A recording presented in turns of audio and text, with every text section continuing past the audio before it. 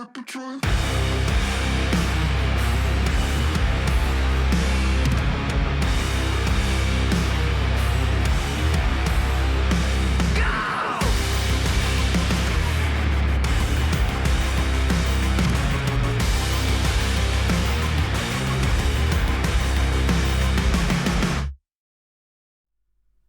Hello, chatto, it's Chewstat, and coming up today on Building a Nation with Sirens of Malta, our values may well be in the toilet, but we resist the urge to dive headfirst into the bowl, because today we aim to win as many Champions League group games as physically fucking possible. The draw is very much in our favour too, which will very much help in that endeavour. I'm waiting for a very long sub-message, but I don't think it's coming because it's actually a first-time chatter. All that and more is coming up today on Building a Nation with Sirens of Malta. You can't rattle me. Stirrups!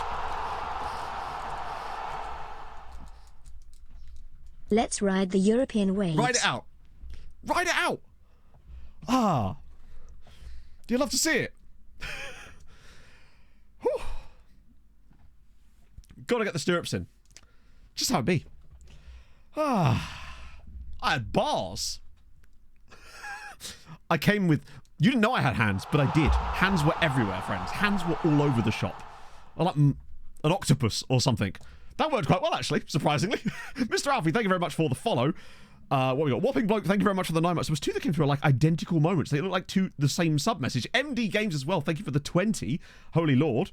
It was your mention of the waves that got me to finish that intro off, so thank you for that. John as well, thank you so much for the 13 months as well. I did see a large message, and it was a first-time chatter. Well, it's actually you, Alfie. Right, let me just turn this down a second so we can address this. Tour to Glory, okay. Champions League wins into the Club World Cup to be the best team in the League. Fair enough. How's that going for you so far? What season are you in? Hello, chat. Yeah, I don't know what it is today. I just didn't fall over my words. I think I've woken up and I've got the bug. But the bug for success. Maybe. I don't know. We will see. To 2040. That's fucking impressive. What was that? 14? No. Yeah, 14 seasons to do that is damn impressive. So congratulations, man. That's awesome. Did you... So... Presumably with Bilbao, so you're still signing players from like...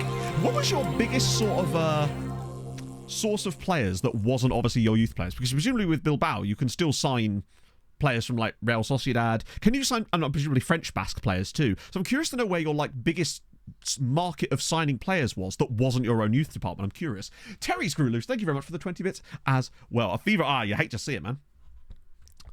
Season 1 just started. Oh shit. Oh, fair. Good luck, my friend. Because they start what? Is it 7th or 8th tier that hashtag starting? I actually don't remember. What's your thoughts on every 25 screenshots? I'll happily tell you again. I got asked this a lot on the last stream, and I sort of answered it really really comprehensively the first time, and then just sort of TLDR'd it for every time after that. But it's the first time anyone's asked today, so I'm going to give my full views. I think that we didn't see enough to form a full opinion of it. Truthfully. I couldn't form a full, well-rounded opinion on it. But what I would say is I don't blame people for feeling the way they do about what there has been released, because to me, if they wanted people to feel a certain way about it, they probably should have released more information about them. I think it was all extremely vague, and until we see those menus or whatever in action, it's really hard to know. It's kind of like... You know those quizzes you used to get on kids' TV where they'd show you a really zoomed in photo of something and you'd have to try to work out what the rest of the picture was? That's kind of like what we were forced to do with making conclusions about what SI released. Like, I think the things that were removed, I'm not super bothered about. Touchline shouts, if they don't work properly, get rid, right? Or make them work properly, but at the end of the day, I feel like if that dev time could be spent better elsewhere, I'm not super concerned about that. The chalkboard thing, if it's what I genuinely believe it is, then I'm not too worried. If it's what some people have speculated it might be, I could be more worried, but I feel like it's more likely to do with the... I'll show you in a minute, because I don't think it is the thing that we were talking about last stream. I hope not, because that would suck, and I don't think they'd take that out. Not with how people love analytics. And what was the other thing they took out? Social media. Like, what's Mr. Chips doing? Yeah, it was a bit like that. Yeah, exactly like that, yeah. Mobile game, exactly what I'm hoping for.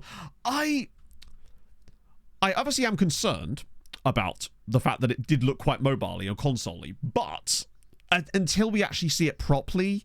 It's just so hard to say. Creator Club is also going. Didn't they say they were bringing that back, though? Because I know there was a few things like Draft Mode and Creator Club that they said that Draft Mode would come back or something that Creator Club would come back was it mid-cycle or was it 26? Either way, I don't feel like losing Creator Club is a huge issue because most people that do a Creator... Like, how many of you here have done a Creator Club and then, given the choice between the two things, just did it in the editor, pre-game editor, instead of using the in-game Creator Club? Because for me, you get more flexibility with the in-game editor version. Sorry, the pre-game editor version. So it wasn't I feel like for casual players, perhaps it was helpful, but most of us probably would just do it in the pregame editor. When I did Whitport, for example, if Creator Club had been a thing at the time, I wouldn't have used it, basically. Draft mode mid-cycle. Yeah, that makes sense. I did watch the F1, yes. Obviously, I hopped straight on it after stream while I was doing the Champions League stuff. And, well, I would say making transfers, but I only made one. I think I kind of agree with the general consensus in that they were both kind of doing all sorts of nonsense, but I would say that Max was doing some particularly interesting things, especially the moving in the braking zone a lot. But it happens. I feel like it's also one of those incidents where 9 times out of 10 they bump wheels and then they just carry on, and the fact that they both got punches from it kind of just makes the whole thing a lot worse because of the consequences rather than the actions themselves. But yeah, he's quite a good footballer, isn't he? Briefly, just he was all right actually. England game. Right, I've got all the thoughts coming out. Okay, so England, I've had a few days to sort of formulate my thoughts on the England game now, and we were shit, obviously. It was so over-aggressive, though. Well, how else are you going to pass someone? You're either going to pass someone or you're not. End of the day, if you can't make a pass on someone, what's the point in racing? Max wasn't just going to let him overtake him on the straight, was he? So he had to do something. Otherwise, you're just going to be stuck behind him the entire time, right? And otherwise, no one would ever race. That sort of seems pointless to me. Good question, 8889. Cycle back to that in a second half of the England game, because I read a lot of books and I have answers, and I have more thoughts on books to tell you about as well, because this might help some of you too. England game, we were shit, obviously. Like, there's just no two ways about it. In general, we were very, very shit for large periods of that game, most of the periods of that game as it happens. Some of the defensive, especially Trippier, was appalling in places in that match. I didn't think Stones had a very good game either, and that seems to have gone under the radar. I feel like he was out of position a lot in places in that game, and I feel like Gay was played into trouble almost through no fault of his own at times. But aside from that, we were very lucky. The goal itself wasn't lucky in the sense that, like, it's not luck that you pull off something like that. You are a talented footballer, right? It's good. It might be, Tom, that you don't have enough time in the Discord to potentially do that. If you ask Saz in the Discord, he'll probably just get you to DM him a picture. That's usually what happens. It's just to stop people spamming stuff. We had some people try and post gore in the Discord many years ago, so we had to put a rule in about pictures for like the first like a certain amount of time I think you're in the server. It was a great goal, but it was our first shot on target of the entire game, and it wasn't like the second goal was. It felt like we got by on the pure quality of Bellingham and Kane's positioning for the second goal. It wasn't like it was a systemic situation, right? Where we created a scenario to create these chances. We just humped the ball into the box, it got flicked on, and Bellingham was genius with that finish. Same with the Kane one. Like, that deflected ball that hits Tony, but it's a great flick on from Tony. But again, it's like, that's not a tactic that we employed there. That was just like, oh, players did a thing kind of thing. And you can't get away with that. Massive problem for England. Well, he scored the goal that won the game, so there is that. But I didn't mind it when we were forced into a position where Kane actually had to be deeper because Tony was on the pitch and we couldn't take him off again. And Kane ended up almost playing like a number 10. And he did actually seem better there with Tony ahead of him. Not that we were trying to like go forward or anything. We were just trying to defend the lead, which is like fair at that point. But he seemed actually slightly better there as it happens. Now, so almost certainly. We do lack that kind of running in behind, even with our wide players, because they don't seem to play the pass. Tony the English squad. Yeah, well, he was on the pitch. Set up the winner. Meltdown was about, oh yeah, the meltdown was going to be unreal, but I was obviously glad we got through. It's just, fucking hell, man. Like, why do this? I wonder if there was just an element of like physical tiredness about it, because at the end of the day, when you're chasing the ball, which they were for majority of the game, that eventually it's going to catch up to you. Tear it up, probably, but I feel like that almost suggests that he's being misused rather than that he's. I mean, obviously, he's not the best game so far. Everyone hates Southgate. I feel like people just. I feel like you can say that you don't think he's doing a very good job without saying you hate him. I think there's two different things. I think some people are just prone to hyperbole, right? I'm not underestimating Switzerland all the way. If we play like that against Switzerland, we will get absolutely battered. Wow, 39 months. What's the best animal in the world, and why is it the mongoose? Mongoose, the only solid animal endorsed by Ali McCurst. I mean, that's probably got it, right? For me, I love a giraffe, I love a capybara, big fan of a giant anteater as well. That's like my Mount Rushmore of paying animals, you know? Thank you for the 39 months, man. Doesn't happen. Yeah, like last night, I didn't watch the game because why didn't I watch the game? Because I watched the Belgium-France one, and then Paul got home and I was like, I kind of just don't want to watch this because Honestly, in my head, it was just like, this should be a relatively routine one for Portugal. Tapirs are also bangers. Yeah, tapirs are a solid animal too. Also, tamanduas. Shout out to tamanduas for their excellent stuff. Saving 3 to keep a clean sheet in a penalty shootout really does take something. ITV coverage. Oh, yeah. I mean, that's sort of resounding for the most part. I think most people, generally speaking, dislike ITV's coverage, generally speaking. I think mostly it's just because, obviously, there's adverts and stuff, but generally their punditry tends to be worse than the BBC's in general. They have a couple of standouts, but usually it seems to be worse on average. Penguins, there's a lot of good animals, is what we're coming for. But, yeah, it didn't... I mean, the Belgium-France game was... I literally missed the goal because I went to start making dinner, right? No.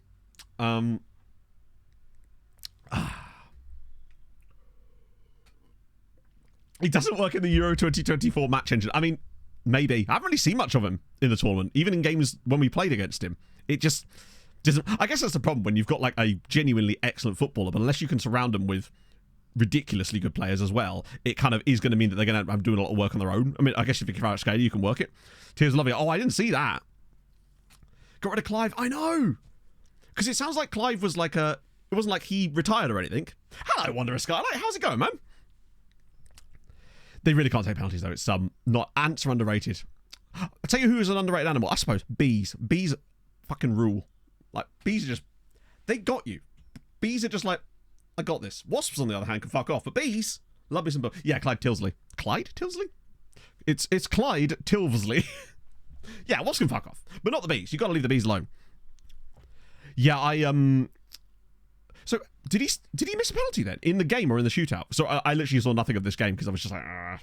One of those things where I was like, it was half-time, it was 0-0, and I couldn't be arsed and then turned it on at that point. So, that was during the game. Oh, sick. Okay, I didn't actually know that. It's weird. My flash score thing, like, didn't notify. Oh, I must pay an extra time. That's funny as fuck. Yeah, that's weird. I never got a notification. Normally, I get, like, a thing that says, you know, X player missed penalty, but I never got the notification about that. Weird. Right. Pink drink is drunk. On to big drink. Yeah, bees are great. How can you fear a bee, right? Yeah, because what we've basically discovered here is that there's a lot of peng animals. So coming back to the books thing, look at me remembering. I don't know about books having impacts on me per se, but what I will say is that if you are a reader, particularly a Kindle reader, and you've had your eye on some books lately, I would check Amazon at the moment because I've had about 15, 20 notifications from the website I used to track price drops in books since the start of July, literally today and yesterday, that a lot of shit's dropped to like 99p. So you could pick up an absolute buttload of books at the moment, and it might be stuff you actually want. So just a heads up that you might want to check out some books that you might be interested in, because you might find they're like 99p on Amazon at the moment.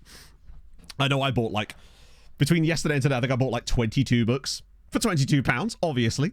Your boy doesn't pay full price. Aussie, oh, right, yeah. Today's Euro matches. Who have we got today? I legitimately do not know. I only watch England, which is bad. Yeah, the book values are dropping. Give it 10 years and they'll be back up again. That's Amazon's problem for not using a vanilla book database. Romania, Netherlands. You'd expect that to be the Netherlands, but like head says Netherlands, but Romania have looked interesting in places. I think it still will be the Netherlands, but I think it'll be close. Austria, Turkey's fun. That's like Dark Horse Central, isn't it? They absolutely can. I'm just not sure they will. Waterstones is unable to replicate it in it. Austria, Turkey. I feel like that'll be Austria. Because I like them. And that is it. Not that Turkey are bad by any means. I think Austria, Turkey will actually be a really fun game. Only one of them won their group. Yeah, indeed, yeah. But I feel like winning your group and being a better team overall are not always the same thing. That's not to say Romania didn't deserve to win the group. They clearly did. But I just feel like statistically, I'd still feel like the Netherlands should probably... Are they considered the favourite, like, from a bookie standpoint? Like, sorry, Scotsman, thank you for the 29 months. It's one of those games where I could see it maybe go to extra time, but then the Netherlands get, like, a 116th minute winner or something from, like, Nathan Ake. Do you know what I mean? 1-6-1 against Turkey. Well, that's something, I suppose. Is this a new article, Wanderer Scarlet? I feel like the tournament's shaping up quite nicely. It would have been nice to see Portugal out, just because of an upset, and it was the one that seemed like more likely to happen just because, well, it went to penalties, right? Where it's a lottery, don't you know, or something. One from those. Oh yeah, of course. Yeah, we actually got to review it on stream last week. Screw from over here in it. Meanwhile, Spain are just like, nah, we're fine. I take back everything I said, Spain. Oh, were they really a 9 point team? I know it's only Georgia, but then, you know, Georgia got there. Portugal versus France. Wow, that is dope. Yeah, that other side of the bracket looks extremely tough. Because it's what? Switzerland and England, and then presumably the winner of Romania, Netherlands versus fucking... Oh, the winner of Austria, Turkey. Wow, that is a really sort of, in terms of like ranking or whatnot, a really unbalanced draw. But I guess that's what happens when some of the slightly larger nations do poorly in the groups. They end up in a weird situation like that. Okay, I think it's Dutchies. Help me out. I think it's Nathan Arke, right? I mean, not that it's actually a Dutch name, is it? But I think it's Nathan Arke, right? How else would it be pronounced? Ake, I guess. When you've been standing up for too long. You're right. That has got Wout Weghorst written all over it, doesn't it? They did beat Portugal.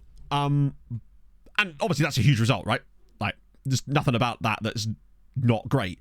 Portugal did rest a lot of players for that game, but they still should have won, and Georgia did look good, but they also didn't offer much against Spain, right? I can't imagine why you would think that, Chico. It's a bit like me being like, oh, it would have been a great upset if England had gone out and not. Except, would that have even been an upset at that point? Slovakia were just better in many places in that one. Okay. Isn't that what I said? Okay. I don't know. Because there's an accent on the E, isn't it? Like RZ. I guess so, yeah.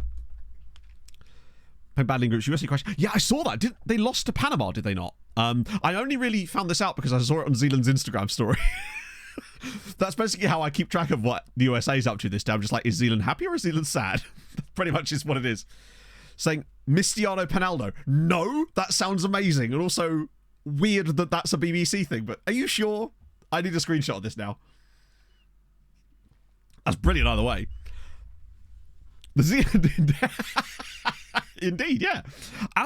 So, weird thing. Oh, speaking of Mexico, by the way, chat. Mexico reached the World Cup final in this save over the course of the summer. Would anyone, chat, like to guess who won the World Cup in this save? And I'll set this up for you because it is a surprise, but it's also like, really? It's a surprise if you saw last stream, I should say. It's not a surprise in terms of the nation itself, but it's a surprise when you saw last stream. I'll just sort of get that there. There you go, TSRT. Yeah. Italy won the World Cup. Now, if you remember, Italy only got through to the World Cup knockouts in this save by coming third in their group as being one of the best third place sides. And then they went and won the whole bloody thing. I was livid. I was just like, give me something interesting, FM. Jesus. Like, if you look at the groups, I just drop it in chat. We let links. We have an honor system, and no one's violated my trust just yet. Where was it? Was it further towards the top? Was it further down? There it is, yeah. So they finished third in a group with Denmark and Saudi Arabia. To be fair, they did somehow have a +4 goal difference because they clubbed Panama. Oh, is this it? Jesus, take your time to her. Well, I'll be damned. It's just a bit unnecessary. I mean, I admire the banter, but I'm not the BBC, right? Hello, Hayden. Sorry, Hayden. Hello, Hayden. It is a bit like that, actually, isn't it? Yeah. I'm doing good. I have some stuff to show you, chat, but it's not actually as much as you might think, just because with the situation we're in financially, I couldn't really do many transfers. I did sign one guy that I'm pretty happy with, though. Who doesn't love a bit of Pat Benatar as well? But yeah, I'll just show you the sort of from here onwards. Knocked out Spain. The thing is, it was actually looking pretty sick. Up until, like, you'll see here, Serbia take out Belgium. Italy then beat England, because of course they did. France and then Mexico are through. And then Serbia got to the semi-finals of the World Cup, which I just think is kind of sick. And they only lost 1-0 to Mexico. That was, yeah, we mentioned that on the last stream about how Guinea-Bissau were like, they've colonised Portugal. They've done the old reverse Uno card on them there. Oh. Folks started looking at anything for your future wedding? Not really. All we know is it's probably likely to be October next year. But it is like, it's a stressful thing, isn't it? I can't even bear to think about it. There's just so many other things that are like on my mind that are like ahead of that in the priority. Luckily, it's so far in the future that it's not really an issue right now. But cut to me this time next year going, fuck, I still haven't thought about it. But yours is on Friday. What would you say, Aidan, was the most stressful thing about planning it? I'm curious now. Anyway, actually, not just to Aidan, but anyone else who's planned a wedding recently or in the past. So that's pretty much everyone.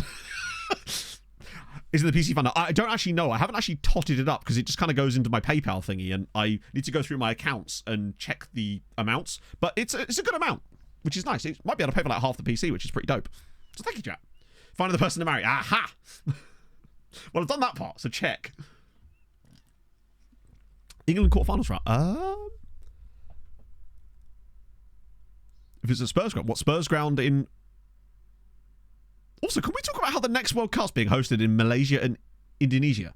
I don't think I've ever seen a Bramley-Moore Dock Stadium. No, so that was Everton's ground.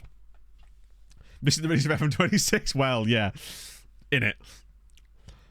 Remembering you were spending forever. That sounds actually incredibly unstressful. If anything, that's the thing that gives me the most comfort, I'd say. Expanding World Cup. I think I'll reserve my judgment on it until we see it. Well, hard-coded. Is it really? Why? Is that set in stone in real life? Huh. I had no idea about it. I guess we don't really get to this far into the save very often because it's what 2046 is going to be season 24. So is that happening in real life, or have they just gone, vibes? Seating plan. Oh, shit, yeah. They're closer to the wedding. Oh, that's a point. I think we're going to try and keep it very small, but I suspect that a lot of people start off saying that, and then you end up in the, well, you know, this person has to come, and you're like, do they though? You know? Like, for me, it's like, I have my friends, and it's not like I have loads of friends. I have a small group of friends, and then I don't have a lot of family these days that I would invite, and then M has actually arguably even less family. So, but if I can kill my mother-in-law, I bet. This is one thing I will luckily have no issue with that, because old Helen is an absolute gem. And there was talk of it. Maybe FSI have just kind of gone, fuck it. I'll get chat to nominate a representative. You can bring one person, and it's up to you who it is. You'll have to elect them. There's just a party and getting married for marriage, not the event. No, exactly, yeah. That's all I've always wanted my wedding to be like a Magnus advert. Just, it must remain dusk at all times. Pretty much. Just Mike, Viking, and Patrick. How did you know? Get Adrian in. Pastor officer. We'll bring Pulisic, man. 90 in the day. 175 in the... That is unbelievably massive. Hey, Aiden, I don't think I know 90 people, let alone 175 people, but I guess it's like you don't realise it until you like, do the family stuff. I'd probably have like 10, 12 mates, and that's including their partners. My immediate family, which is probably not about another 15, 20 people. Starting a campaign now. You got plenty of time. You more than 90 people. Oh, damn it! You've got me on a technicality pass, Pro, but I have to admit you're correct. I know enough about you to consider you an acquaintance. Let me look up Phil Neville. He said shifting the subject slightly. Where's he up to? Oh, yeah. I forgot he was still a coach here, isn't he? I have got a couple of new coaches for us too. Players started complaining about training when we lost a couple of guys, so I've replenished with one particular dude who I think is quite good. All year long subs. I just have you lot in the garden. It's like, you know, we'll have it in like the, you know how at music festivals there's like the main station and there's like the tent. We'll all be in the tent. How about that? Promote, nice, fair play. So what season is? So that's what, third tier? I forget. No, we discussed this before. To Scotland, man. Isn't that everybody? That's just all of chat again. I see what you're trying to do. Get them in through the back door. Get the annoying Arda Gulag guy to your wedding. I don't have a space for 500 people, Jinjo. Jeez. Do you have any idea how little that narrows it down? Oh, Phil. No one ever wants Phil, do they? Guy Sanchez? There's an option. It's the plus ones. Yeah. Newer partner every other day. Luckily, I actually don't have friends like that, as it happens. So most of my friends are either single and have been for a while or are in long-term committed relationships and or married. So there's literally, in the last like 5 years, only one of my friends has got with a new partner. And we've still not met her. But we're planning to later this month. So maybe. If she even exists. Maybe she goes to another school. I don't know. I don't have any... Well, I mean, sometimes Ninja Chicken, I do think that. But then I'm just not thinking that true. Like my mate, I went to the pub with him a couple of months ago, and he's into like old cameras and stuff. And he just randomly, through the post yesterday, sent these like artsy style photos of me and Pog walking to the pub, and I was just like, that's really sweet. And on the back it just says, love you both, XOXO, and I'm just like, that's dope. Imagine if that went to the wrong address and it was just like a picture of two random people. An 11-year sabbatical, he did, and then we took him in from the cold. It's actually mad that he's only been here 5 years. It feels like so much longer. I know, it's so dope. I really should actually thank him. But yeah, I love that. I've just, once you reach a certain age, I feel like honestly, once you're past like education age, including uni and that, I feel like it's harder and harder as an adult to make new friends. Who can afford that? Rarely us, honestly. That's why we use it as a sort of meeting place very occasionally. If you're like, oh, crack on half. Banking out something off to Mexico. That sounds dope, man. What about Mexico? Let me guess. Cancun. Can make it artsy? Can you, though? Is it going to be black and white? Hello, Gaffer. Nice. Yes, absolutely do, man. I look forward to it. I should probably show you the transfers. Lol. Oh, that's future. So imagine if that was just none. So I did I even do a little bit? Yes, I did like a couple of transfers. I think you guys saw us sign Andreas Nordtveit, right? That was the Norwegian centre back. Yes. You definitely saw him, but the other three were players that you've probably seen but haven't seen me sign. So first it was Lucas Robles. Basically, he was Chilean. He had some temp poles. I said, fuck it, why not, right? Bring him in for 850 grand or whatever. He's okay. This guy was a new one. I think he was a recruitment focus.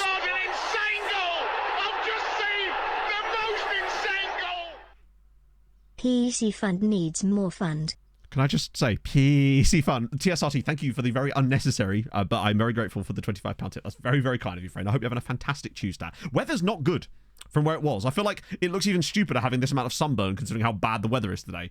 So yeah, Nikola Djurovic, but seriously, thank you, man. That's so very kind of you, friend. I got absolutely swizzled on him. He had 5-star, and now he doesn't. But I liked his finishing. He's okay on the pace and the composure. Just absolutely no potential, it seems. George C. Stokes, thank you very much for the 17 months. Hopefully it rains tomorrow. It's been raining quite a lot today so far. I didn't even go for a run today, but that was mostly just because I felt like shit. And just, I was worried that all the sweat and the rubbing on my sunburned. Loan farm, at least, I guess. Yes, in fact, so, as you say, I didn't even realise that he's already in the loan farm. No, so red. Yeah, look. It's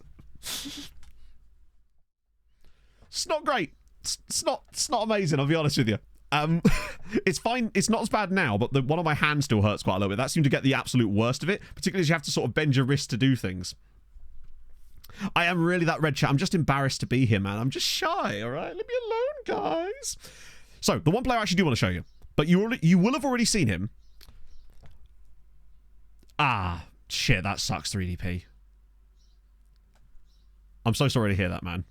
Is rain considered a good sign? I've genuinely never heard that before. Thoughts? I've legitimately not heard that before. Weirdly, now that I think about it, I don't think I've ever actually been to a funeral where it was raining. Now that just might be statistically because maybe they were just in the summer or something, but I genuinely don't believe I have. Blue cover of the best attributes are shocking. What? I'm a bit confused as to what you mean. Anyway, yeah, so Sousa is £3.3 million. I think he's a bargain at £3.3 million. And I don't know why he was so cheap, because I swear we tried to sign this guy a few years ago, and he was like £30 million. And then all of a sudden, I noticed that he was worth £3.3 million. It was like a release clause or something. He seemingly signed a new contract with Moreirense, and then, yeah, just randomly had a really low release clause. Means it's still got to have them happy. Oh, really? I genuinely never heard that, but that's actually, I guess, quite comforting, right? Yeah, he was super expensive, wasn't he? But yeah, my thoughts are with you and your family, man. That's absolutely awful. I'm so sorry to hear about that, though. It's difficult to sort of switch tone sometimes, but I feel like it's important to acknowledge, you know? But, yeah. Shocking Blue was a band that did the original version of Venus Leather cover by Bananarama. There you go. I personally like the attribute colours, but, you know, if you don't like them, you're welcome to not use them. It's the beautiful thing about the game. You have total control. But yeah, for £3.3 million, ignoring the fact that he's worth nothing, but that's just because the game is shit at the moment, he would have been worth like 40 million had he signed for us. And probably will be by next season. I think he's great. Lacks a little bit of speed, but 16 jumping reach is goated. Great tackling, great marking, great heading, good aggression, really good bravery. As if we needed more centre-backs, we do in fact have one. It was stacked in the centre-backs. Yeah, it's one of the things that I sort of not regret, not that I had any control over it, but like was irked the most that when my aunt died, if some of you guys remember this during COVID, my like just sort of the matriarch of my sort of entire Scottish family, when she died during COVID, obviously we weren't allowed to go to the funeral because we couldn't go to Scotland, and it sucks because we never got a chance to say goodbye to her, and in any way, because it wasn't like it was sudden either. It was she was terminally ill, but that whole thing happened during COVID, and it was just like, yeah, it fucking sucks. Foot Crazy, thank you very much for the follow. So yeah, that's what I did. Now, wasn't many transfers, obviously, because with the financial situation being very good, we basically have to just kind of keep our budget in the profit for the season. That's the way I'm looking at it. As long as this says profit, we ate. So we'll have to win some Champions League games. That'll get us some money there, but we're obviously going to be hemorrhaging cash just because of paying player wages and whatnot. It just feels like a blur now, in a weird way. Go to Rome. Oh, nice.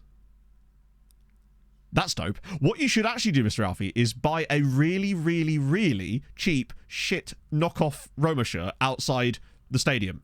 Now, don't ask me how I know, but what I will say is it's lasted me 21 years. And it still doesn't look horrendous. A week on wages, it's a lot. Is it on this screen? We can see. We are spending 1.9 million a week on wages. I'll see you later, TSRT. We're spending just under 2 million a week on wages, so around 100 million a year. Yeah, I'd love to go back to Rome. I haven't been since I was 13. Is that a lot? It's about 100 million a year. I mean, whether you consider that a lot or not, all I know is if we were in the NHL, we'd be over the salary cap. Let's put it that way. Although we'd have a lot more players, so, you know, maybe not the end of the world. I'd be putting a lot of people on LTIR, let me tell you that. But 20, yeah, bear in mind, this one cost me €5. Age 23 plus players, almost never, because this may not be true, but in my head, they don't get loans anywhere near as frequently as when they're younger, because it's harder to get them to agree to it, essentially. First a rep. Basically, it's a case of success in Europe. That's where the biggest rep comes from. Massive. Huge rep boost. Happy Sean! 31 months. Thank you for How the 31 are the months. Sirens doing? The Sirens are good. Hopefully this year we can sort of assuage off the fact that we can't spend that much money. How are we doing FFP-wise, actually? Oh, yeah, we're right on FFP. We're a smidge over on the FFP, which is good. We'll take that at least. Oh, dear. Dodgy Monterey shirt was. Yes! Make it happen. No, for real, the Roma shirt I bought in Rome when I was 13 still literally is in great nick. I mean, you can tell it isn't a real shirt, obviously. It's made out of the same kind of thing as, like, I don't even know how to explain what it's made out of. It's just so... If you felt it, you'd be like, I get it. But, yeah. Oh, my God. Empty games. What the fuck? Thank you very much for the 1,000 bits. Hopefully that wasn't meant to be 100. Because if it was, do let me know. I don't know how I could do anything about that, but thank you so much, man. That's very, very kind of you. NBA has obscene wages. Yes. Oh, yeah, no, the NBA's TV deals, and I don't know what their salary cap is in the NBA, but it'll absolutely dwarf anything in the NHL. Because obviously it was just free agency for the NHL, so everyone and their mum has moved teams, except for the Avs haven't really done much, but as you'd expect, really. Most of our top line is, if we were going to be anyway, it's depth players, really, as we try to sort out the Natushkin situation, and Landy, of course. This is a nice song. I like this. Who was this? Was this you, Leaf? Because I like this. It's giving me, like, really relaxed country vibes. I'm feeling like I'm suddenly in an episode of Nashville, and I'm here for it. Love that. Might add that to the full playlist, actually. How do I do that? Stream playlist. Got it. Bang. Oh, I'm being tagged a lot in Discord. What's up? Oh, I see. Also, good news, chat. Do you know, last stream we were talking about... Also, morning, everybody that's joined us over the last couple of minutes. I realised I might have missed a couple of good mornings in chat, so welcome in, Lavinia. Hey, Babsphere, how's it going? Funeral talk? Really? To be fair, I can't really hear the lyrics, so perhaps it's more somber than I thought. Do you remember last stream we were talking about how cool it would be if you could do... Oh, my lord, what the fuck, chat? Hey, I had bits. That you did, and now I have bits, but That's, again, very unnecessarily generous of you, Raganox. Thank you so much, man, for the 500 bits. What the fuck, chat? Morning, Villafan. We were talking about how, I think this was something we'd heard on Football Cliches, and then we mentioned it on stream, about how cool it would be if there was a second-tier Champions League. So a European tournament that was only for second-tier sides. And then I said to Hadrian, that wouldn't be, possible or anything, would it? Bro has only gone and made it. That man, the editorial brain in a jar strikes again. He's actually found a way to make it work. It has some, pernickety bits in it, obviously, but that is a video you can expect to see very soon, is the Champions League, but it's only for second-tier teams. How fucking sick is that? In the meantime, I'm working on the rest of the world European thingy as well, which is really making good progress too. So that's got a lot of videos actually coming out soon. That's nice. I didn't actually put a single non-recap video out in the whole of bloody Viva the Football Manager World Cup. I don't know how. Have they even said anything about how you do that? Also, let's be honest, I'd be shit. Have you seen me in a showdown, Dozer? It would be bad. I think there's some couple of fun little ideas in there. Kadri gone? No. These are just rumours. Oh, well, they're going nowhere. That's just transfer rumours, don't worry. I haven't sold anybody. I sure as shit wouldn't be selling anybody this year anyway, because what a showdown. Yeah, but I don't know if you remember, but I beat Mike in the final. Does that even really count as a real win? Only half my players than the other contestants. I'm curious to see when they release more information about the FIFA E World Cup thing, because they only really did that little teaser with Arsene Wenger in it, didn't they? So, it's deadline day. Reading versus Real Zaragoza. Yeah! It's going to be so sick. I haven't had a chance to play around with the database yet, because Hadrian wants to do a couple more tweaks, is what he's told me. But from what I can see so far, it is incredible that he's managed to pull that off. And I'm so excited to do these. These next two videos I'm actually really hyped about.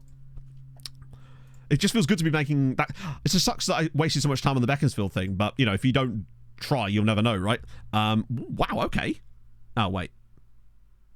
Munich. Oh, Bikikara, that's different. Oh, yes, please. Unlikely. Okay. We've got options here. If we could get Kuchta to Bikikara for more info. But what? Yeah, okay, but I don't have time to do that right now, but I didn't think they'd release any more info yet. If they have, then feel free to let me know, but I don't believe they had. I simply do not even know how you'd apply for it. And honestly, I'm not sure I'm that bothered. I mean, 100 grand sounds nice, but let's be honest, I ain't winning it. Bunch of big FM people are not a good. I don't know. Didn't it say it was invitation only or something? Are you somebody? Yes, I am. Yes, I fucking am. Very much. Competitive FM competitions, horribly bad banter from the host. And maybe. That's why I really quite liked playing in Z's Euros tournament, because it was just really slapdash, but in a good way, thrown together, worked perfectly, and it was just a really good vibe and a bit of fun. That was so damn fun. We should probably just do the standard offer out here, right? Because they'll get, if it doesn't work the first time, then we'll do a more targeted one with some, I've actually forgotten who that is, but he's also wanted. Why didn't that show up? Oh, I didn't filter it by the second team players, did I? Moron. Okay, cheers FM. Try again. You mean a tomato? Well, yes. I do be feeling that. Brazilians. We didn't do the Brazilian search, Josh. Thank you for reminding me, because I forgot to do that off stream as well. So we'll set that up after deadline day. Once we're out of deadline day, if you remind me, because we really do need to do that. Because otherwise we're going to lose out on lots of potential cheap loan farm guys. So fuck it, we'll just do it now. We've done that first step, so we may as well just do it now. It really does, Don. It's part of the reason why I was reticent to go for a run this morning. That wasn't the reason. I've just felt really rubbish the last couple of days, and I suspect it might actually I might have actually got some side effects of the sunburn, because I know you can have side effects beyond just ow, But that was the thing, and I mean, at least the game doesn't feel as meta-y as it. I mean, maybe that's just because I've not played comp much this year, right? Maybe it is really meta and I just don't realize it. But do you remember when we did showdowns and all the throw-ins were utterly broken, stuff like that? There doesn't appear to be a thing like that this year, but forgive me if I'm wrong about that. The devil. What's the devil's itch? Right, I'm on the wrong view, aren't I? Although, oh yeah, we don't have the thing on there that filters out the players. I should add that to the filter, but for the time being, I'm lazy, so we'll just go back to this, and then just filter past anyone we know about.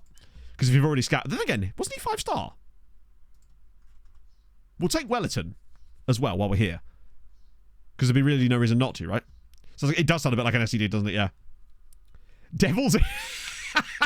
It'll be him and Kendry Paez. Hey, look, chat, I learned a new Wonder Kid name. Are you proud? Underneath, you can't do anything about it from somewhere. Oh, really? No, I haven't got that. It's just sort of, because it's on my wrist there, it means if I like use my wrist in anything, it sort of stings because the skin's obviously contracted, you know?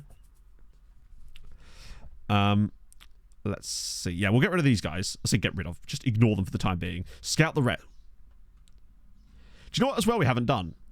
And it's always fun. No, they didn't, Draylen. The player values won't sort themselves out for a while yet. Basically, what happens to get the player values back up to where they should be is essentially we need to, one, receive bids on the players, which pushes their values back up again temporarily. But it feels like every time they drop after that, it drops less and less. And then the others slowly come up to sort of meet it in some way. I'm not entirely sure how the mechanic works because it doesn't. But that's the general gist that I've understood so far. So if you look at it, I'll show in a sec, but we've got some players that actually are worth 100 million again now, but that's only because they were bid up to being 100 million, which is silly as fuck. So if I just show you the squad screen. So for example, Paez worth 156 million. Vieira worth 151 million. Krastev worth 85. But then everybody else, because they've not been getting loads of transfer bids on them, yeah. I've got my skin on a 5-year +3. A boat clause if it gets an international skin call up. I'm not sure what competition that would be though. Christ. Yeah, I hate having a £70 million transfer budget and literally not being able to spend it. It's the worst. But on the plus side, aren't you glad we signed Val and helped last time rather than in this last stream? Because if we had, we would literally not have been signing him. International skin call. I don't know. I'm saying words, innit? Can you cheat? No. And also, I mean, yes, you could, but why would I, right? I'm not about that life. It's basically, as an individual player, could you do that? Absolutely. Would I, as a content creator, do that? Absolutely not, because it's just more trouble than it's worth. In terms of the time it would take, we don't know if that would even work. And plus, it's just a case of, the moment you start doing things like that in your saves as a creator, it's just a case of people go, well, you've just changed this, that, the other, and it's just like, it's not worth it from my side of view, you know? I'm a man of integrity. Not really. But in this particular case, I will take the tiniest bit of integrity that I can, you know? Right. We move. Did I actually... Oh, no. I had fun. Why was I about to do... I was about to continue past fun. So I figured it's about time that we did a little search for Brazilians with second nationalities, because I know you all love this game, and I personally love this game as well. Why do I have a search called Gonçalo Freitas? Was that when we were looking at goalkeepers and I accidentally saved a search? Yeah, exactly. I'll break the game, but I ain't cheating nothing. I'm working within the rules. I'm basically going to be like the FM lawyer, right? I'll operate exactly up until the boundary of the law until the game holds me in contempt. And then I sit in a prison cell. Sorry, I'm reading a legal drama at the moment. Yeah, I have to make it ourselves. That's fine. Win the FA Cup with the National League side. Wow. I mean, I don't know. Maybe. You know, if you're really, really good at the game, perhaps. I'm glad you bring that up, actually, because James mentioned it earlier. That seems like a banging signing for Spurs. In terms of, like, future potential. Surprisingly... I mean, I guess if he wants to go, he wants to go. How much was the fee? Oh, you're right. It was Jibby, wasn't it? Does it automatically save it? That's super dumb, but that does make a lot of sense. This is a bot, by the way. Right, so we want... Is partially Brazilian. Why did I look in Europe? Matt, what are you doing? Right, so what we're doing here, in case you're wondering, is... We're looking for Brazilian players with second nationalities because Brazil, as far as I'm aware, and from Hadrian's knowledge of this, is the only 30 million plus Joe Rodon. Okay. I guess it's not bad money, but he does feel like the sort of player that could have been like, you know, a great player for Leeds. Yeah, we did, Draylen, yeah. I didn't even believe it when chat first showed me. Like, a Regista, really? It was a release clause. Oh, really? Oh, okay, fair enough then. So yeah, basically, Brazilian players have Joe. They've signed Joe. Not going to be great at the back. 20 strength, but right. Let's see. So basically, Brazilian players can take on second nationalities just like everyone else, but they actually get names from the second nationality, whereas other players don't. So you'll find some fantastic name combinations. So let's just see if we've got any great ones in here. Generally speaking, the younger players will be better because it means they're new, and we haven't done this for a few years. Has anyone got a second nationality? Here we go! There's an Wow, okay, there's a... Have I got... Yeah, here we go. Brazilian-Austrian called Israel, but his actual name is Israel Rechberger. Great name. Love to see it. There's Claudine. Here's another Austrian, whose actual name is Claudine Klein. I bet we want some really fun nationality. Oh, Hungarian. Mario Cesar. Pap. Good.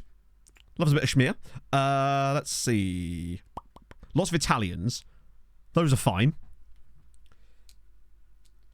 Oh, they're paying at 6. Oh, really?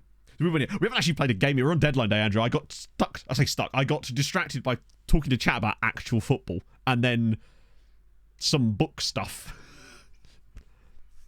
Let's see. A couple of Kledson, Wojciech. Oh my lord, this is one of my favourites ever. Kledson. Apologies, polls in advance. Wojciechowski. No, sorry, hang on. Wojciechowski. Wojciechowski. That's probably as close as I'm going to get to that. Hello, Saz. Lovely name. I know the Pixelmen are right there for me. And what am I doing? Wait, Thiago. He's Polish too, actually. Thiago Madej. All right, cool. Portugal. That's just going to be Brazilian names, isn't it? Spain. Did I just say Espain? Espain. Oh, we've got some. Oh, that's the guy we scouted last stream, isn't it? The Luis Fernando, the Brazilian Vietnamese dude. There's a Brazilian Ukrainian here. Kleber Yakimenko. Love that. Good stuff. I don't think we've seen a Ukrainian one before. As a Uruguayan as well. No, that's not going to be as fun, is it? Thiago Subia? Oh, I missed the Swiss dude, didn't I? That's literally just his name. Kleber. I think we looked at his middle name, didn't we? Demos. Yeah, that definitely rings a bell. There's a Liberian. That's not Liberian. That's Lebanon, Matt. Luis Carlos El Hassan is superb. Love that for you. Belarusian? There's a Belarusian Brazilian. Delchimar. It'd be like Delchimar Lushenko or something.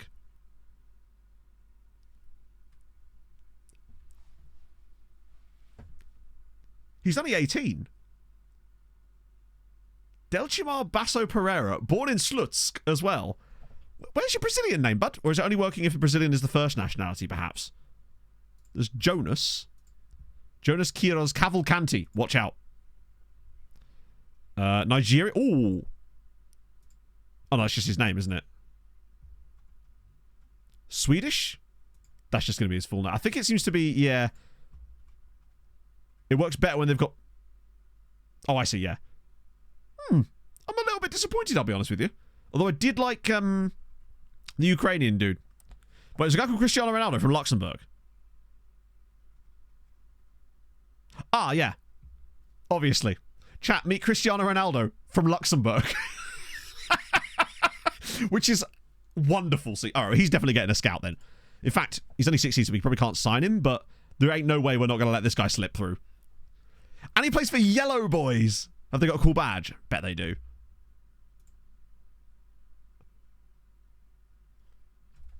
What's going on here? Like, it kind of looks like something to do with Young Boys a little bit, but maybe I'm just reading into that.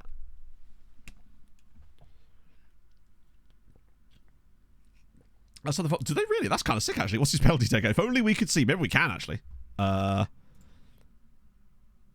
Dash, which... Yeah. It looks like a party hat and a beard. What? Yep, nope. It kind of does, yeah. It's just a house with a party hat and a beard. It's a wizard's house, so to speak. I should probably progress now. Oh. This isn't even we've got Ronaldo at home. This is like, oh, wait. Oh, that's me. That's me. That's where I do a thing. Fringe player. Oh, no. This might be why I didn't sign him before. Yeah, we're not having you on a fringe player contract because he's going to demand actual money. I probably should have at least checked, but he'll be a pain in the arse to loan out then. Right. Give me some loans, baby. Oh, Christ, that's actually quite a lot. I'd love it if we got a loan for... Where's he gone? Fuck, where's he gone? I swear Bicky Carr were in for one of them. Oh, wait, hang on, what? Sure. I guess you can have him. How has he still got such... Actually, he's got bad, is he? I would have lowered the price on him, but if they're having to pay that, then I guess they're having to pay that. 6 million for Fofana. I rejected 37 in January. I feel like I'm going to stand my ground on this one. I'm trying to think who that... Oh, it was Kuchta, wasn't it? He was the striker. But by the way, I haven't even shown you how the European stuff went. My God. Look at me getting distracted. Imagine. Right, so... And even our draw. And no one asked for it, you bastards. Right, so, our draw. Real Madrid away. Inter at home. Not easy, but at least we got Inter at home. Club Brugge away. Dinamo Zagreb away. Man United at home. Sporting away. Sparta Prague at home. Milan at home. It's not like the outright easiest of draws we've had, but there's winnable games in there, and a lot of the harder ones are at home. So we face Man United and Inter both at home. Real Madrid away from home is an absolute crapshoot, but the rest of them all feel winnable. And Milan as well is at home. Sporting away won't be super easy either. It could be worse, I suppose. So there's that. As for the others, I actually haven't checked their draws or anything like that, but I'll just show you how they did to catch us all up. Because thankfully they managed to avoid any kind of real hiccups this time around, which is nice. Yeah, that's exactly sort of... It's got a mix of some big sides, some small sides, and just some mid-ish teams. That's exactly what you kind of expect. Because I'm fairly certain that PSG are a pot 3 side this year. So there's a chance that we could have had them as a pot 3 team, potentially. Which is crazy that they've fallen that far. But I guess they've just not done much in Europe lately. So yeah, as for Hibernians, they lost in Latvia to Valmiera. But then they won 6-1 at home. Guzman scored 4 times for them. Good times. Then they lost to Slavia Prague, and I went, they probably had it. But then they hadn't had it. In fact, I believe they actually battered them in the second leg. Yeah, absolute annihilation job in the second leg. Valmiera mentioned! Hang on, not unbeaten? Wait, who's not unbeaten? We haven't played any games yet, so we are technically unbeaten on account of not having played a game yet. So there's that. Potty season, I'm trying to figure that out. It tells you... Oh, hang on, the best way to figure it out is to go to... It will tell you what pots the clubs are in when you get the draw, but obviously that was speculation on PSG. I actually don't know. The biggest way to figure it out is to go to... No, not that one. I'm a moron. It is Europe and then coefficients for clubs. Maybe they're not pot 3. But they're definitely pot 2. PSG are 22nd in the coefficient. There's no way you're a pot 1 team in 22nd. That's got to be pot 2 at least, right? Hey, Katie. AI do seem to be destroying France a little bit. To give you an idea, the closest nation to us now is France. We're 10 points behind France. Portugal have now leapfrogged them. France have now dropped to 6th as of the start of this year. Yeah. Yeah, PSG, Marseille are significantly higher, presumably from doing stuff in the lower. But look at PSG's record lately. They're still putting up okay numbers, but not compared to us. Like, we're 9th in the coefficient now. We're still below Porto, though. But it is just dominated by the English clubs at the very top here. Which is understandable, but, like, extremely irksome at the very same time. So that was Bikikara. No, Hibernians. They did all right. Only for... To be fair, Elfsberg have been cooking. Bikikara as well. Hajduk split. Home and away wins. Even had time to put a fucking friendly against Atalanta in between, which they won. Then they lost to Radnički, and I was worried, but also kind of happy because I thought, oh, that means they'll drop down. Then they beat them. But then they lost to Shakhtar home and away. And I can't really fault them for that, because Shakhtar are probably one of the better sides they could have drawn in the playoff round of the Europa League. So I'm not super concerned about that. But also, this Birkikara team, mate, look at the state of this team. Hopefully it's actually going to show the right lineup. Staver, Alvarez, Warner, Anua, Bossio, Muiti, Gudmundsson, and Tmichik are all in this team, with Bagoa in goal. That is an absolutely stacked lineup. I think they should be going really deep in the Conference League this year with this team. Like, they had a good squad to begin with, but the fact that they've added Bossio, Gudmundsson, Alvarez, and Pronin over the course of the summer, brilliant. They did drop as well, DJ, but not as much as us, I don't believe. Yeah, literally the fullbacks are their one sort of downside. I mean, I don't know if these guys are any good or not. He's not horrendous, but he's not anywhere near as good as the others. Part exchange them some. Unless they want them, then not really, no. They simply won't take them. And also, it's all, I know this happens every single time, but it's not as simple as just, I want to give them player, there's the player. It just doesn't work like that, unfortunately. It might well be worth having a little look, though, on the loan list, just to see if there is any high potential guys that might be options for them in that role. But I don't think we've actually got that many right backs. There's Daddario, but he sure as shit ain't going to go there. There's Curtis. I mean, it's worth a try to give them Richard Curtis, but I would be absolutely amazed if this worked. But, hey, can't hurt, right? But just almost to prove a point about how it's just not as simple as that. If they don't have any interest in the player, or have expressed an interest recently in the player, it's almost impossible. Starting to dominate. To be fair, Hammer have been kind of third best in this league for a while now. And in fact, this year, I suspect they might even slip to fourth best. Because that Bikikara lineup is legitimately good. So, who was it? It was Kurtesh. But of course, it has to be in first name. You never know. Maybe they will go for it. Ah, fuck. In Europe. Not really. I mean, to be fair, both Hamrin and Sweetie got knocked out of the group stages of the Europa League last year. But in fairness, the player values dropping isn't actually going to affect their ability to dominate in Europe, as it were, because the players they have aren't going to change. I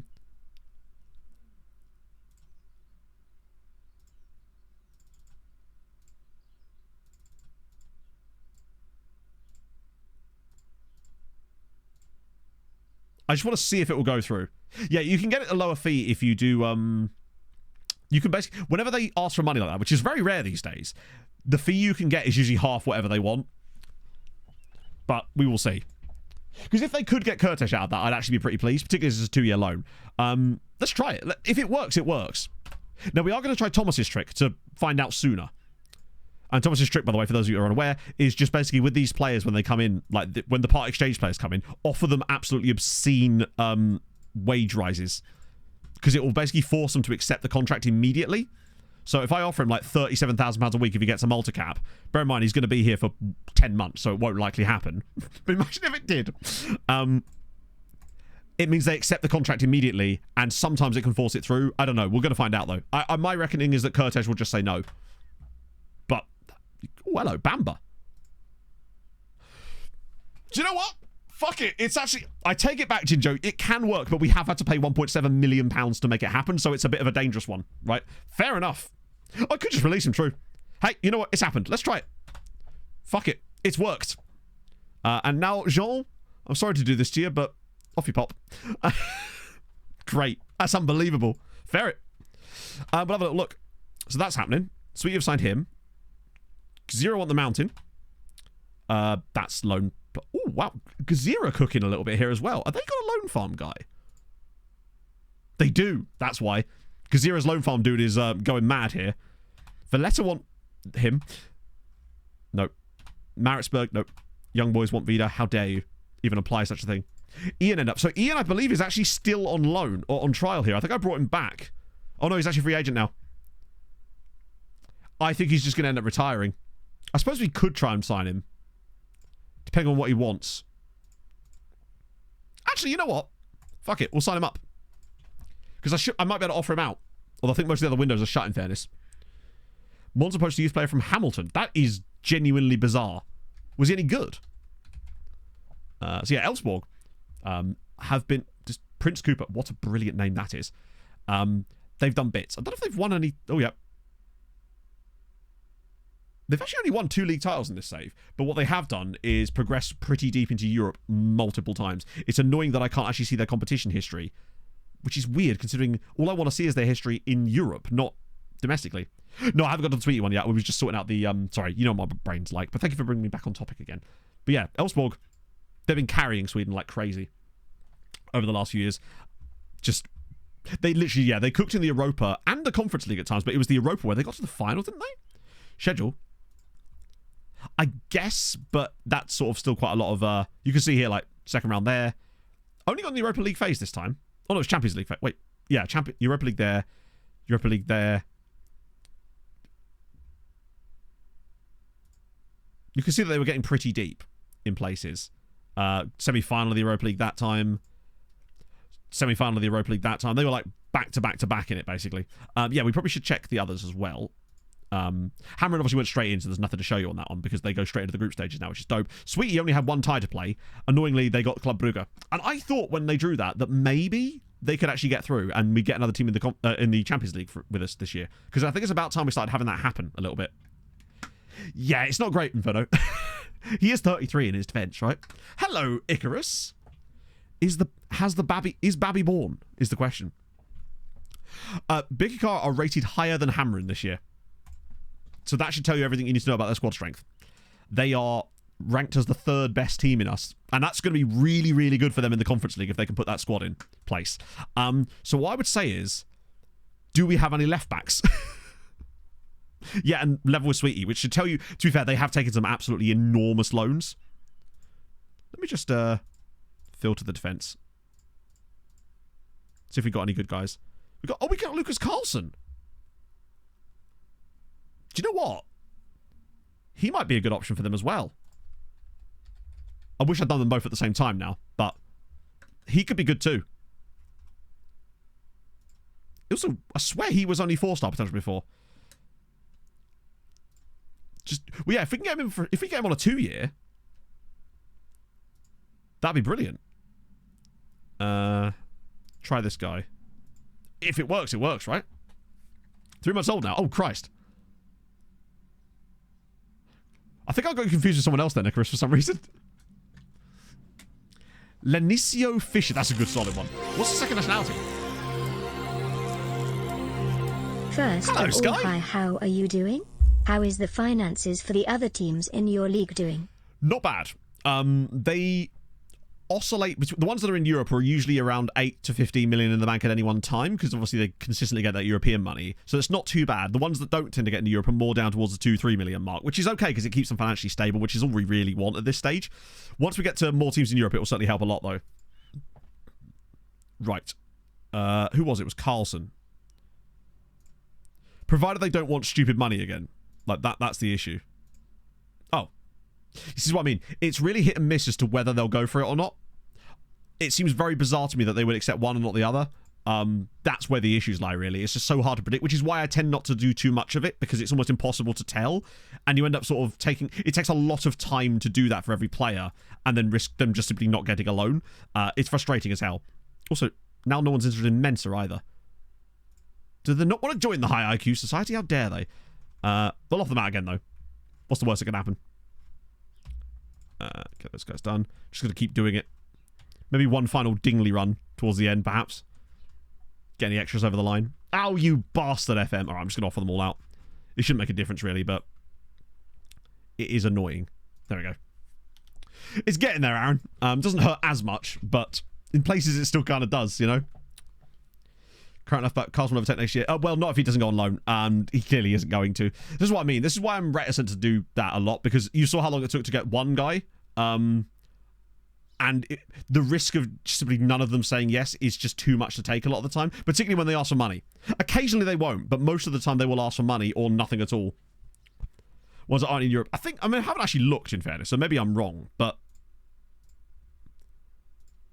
Bowson have 2.6 million. They've not been in Europe, I don't think, at all. Birkikara got 11 million because they've been in Europe. Florian are actually losing money, so that's good to know. Goodja still have 10 million despite not being in Europe for a while. So there's that. Zero only have 1 million in the bank. Hamron have got 12 million because they're Hamron. Hibernians have 5.6 mil, which is not bad. But I think most of that's come from this season. Looter obviously are losing money as well. Master have got 800k. I may have overestimated how much money they've got. Basically, the teams that don't have European football are kind of a bit more on the fence. Sweet have got 24 million. Wait, did they sell someone? Nope. Damn, they're just being sensible with their cash. Don't mind a bit of that. Being frugal. I respect it.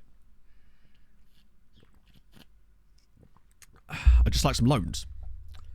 So he's gone. If nothing else, we got one guy out on loan doing that thing, right? And it's a kind of player that I feel like could really help. Big transfer for the others. It's a good question, actually, considering... Let's have a little look. Considering we're not going to be on all the top. So, a couple of sales for us. To them. That was another sale to Sweetie. Zabar sold a guy. Wait, I recognise him. Oh, no, I actually don't. That's a shame. He's actually quite a good striker. More sales between us. More sales out. Sweetie sold a guy to Paris FC. Not a lot of ins. There's Sean Luzon from Petah Tikva. I tell you what, he doesn't look too bad, actually. No, we didn't win the Champions League last year. We got knocked out by Manchester City in the semi-finals, unfortunately. We won the first leg 3-0, clapped them, and then lost the second leg 5-0 because of some of the most unbelievably annoying defensive match engine errors I've ever seen. So, you know, standard FM stuff, pretty much. I can bet, but we have like a player lookup stuff for that kind of thing. Otherwise, we would just be looking at squads all day. I hope that's all right. But yeah. So not a lot of money. I think the same thing that's happened to us has affected the other squads as well. Which is to be expected, right? Wait, you see Mayhem Saltonderson? That's kind of fun. The Mountain, he's already got the loan, not agreed, but like close to agreed, hasn't he? We've actually done pretty well at replenishing the loans, considering how many of players joined permanently at the start of the season. Like, if you look at our future transfers, for example, right? We've got no future ins yet. But we do have this entire list of players here. the 16 guys that we've already agreed transfers for other Maltese sides for the start of next season, which is the grand total of £12 million of transfer fees and £61,000 worth of wages as well, is what's going to come off the bill as of next season when all these guys leave. And that means they get their own players permanently. So there's a couple of quite expensive ones, notably El Kamaji for £3.6 million. But it's nice to just finally get him there permanently, to be honest. Right. Okay. Maccabi. Oh, can't spell. There we go. Got the hint. Hockey soda. Thank you very much for the 4 months, friend. Stick a buyback clause in. Most of the time they come through as non-negotiable, and I tend not to mess with it. End of the day, I also suspect that having a buyback clause in there might reduce the player's value for when they do potentially get sold. And I'm not super bothered. If they sell them, they sell them. In theory, the hope was that they'd have their players and they'd be worth loads of money. But the problem is now with the value drops, that won't be the case for another 2 seasons. So hopefully they don't get poached in the meantime, right? Yeah, the May 1st transfer thing was what did that. We're going to try it again if we get to November 1st today, because from what Martini's told me, that can also be a thing. But yeah, this is the current squad of them. Obviously, I would say, other than maybe him, nope. I think every single player in the squad is now a regen, of course. Matt Alone's, yeah, no worries. Sorry, I'm getting a bit thrown about here, chat. It's currently, I think that's 295, maybe? It's a good amount. No, 290, yeah, it might be 295. It's just shy of 300 at the moment. Had some guys out. Yeah, May 1st to offer out for transfers. May 1st, if you want to, offer out all of your players that are on loan existingly to Maltese clubs or whatever league for transfer. Not that you can offer them to anyone else, but that's how it would work. And then you will get bids on them that you will not get, that you wouldn't get at any other point, basically. And it also drives up interest for the summer as well. So currently 72nd in the world for Slovenia. Were as high as 52nd at one point. Hasn't gone spectacularly.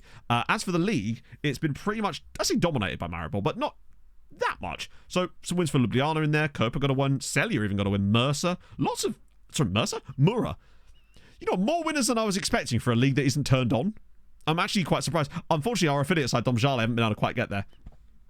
I've heard that it can work on November 1st as well. Rogashka. Holy shit, yeah. We certainly don't have a team report on them, but we're getting one now. Trying to stock this up whenever I get a chance, right? But yeah, that's how they're going. Non-new gens, right. Okay, last thing before we move. Masters Love Baby. Oh, I love a Love Baby. Right, how do I do this? Oh yeah, we'll just clear it and then use that thing for the... where is it? This one. And then we just flip it around. So instead of is not, we make is, even though that's silly. There's only 800 non-regens in the save now. The youngest of whom is Julian Hall of New York Red Bull. 34-year-old. USA International as well. The oldest is a guy who's retiring, actually. David Anderson of Torns. I guess he was all out of faith. It's just how I feel, man. And then a guy from Young Elephant as well. Solasak Thilavong. 38. I wish we'd see the occasional player dip into the 40s and it's not a bug. Because there was that Birkinabe dude that we had that was like 45. But he refused to sign for us because he was basically bugged out. Which is a shame. Here we go. Ian Furno's in. Can I flip him before the end of the day? Oh my lord. Your attributes are actually pretty decent. Just lost a lot of this sort of stuff. Can I get you... I should be able to offer you out for free. And maybe someone will bite. Maybe. Just get you one more year on the contract. These filter in a pack on the south screen. No, because I mean, I probably could make a filter pack actually, but I haven't really got around to it yet because most of the time they do very different things. But it would actually make sense for me to do that as well. So if someone reminds me when I'm not streaming, I probably can do that actually. Not all of them are actually that useful, but oh, wanted again by big lads. I swear they already okay. They clearly want a striker, which is annoying because they do have Vladimir Stava, and it's like just take him, bro. Try again. If he disappears again or he comes back, I might just try and like I should have probably just oh, I know what I could have done. If this doesn't work and they still want Kuchta, I'll part exchange him, but I'll try to bundle Lucas Carlson with the deal to see if that works. They may not go for it. Oh, here we go. Blackburn, West Brom and Watford. No way. Ian Furno's he's on for it. The Mountain's going to go to the Nashar now. It feels like with Kuchta, whenever I offer a player out, like when I actually offer him out, they suddenly lose interest immediately. We're going to have to wait for them to suddenly get their interest back again and then just try and part exchange him, I think. Right, it's back again. Is he just like not on the dev list? I was like, no, he's there. Okay, cool. He'd be such a fun striker because I reckon he probably is better than Staver. So, would provide helpful depth to cover within the squad. Wow, they wouldn't consider him a starter. All right then. Let's try it. See if I can bundle. I want to try and sneak Lucas Carlson in like a Trojan horse, basically. That's the plan. Wrong one. So we know that they want Pavel Kuchta. So what we'll try and do... That's the wrong one. We'll try and sneak him in. It's like, oh, lads, I've got this beautiful wooden horse. Wouldn't you love to come and play with it? Lucas Carlson. There we go. It's interesting that default was a transfer. The others didn't.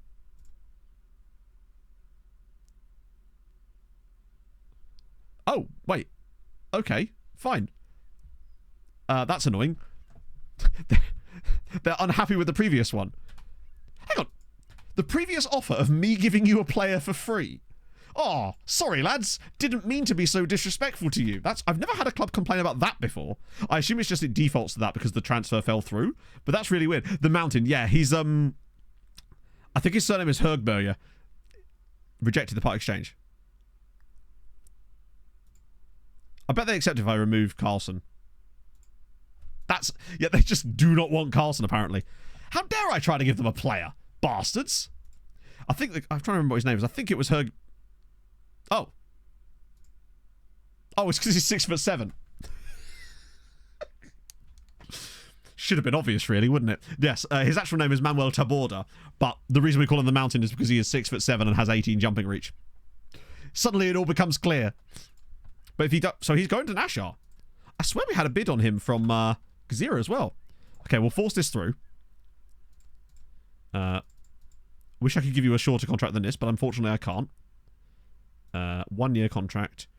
I'll give you 26 grand a week, James. Go on, do it. Make it happen for me, bud. Yeah, I don't think we get... There he is. Immediately in. So, at the very least, we've got Kuchta out. Wasn't quite what I was trying to do there, but we'll take it. It's released on a free, isn't it? Because the contract's so short, we can get away with that. I don't think we're going to get anyone else on loan unless there's any like last-minute potential... Benfica, Karalic's Bayern, your everyone except teams I want you to go to. This is half my damn squad. Pinares? Ah, fuck. I got excited then. He'd have been good, actually. Offer SA partnership to who for what? Like, he's not wanted by them, so who would we offer him to? That's the issue. So I do like him a lot, but unless I know where I would send him, I mean, it's worth a go with 30 minutes ago. I don't even know if we'd be able to get this done in 30 minutes as it goes, because it's a transfer and... It's worth a go, though, but I don't know who to. Would he get in Hamren's team? Or is that too much? I thought Hamren always appears further down the list. Oh, they don't even play CMs. Hibernians? They do. To be fair, he could definitely help Hibernian in Europe, but I just don't see it in a million years them ever taking him. Transfer listing before lunch. Nah, we... I think the issue with doing that is it's going to upset the player. Okay. I mean, it's worth a go, but I don't think... The only other issue is it's probably going to get us bids that we don't want from clubs we don't want, but it's worth a go. Doesn't have a long-term future. It's been a while since I've really... we can at least just send me Inferno as well. Go on. Take Derek Osei. I know you want to. Oh! I think he turns them down, personally. This is what I mean. It's so, like, random. I wonder if the transfer listing helped him. Maybe. Let's see. I don't know if we're going to have time. 15 minutes. Can I get it in 15 minutes? Now we bump the contract. I don't know if we're going to get this done in 15 minutes. I think we are basically 15 minutes short, because I think the next thing that has to happen is the thing. Come on. Imagine. I think he just says no. There you go. Yeah, he just didn't agree terms. That was what I would expect. But at least we found out. My suspicion is that he just wouldn't go there, and that's part of the problem with some of these. The thing that has to happen is the thing. You know the thing. Why am I still... At least Roy's got a home now. It's a shame he's still not Maltese yet. Can we even see this information anymore? Because he's not our player. I'm not sure we can we? How is bro still awaiting paperwork? He's been eligible now for nearly 700 days, and he's still been awaiting paperwork. Like, what are they doing? Making the paper themselves by growing the trees? Doesn't seem to... Yeah, I had to let him out. Wait, what? Having problems settling the local area. Are you serious? You came from the Netherlands. Did he have really bad adaptability or something? It's very special paper, it seems, yeah. Oh, good. Are we going to have to send this guy home again? Anything else I can do for you? Well... Great. So what do we have to do now? Do we have to just sign a random Dutch dude? Okay. Also, bold of him to assume I'm going to be able to do that outside of a transfer window. How long do I have to complete this promise? I'm curious. 150 days. Okay, technically that will work. So now what we do is our favourite part where we find a random, even if it's a free agent, I don't believe they'll be able to sign for us outside the window. They might be able to actually, good point. Basically, we need an Dutchman. That's what we need. Anyone know any? Right. Dutchy. Right. Dutch. Contract status is unattached. Wait, really? There's only 2 Dutch freemen. Is it expired? Would that be better? That makes more sense. Oh, no, it's just these 2 that have... I mean, they have technically got clubs, but that means that we wouldn't be able to sign them as a free agent, I don't think, because they have a club, technically. We'll take Brayley Koeman. In you come, bud. And it, as far as I'm aware, it doesn't actually matter the squad status, does it? If I remember. That's only the one for strengthening the squad, even though that didn't really work that well. Cool, we'll take you. He St Andrews, no way. Watch that not work. Wait, why am I putting a 5-year contract on the table? It's the wrong Dutchman. Do you know what? Maybe we should sign a backup Dutchman just in case. It's always important to cover your bases, chat, right? God, this guy better be worth it if I'm paying $3,000 a week for Nino Rusite. Alright, in you come. All this to keep a guy I didn't even want happy. Immediately played him in the next game. Yeah. Ooh, less than I wish I could have found him. Where is Roleplay? I think he's retired. I feel like I saw a news article about it. No, he's at Master... Really? I mean, he hasn't played in the 2 years he's been there. For signing recommendation. One thing I've noticed about asking players for signing recommendations, especially players that you don't have a good rapport with, is half the time they'll just basically kick off at you and be like, I can't believe you're asking me to do... Sorry, the temerity of you to ask me to help you in this way. Yeah, he hasn't actually played in 3 years. He's had some career. A couple of years at Hammering on loan, then the freebie move to Hibernians, barely played. Then he somehow went to Australia, because reasons. Then came back, then went back to Australia again. Then went to Valletta and finally started playing. Does he have staff? He does have staff attributes. What are they? Oh, they're bloody awful. And it's a director of football, which is annoying because that's a... Fuck. Couldn't you be a loan manager or something?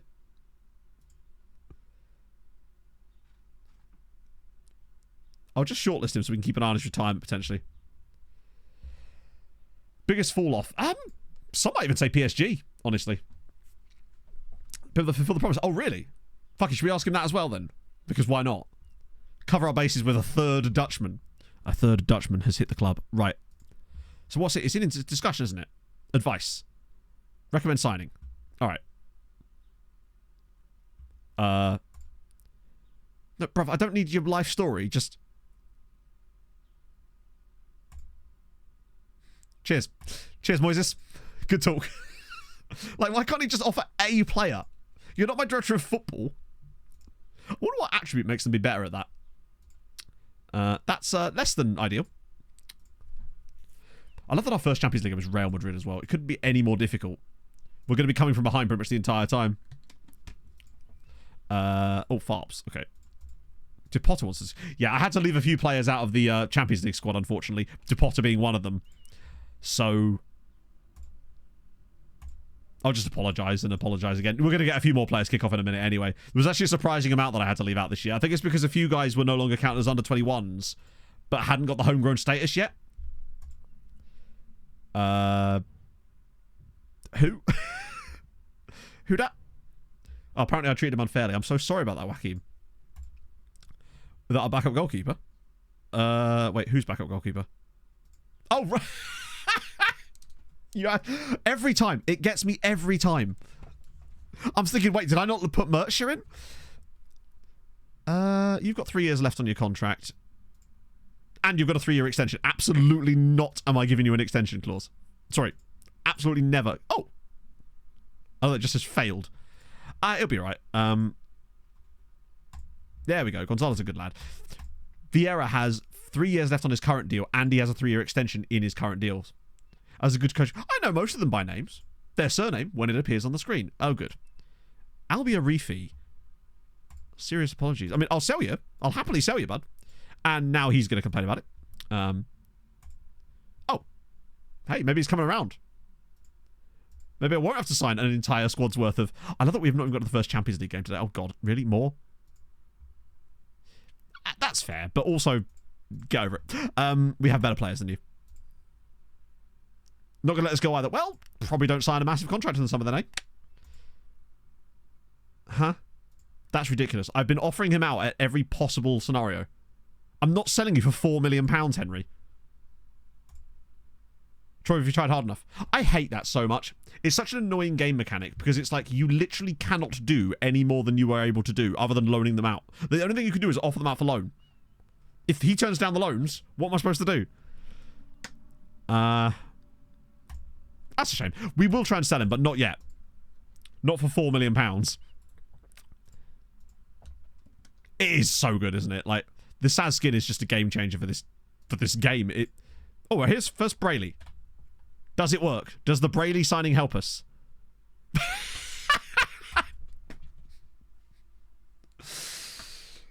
I do love FM sometimes that it is that easy to, like, tick the box. So, where would you two have ever met? So, you're from Den Haag. Born in Spijkenisse. Great name. And then Koeman is coming in from St Andrews, a literal Maltese side, and he was born in Newcastle. Dutchies, are those two cities anywhere near each other? They are the same age, though, in fairness. No, they're not. He's actually older than him. And now he released the new guy. Sorry about this, Brayley. Hate to do this to you, bud. It's tiny, but, like, there's still enough people there that they probably don't know each other, you know? It's a country, not a hamlet. Right. This is rotation. Full rotation. So somehow Perez keeps his place. We'll go Bizarma because I really want to do... I do want to try Bizarma more this year, but I still want to try... I've got Perez more match fit right now. Skins will work. Well, if it's all based in Unity, it's going to require an essentially different set of skinners, really, isn't it? Not Gillet. We could try Oscar Lopez, even though he's a pain. This would be his punishment. Screw it. Cide Castera. Why the hell not, eh? Be rude not to at this stage. Sauer needs injured, we can't really play him. It is also that usual time when we lose the... I feel like we lose the Super Cup way more than we should do. There you go, Ard. See? Some Dutch knowledge coming in clutch right when we needed it. Okay. Why are they... Oh, right, of course. That's probably players we sold them, right? I could totally see us losing this. Particularly with this team. I mean, that guy hasn't played in 46 matches, which is essentially an entire season at this point. Also, our record in the Super Cup is genuinely crazy. So I know what I think, yeah, it's going to be tough, which is why I'm actually now leaning more towards Asher actually doing a Building a Nation next year, because, well, we actually... Fucking hell. Bizarma is just clutch, isn't he? Albeit 2 penalties in there, but... probably won them as well. Absolute goat. Suhail Malik, thank you very much for the follow. Hope you're on a fabulous Tuesday. Roughly the same, I suppose. But that's pure luck more than anything. It wasn't like I was scouting him because of that. But yeah, I think my concern with us trying to do Outcasts to Icons from the start is that we're not going to have the databases available.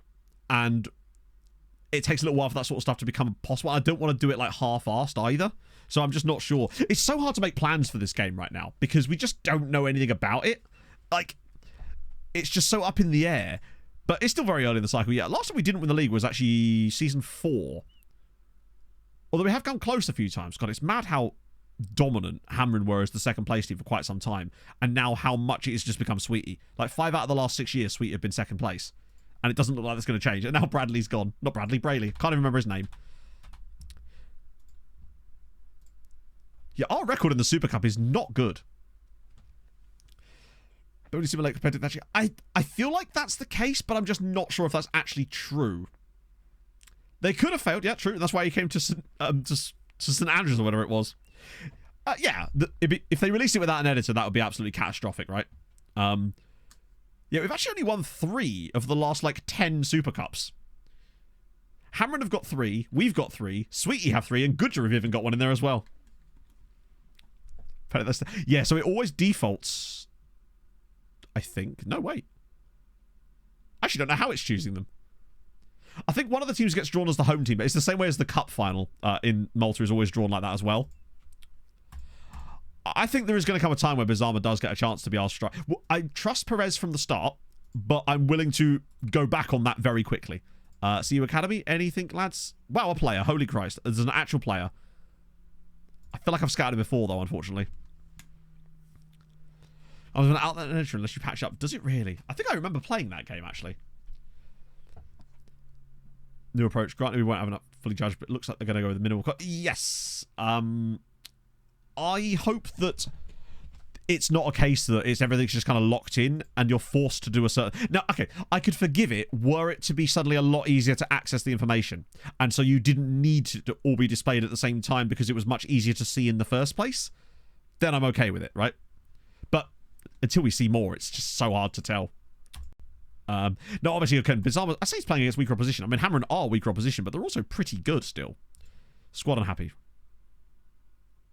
I love they say treated unfairly, but they won't actually give me any specifics as to how I've been treated unfairly.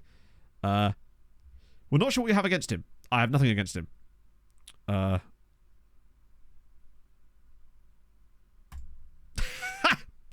the entire team against De Potter. I feel like Lucius Malfoy, chat. Love to see it. I also feel bad for Potter in a way. Like, I didn't want to not register him. I just had no choice. Right? Who's he joined? Oh, Watford. Nice. New Red... Wait, really? Oh, yeah, by the way, I forgot to even mention this. Our stadium is actually being increased again, if I recall. Didn't say hi in the hallway. That is true, because there's a lot of players, right? I mean, who am I to keep touch? I don't know if it might be finished, you know. Is it finished? Yes, it is. Okay, yeah, so we're up to 15.3k now, with a slightly increased seating capacity, which will still mean we'll have an empty stand in Europe because that's just how it works, but we are getting there. In the battle of us versus Hamrin for having the biggest stadium, I think we've taken the lead back again. 15.3 compared to 14.6. Eat that, Hamrin. 2.5. Stop it. I mean, you love to see it, right? I mean, then again, that's not that high, is it, if it's PA? Sorry about this, Nino, but I actually don't need you anymore. I also offered a new contract to Mateus Paez because look at him. I mean, we couldn't... 26 years old, in his absolute prime, phenomenal, world-class centre-back, and honestly, 61 grand a week did not feel out of the realms of being decent for him, particularly as it's a 5-year extension as well, so that'll take him through till he's 31, right in that potential point where... What's his match shot? Actually, he's got quite high natural fitness. So getting him in, I would say... Yeah, Paez has huge value. That's because he was getting loads of bids in the summer. Only players with any bids on them... Oh, God. Really, Henry? Sincerest apologies. There you go. Good man. So you're not a dickhead after all. You're just being manipulated by... Oh, God, there's more. Some of these players are the kind of guys I would just sell, but I just refuse to sell them for the... Oh, for God's sake. Wait. Hang on. They're unhappy with my treatment of Oscar Lopez, but I'm unable to even enter the meeting. 16 months, FM. up the Sirens. May Be all on your Ultra. dream of Maltese capybaras come true, if that was what you wanted. I always if do. not, give his Maltese Janice. You're damn right. I would take anyone in a youth intake, but sadly we haven't really got anyone other than Matthew Side, and that was like 10 years ago. Thank you, though, for the 60 months. That's very kind of you. Yeah, they've locked me out. They're holding a behind-closed-doors meeting without me. They're going to vote no confidence, aren't they? The reason Gert, by the way, is really upset is because he's the only player that kind of ballsed up the... oh, but you want to stay thing, right? You know? How higher ups I get a big one. Yeah, that's why I've resisted building a new stadium for the time being. I love that after a route. But I didn't get a choice. I wasn't allowed into the meeting. Be as technical. I suppose you're right.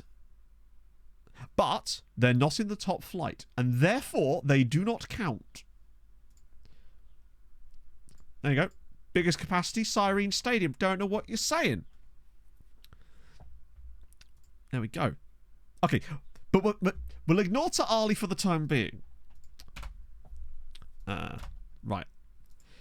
Oh, for goodness sake, man. More game time. No! Go away! This is obscene.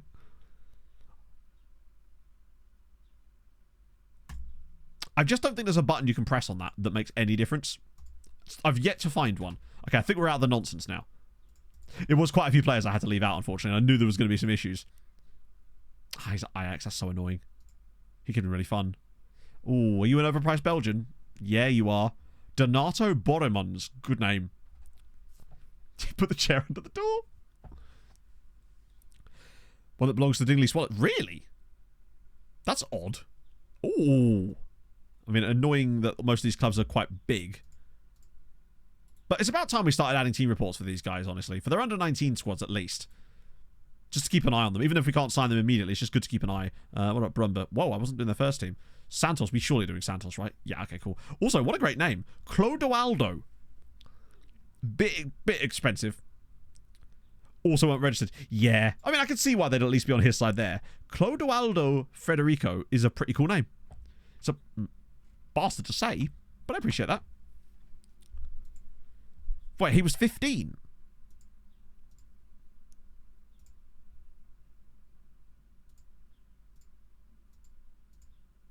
Oh, Christ, I didn't realise he was 15. That's pretty good in terms of attributes for 15. But he's so overpriced because Belgian. Then again, he's probably not even overpriced, right? He may well be like an absolute wunderkind. He does look a little bit low on the physical side of things, but he's very young. That will come in time. He's even got 13 jumping reach, which is surprising. No idea what I'd do with him, per se, but he's also very expensive. Oh, not you as well. I mean, I left you out because I was trying to sell you, bud. Quickly at that age, they do, but they're never going to suddenly become fast. They don't grow that much. Things like strength and stuff will grow, but I find that their pace doesn't go up that much. But then again, we've not really had a player from that kind of age. It will grow, but he's not going to be super fast. Yeah, he's a playmaker, but like the only role we use a playmaker in is the advanced. I'm not going to pay £12 million for a 15-year-old, particularly as he wouldn't talk to us anyway. Actually, he might, because it's Europe, but you know, we're certainly not spending that kind of money right now. There we go. 5 pace, a push. I'd say more like 4, but that would still only put him on like 12, 13 pace, which is okay. But I guess you're in the middle of the park. But wait, that might have actually genuinely been a mistake. Oh, what a lad! I did not mean to leave out Birkeland. Oh, for goodness sake! See, I had to leave a lot of people out this year. Why on earth would you be in the Champions League squad? I guess because the annoying thing about Redenciuc is I gave him a new contract while he was out on loan, thinking it would extend his deal, and then he came back from his loan, and now he expects to be a starter for us, even though, yeah. Oh, seriously? So many of them are pissed at me? Which is weird, because I don't think we really signed that many people from last year. It's just that annoying crossover period where all of your, like... Well, really? 50-50? A load of those guys that were under 21 registrable were no longer under 21, but they didn't count as homegrown yet. Yeah. Maybe that was what they were planning in the office. They were just sat in there being like, we could go, like, as a group, but I feel like we'd rather annoy him by going one by one, and it's kind of working, to be fair. Oh, Archibald Evers is going to, would you believe it, MacArthur, and incredibly, not on a loan. He may well be their first ever non-loan signing. We're down to so few, I say so few patrons. There's still like 30 in there, which is not bad. Hadouken, that boy. Oh, do love me some Hadouken.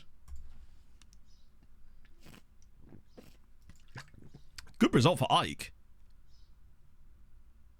Man United lose at home to Arsenal, alright.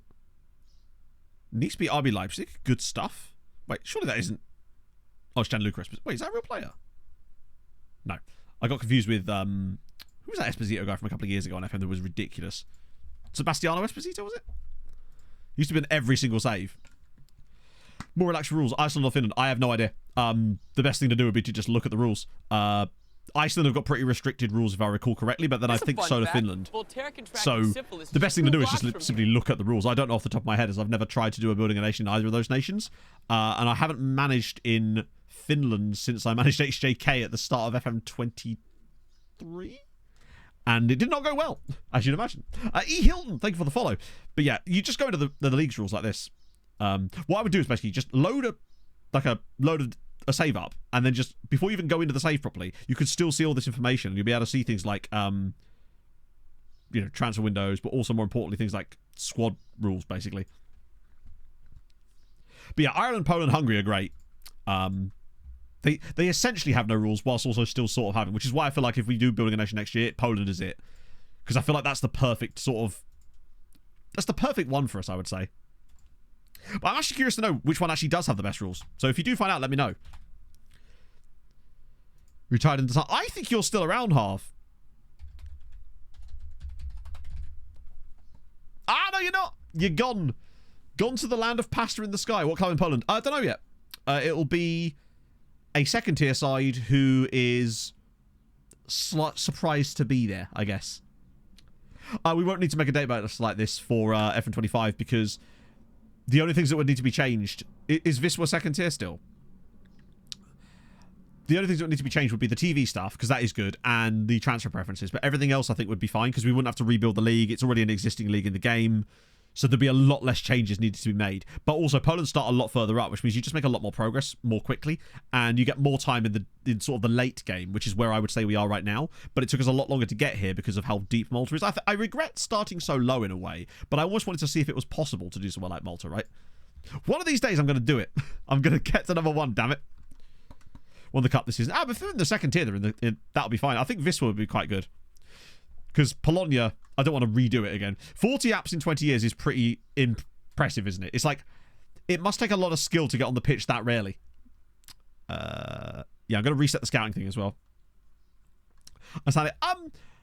I guess, but I'm not personally asked about them removing Create a Club, because the fact is, if you wanted to do a Create a Club save, you could just do that using the pre-game editor, and you could have way more control of it anyway. So I don't think like anyone's going to be missing out on it particularly, but I do realize that there's a level of like competency with the the pre-game editor needed in order to operate it like that, right? What a career! 1 for every 20 appearances.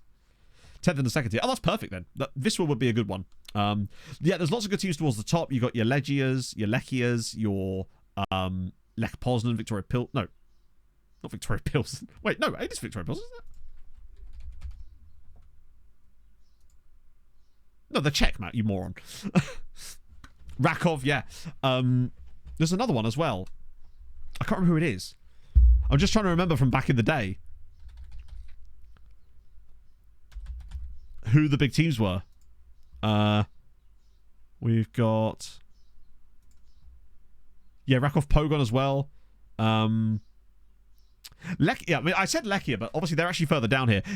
They were a team that became really good when I did Building a Nation there before. Same shot as you with the rep for teams. Yeah, it's... What season are you in, Harv? Oh, there's Wisła. So they're actually in the top flight in this save as it goes, but that's because they've been promoted, clearly. Plus, then we get the absolute minefield that is Polish names, and I'll have to bring back all of my knowledge from before, you know? Hey, Katie. Yeah, I think if that would be... Pretty much pencil that in, chat. If we end up doing Building a Nation next year, if things are actually capable of doing that, and I decide that Outcast to Icons probably wouldn't work just because we wouldn't have the databases available, then it would most likely be Poland and Wisła Krakow. Aaron, thank you very much for the gifted sub. That's very kind of you, friend. And Poland would have a much better youth rating too than, say, Malta, which I think would give us more fun players coming through there. I got some absolute bangers in my youth intakes when I was doing Polonia back in the day. Provided the data was changed. Yeah, absolutely. We do that every time. Swed von Nord. Great name. Thank you for the follow.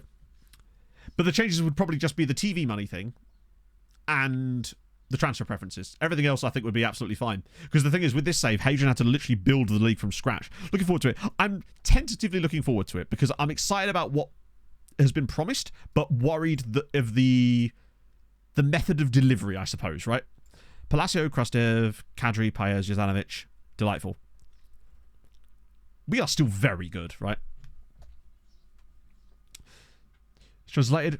South of North. That makes sense. It makes complete sense. And what is South of North other than the middle? Yeah, I'm excited about that too. Not because, like, from a content perspective, particularly, unless we can figure out a way to break that, which we probably will. But just because I want to do an offline save with Fulham's women's team. Spicy Nation.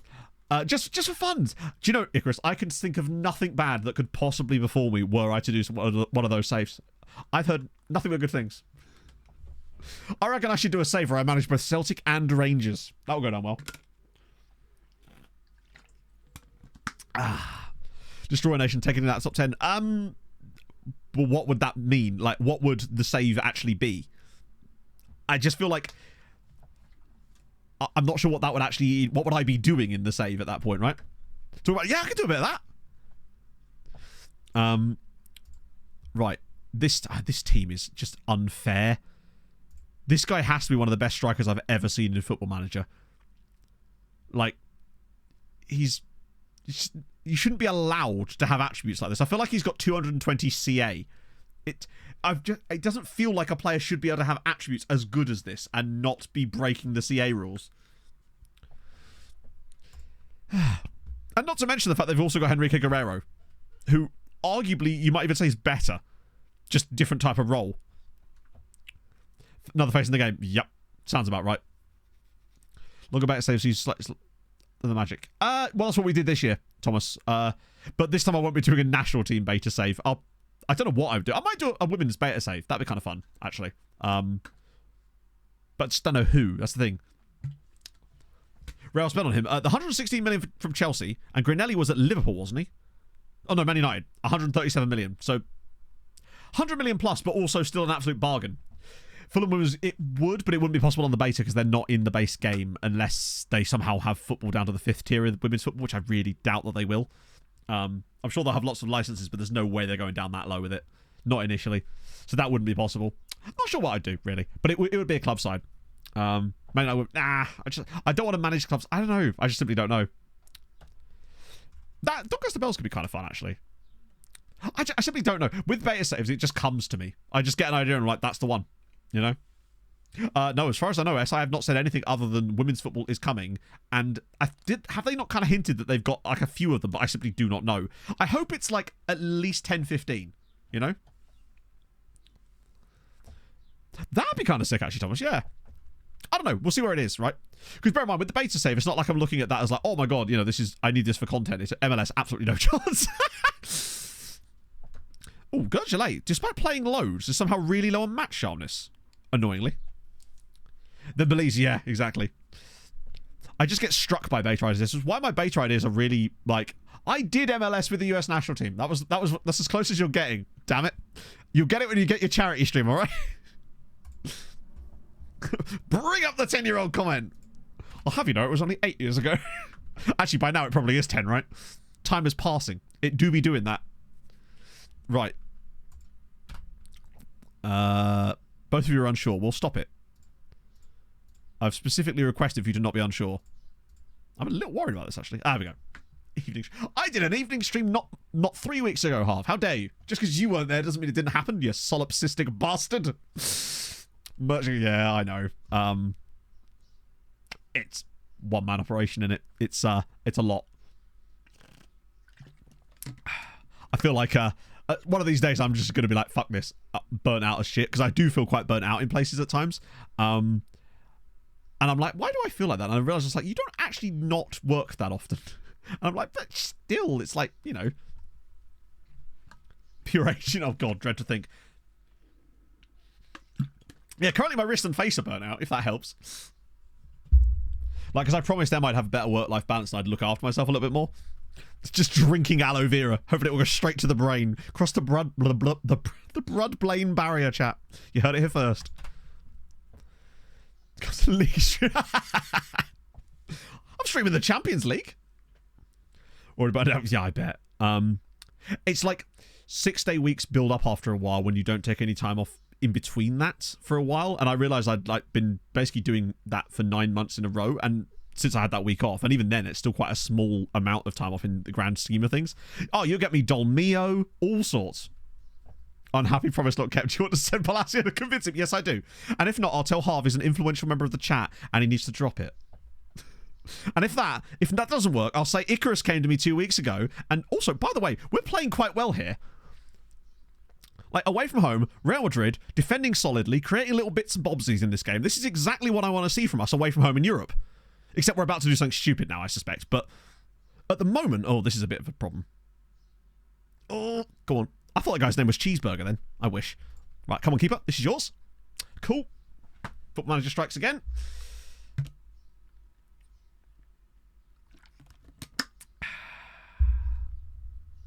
Excellent. Isn't that fun? Defend perfectly for 40 minutes. Concede their first shot on target. Terrific. All because the goalkeeper just randomly didn't get it. He's coming out for it, and then he just doesn't get it. Cool. Yep. Always fun. Thanks for playing. Right. We can't get discouraged. Oh, my life. This is not over yet. I feel like we've got a chance to get back into this game. We've got quality. We've got the right players. There's plenty of chances for us. Reynoso. For Palacio. I reckon we win this 2-1. It's bold. Oh, hang on a minute. Well, okay. That is not what I expected. Did anyone have Palacio scores with his right foot on your bingo cards here? Real Madrid 1. Sirens 1. That looked way too easy for him. Really odd bit of play. Great from Reynoso, once again, though, linking the player. But the way that he's just able to sort of drift inside the defender there, and they don't even try and stop him, and then on his right foot, no less. Slots it home. All right. Palacio was bailed out. Gutierrez's blushes there. Yeah, pretty much. We're getting a little preview of the Champions League final on match day 1. Do you know what? If we somehow got out of here with a draw, I consider that a good result. These kind of games for me, these away games at the massive sides, if we get a draw from them and win our home games, it's always pretty much good in our favour. But if it would be amazing if we were to be able to start grabbing little cheeky results away at some of these sides. Please, not more bullshit, please. Oh! Come on, header from somebody. Jesus. They were, but doesn't Palacio have good on both feet? He has a fairly strong right foot. So technically you're right. They were showing on to a weaker foot. Please not second phase. Please not second phase. Please don't second phase me. Oh, that is lucky, to be fair. I would say you're right, Thomas. And not just getting the draw, but the way we play in this game. Coming to Real Madrid, defending relatively stably for the most part, albeit, goalkeeping error. Fuck me. We got a bit outnumbered at the back post there for some reason. Not sure why. Everyone was so clustered near post there, but that was a chance for Real Madrid, in fairness. I'm going to clear up some subs, I think, because at the moment it ain't happening. Perez, yet again, is letting us down. So we're going to try what I said we would try, and that is to get him in. And Valmer's going to come on too because he's more defensively minded. We can't really take off Krastev. Palacio's done well, but I love... Actually, you know what? Palacio's going to move to left. He's going to move to left centre-back. We're going to get Lahovi in instead. That way they stay on the pitch. Just make those 3 subs for the time being.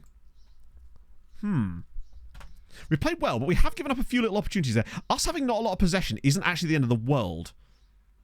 I find that sometimes it allows us to create these nice little breakaways. Also, Real Madrid getting a lot of bookings in this game. But we haven't really offered much in the second half just yet. I just want to see what Bizarma looks like in the match engine. If he makes any good runs, gets any chances or something, Oh, an interception would have been glorious there. But now we are starting to get a bit penned in. They're going very central. If we could just nick the ball off them. Wow, that's really bad. That was a great chance for Real Madrid. They have definitely grown into the game. It feels like we've tired slightly. A little bit concerningly. I just hope we don't get complacent here. Oh, don't do anything stupid. That's fine. Now you don't do anything stupid. Just play it out to Kadri. Get that ball to Krastev, please. Seriously, this is actually obscene now that this happens when you play against these types of teams. This doesn't happen when I'm playing against Sparta Prague. I know there'd be less pressure, but you can still pass a football, buff. He has to score there, by the way, does Grinelli. We've got off massively with that there. I can't believe he's just done that. It's Man City all over again, except we're actually not being fucked by it because they keep missing. This is insane. Padilla off for Alberto, because why not? And Reynoso for Pereira, just because fitness levels. Gertrude's not had a great time either. Good, sweet Jesus. I think we are going to lose this game because it just feels like that's the way this game's going now. We haven't really created much in the second half. Although imagine if we did pull something out here. Who wants to be a hero? Oh, I'll tell you what, that's a great pass. Zipping him into the channel. We've got a chance here. Krustev's got men on him. Oh, what a block! That is brilliant defending. Pereira damn near got us the winner. Imagine if Pereira put us ahead at the Bernabeu here. Literally been on the bench seconds. Sorry, on the bench. On the pitch seconds. And then just goes and does that. Right, get across to him. Well played. Nice. That's good. Ah, that's a wasted pass. Part of me's wondering, like, do we try and shut up and get the draw, or do we keep playing here and hope for the best? Because I feel like at some point, we do need to just be trying to stay in all these games and making sure that we get... Are they even allowed to stand that close to the goalkeeper? I'm a bit worried about this. Look how much they're pressed up on him. One big header from one of our players here, though, and we've got a great chance. Ah, shit. Never mind, we're about to concede. I think he must be offside there, right? Yeah. I think you just got to keep going for it, right? I feel like we need to be positive in these games and not... Yeah, he looked miles offside there. But when he played that long ball, I thought if we get one good header... Oh, yeah, he's miles offside. I always want to be playing for the win, right? And we've shown in this game that we've got the ability to create those kinds of chances to play for the win, like that Pereira chance he had. Right, okay, that's fine. You've got to spin, though. Get that ball into the midfield.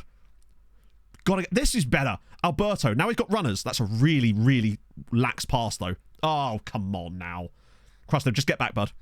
I don't want you getting caught up the pitch here. Just cool. That's better. Really nice. Alberto. Surely not. Imagine if Alberto did so. Oh, look at him go. Can he pull it back? Lahovi for the winner. Oh, off the line. Gergillet. Krustev. Oh, my God. How have we not scored here? Oh, we should have scored.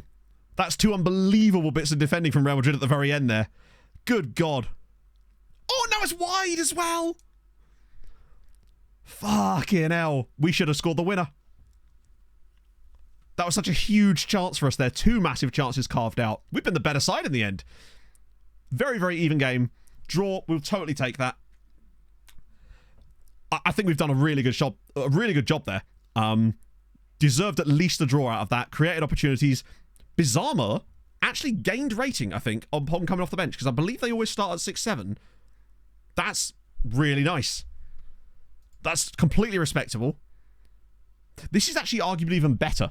You know, last year we had Liverpool and Bayern away. We got 1-1 draws in both of those games, but it was a little bit like they were slightly the better side and we were a little bit lucky to get the draw, but still played well. This is like we've moved that on slightly because one, Real Madrid are better than both of those two teams, and two, we were actually the better side here. Just about. We're switching it slightly more in our favour. Also, look how many fouls they committed. It's a lot of fouls. Was that 5 bookings? Yeah. I'll absolutely take that. These are the kind of results we need. Because think about this in the knockout context as well. Us getting draws away from home and trying to win those home games. Like, our first defeat in Europe in the whole of last season was the semi-final second leg against Man City, who've just drawn with Liverpool. Wow. Any other fun ones? Porto win again. If Chiquiro still playing there, love that for him. Ajax with a... So Hammarby actually doing quite well as well. Competed. Yeah, that's the thing. We competed. We had opportunities. It looked a bit worrying at times because... For a good 20 to 30 minutes of that second half, they were not peppering us, but they were very much in control of that game. But then, it seemed like the substitutions really shook us to life a little bit, and we got going again. Exactly what I wanted. I mean, if Pereira scores that chance, then again, the Lahovi chance, the Krustev chance was the one. Have we got another Champions League game really soon? Yeah, we do. I don't want to set players available for the second team just yet, because then they'll start becoming unavailable when we really need them most. Right, sweet you at Real Sociedad. Bugger me, that's... Oh, God, Hamren versus Tottenham. We didn't actually look at their draws, did we? And I'm a little bit worried that now they've got absolutely gopping draws. Tottenham and Chelsea? Are you serious? Hamren have to play Tottenham and Chelsea in the Europa League. What is that? And Wolfsburg and Eikor. Okay, fine. Besiktas and Rangers. That is not an easy group. What about here as well? Cluj and Ferencvaros. Jesus Lord. I mean, they've got winnable games from there on. But why are Spurs and Chelsea both in the fucking Europa League? Is my question. England, what are you doing? Let's see their season summary. It's literally Champions League fixtures. So City champions.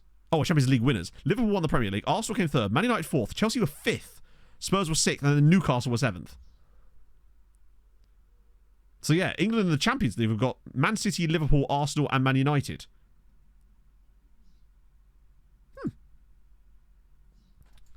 Yeah, Spurs have not been good in the Europa League, true, but they will still beat hammering, because of course they will. While we're here, what about Sweetie? Because Real Sociedad away is not an easy draw either. They probably both play Newcastle without a doubt, yeah. What have we got then? Real Sociedad away, HJK at home. You love to see it. Sturm Graz at home, Marseille at home. Bear in mind, Marseille knocked PSG out of the Champions League last year and reached the quarterfinals. Dinamo Batumi away, Osijek away, PSV Eindhoven at home, Gladbach at home. That's not easy either, but it feels like there's enough there that they should be getting out of the group, even if it's bottom half. HJK got a win. I've accidentally attended that. Sturm Graz, they could do some stuff with that. Marseille, at least they're at home. Batumi got to win that. Osijek got to win that. I see 9 points from Osijek, Dinamo Batumi, and HJK, and everything else is just anything is a bonus at that point. But 9 points would be enough. I think Hammeren might weirdly get more points. Like, Hammeren have got the toughest games. They've got like the toughest games at the top end, but it's more balanced throughout, whereas Sweetie have got a lot more like middle ground games that you'd expect them to struggle in. They've had a couple of these back-to-back, actually. What about the Conference League? Oh, there isn't Conference League first week, is there? That catches me every single time. Well, thanks for all the information, lads. That reminds me, I need to actually start set up the attendances for the Malta games, don't I? Because we do have Malta games. Oh, I've already done it. Look at me go. Hey, Malta are unbeaten this year so far. PSV is one of those ones where there's definitely something there, perhaps. Was that enough to get them? Nope, still 1/30th. They just cannot seem to break through it. Yeah, if they lose to HJK, then friendship over. ECL draw. Yeah, we can. No reason not to. I was kind of hoping the game would be finished with that particular bit of processing. It's kind of held me up there. Hammer and lose 3-1. Wow. That's a hell of a result. This is... As long as it's a fair result and Spurs were just comfortably the better side. Yeah, fair. Completely fair. Mateus even scored. Mark Scully, facing the game, who was at Man City, scored the... He's good, but he's not like an elite striker. I mean, he's very decent, but I would have actually thought I'd have seen a better striker there. And then Terrell Palmer. He's actually better, I'd argue. Hammeren, lucky they got a goal on that one, honestly. This isn't where but this one, though... Car. Wow, no shots on target for Sweetie, but who cares, right, when you get the result. 69% possession against. Nice. Itale Como Italiana with a great performance. That's a huge point, because that's a point we weren't expecting. Now they've got a little bit more leeway. Tanic leading the line as per. It's annoying that Lucas Juarez wouldn't go there permanently. Mohammed 1111 Pro, thank you very much for the follow. Full of love, good shout. I've been told, though, that he's actually not in the game this year, from what I can see. Oh, I've spelled it wrong, haven't I? No one said they'd found him in their saves yet. Except for when they then, of course, baited me. But such is life. Yeah, no Fuller Loves, which I think we're safe from his particular rampage. Right, let's have a look at the schedules for the other two that are in the Conference League. So Big Kara. I hope they've got a good schedule. You called it. Newcastle, Maccabi Haifa, Vitoria de Gumarães, Fenerbahce, Crvena Zvezda, and Borac. This is practically a Europa League type. Newcastle, they lose. Maccabi Haifa away is not going to be easy either. Vitoria de Gumarães is not going to be easy, but they're at home. Fenerbahce are so weird in this save where they might actually twat them. Red Star at home, but Red Star are not a mug either. And then Borac, Banja Luka, they should be winning that, but it's away from home as well. I get the feeling there's a proper level of banana skinnery here going on because they've got the harder games at home and some of the easier ones away, which just means there's even more likelihood of them fucking this up. That's really not good. Their squad should be good enough to deal with it, but you just never know. And the last one is Hibernians. This is the real one. Radnički at home.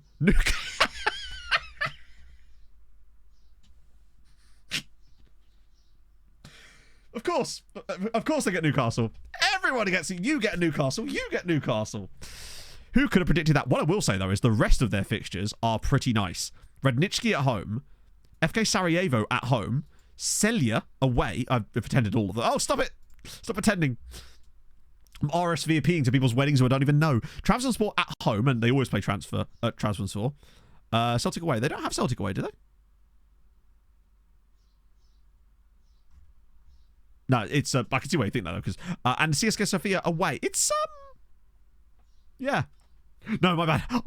I believed you for a second because I saw that and I thought, actually, wait, is it? But no.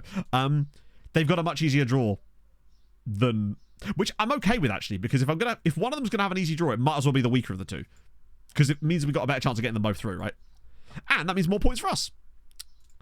How are we doing? We're not doing great on the points for the current year so far because well, we haven't played enough games yet. Really, we're all the way down here with what's that, 2.2. Because with less qualifiers being played as well, it gives us less chance to get those early points on the board. So we do need to kind of get our shit together a little bit, because we're not that far clear of the Netherlands. I think we should be. Under 18 players, individual focuses in training. I do, because I don't give them role position training unless they're specifically being trained to play a different position. So often I will give them an individual training focus, because I don't put them on position and role training unless I want to, like, say they're like a player that's not good enough in a position, I want to change that role, then obviously I will. But other than that, yeah, I always give them not always, I often give them words. I often give them an additional focus. Cody, right, I don't know what it is, but it does happen almost too much to the point of it being a bit farcical. Now, oh, that'll be fine. In fairness, there we go, good lad. That doesn't mean they won't win. They could still just go and beat Newcastle. I think it's unlikely, but, you know, weirder things have happened. Like that time when Sweetie were 4-0 up from their home leg against CSKA Sevilla and they lost the second leg 7-0. Premier League TV rights raise. Hello. Right, chat. What do you reckon then? We're getting our TV money put up. As in the vanilla TV money, not our custom TV money. What kind of levels of nonsense? Bear in mind, it's been a while since we last had a TV upgrade, and we've gone from being like 15th in the coefficients and in terms of reputation to being like a top 7 league. So we're now on par with sort of catching up with the likes of Portugal. I reckon it's going to be like 3%. 27%.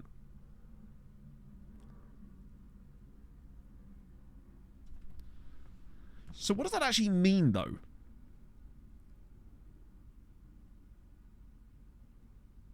Except it's actually kind of meaningless, because remember, that's 51 million split across the entire league.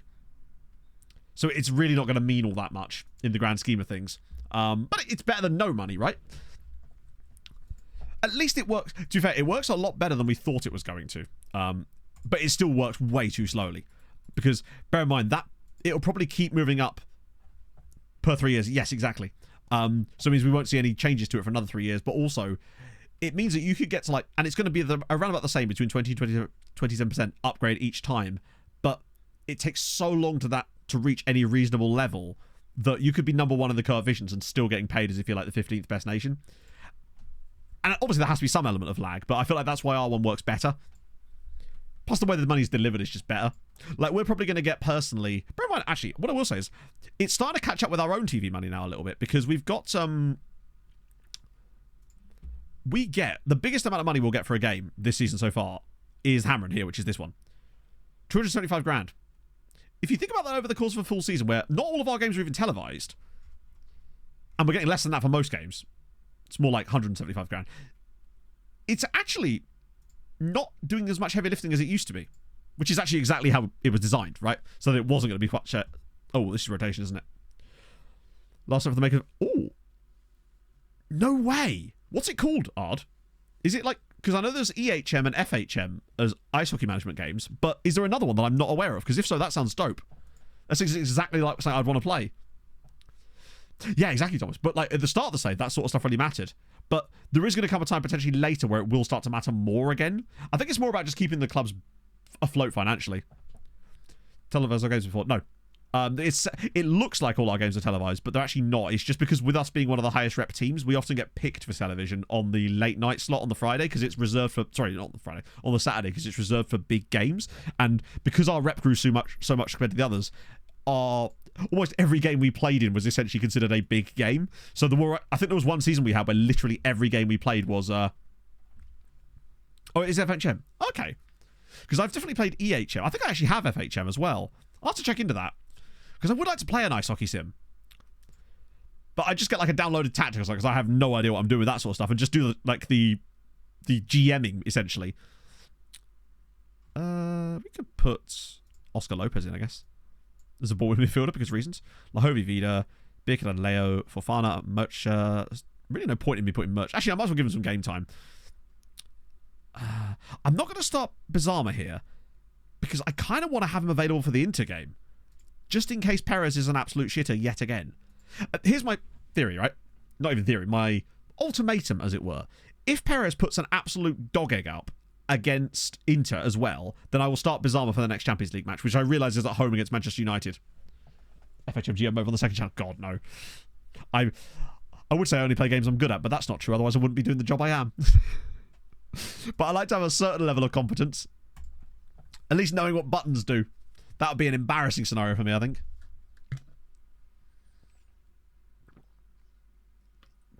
Why is my goalkeeper trouble? Oh, okay, because he thinks the squad should have been different. It's just little bits of money to keep him going.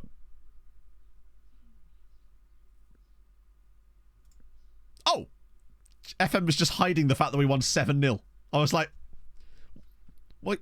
Fine, you keep your secrets. You hide on the second channel, but the second channel has people that view it. 1909 at the Pucky side. That's so cool, actually. I want to manage the Montreal Maroons or the New York Americans.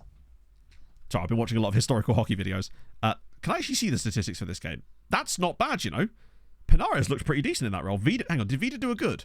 Oh yeah, he got 3 assists. Vida is legitimately timeless, isn't he? He can't be stopped.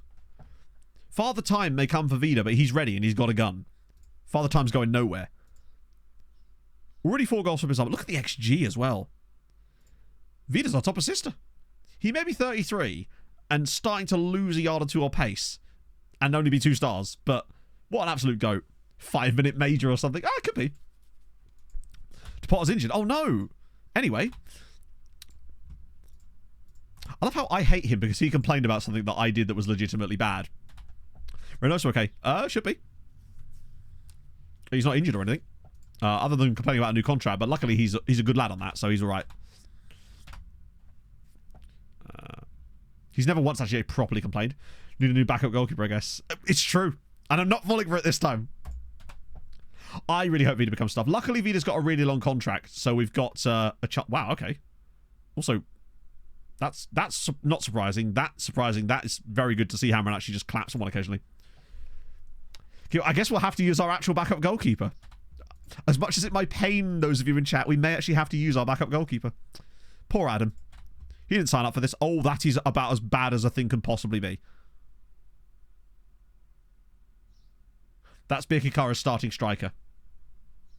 Who, I'm going to be honest with you, is very mid. But, didn't we loan them Kuchta? Oh. Aren't you glad we pulled that off now? Because they've got Kuchta, so he'll just step in, and I think he's better. I think he's just a better striker. Maybe in other areas, he's maybe not got the pace. Then again, Staver didn't look that quick either. He's actually back up with Vision. Fair point, good point, well made. Thank God for Pavel Kuchta. I guess to the specialist with you, but that is pretty much an entire season. Luckily, that does mean that he'll be back before his loan ends. Wait, is his loan even ending this season? Yeah, it is. So that's okay. Yeah, he won't be quick, not with a broken leg. The crutches will slow him down monumentally. That much I will agree. Write that in there. I also saw across, there was one point in the summer when we had 157 players on international duty, and I feel like that's not enough. I feel like if you're not at 200, what are you even really doing at this point? I also extended the contracts of about 90 to 100 players from, like, various levels. I didn't extend any of the sort of Dingley scrub players who are clearly not very good and will only ever go on loan to Dingley because I don't think it's actually really helping the save. So a load of those will probably leave as well. But I still extended about 90 players. And there was a few sort of older guys that were like 33, 34 that were probably going to end up retiring soon, so I didn't see the point in giving them long-term contracts. Could that integer overflow? I feel like if it was going to integer overflow, it would have done it already, because we've already gone past 128 points on it, so it should have defaulted back. But maybe we can break it at 256. Training schedules. I use RDF's training schedules. If you do !training in chat, you'll get a download link for them. There's not broken foot to keep his ski. Exactly! Just use the cast like a sort of plinth, essentially, to balance his statuesque nature on it. I love that we've got 2 players that are nearly 5-star CA at the age of 21 apiece. To hear him called a powerful centre-back that young, he's scary good. I'm so glad that he's actually panned out exactly how we hoped he would do. because we've had a few misses on that, but I just felt like he was one of those guys you just kind of know. Well, you don't know, but you hope is going to be good. Also, got a few guys in here potentially. This guy's got quite a high world rep as well, actually. Hiratoya Umeguchi. Very agile. 2.5 stars. Yeah, no. Have you seen Reynoso lately, Wandering Skylight? Because if not, you're going to be in for a fucking treat, friend. There's a few guys in here.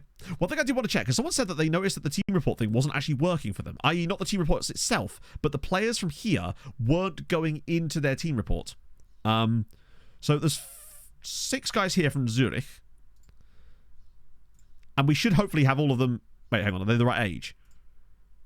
Yeah, so they're all under the age of the barrier, which means they should appear in here. I just want to make sure they're all actually showing up.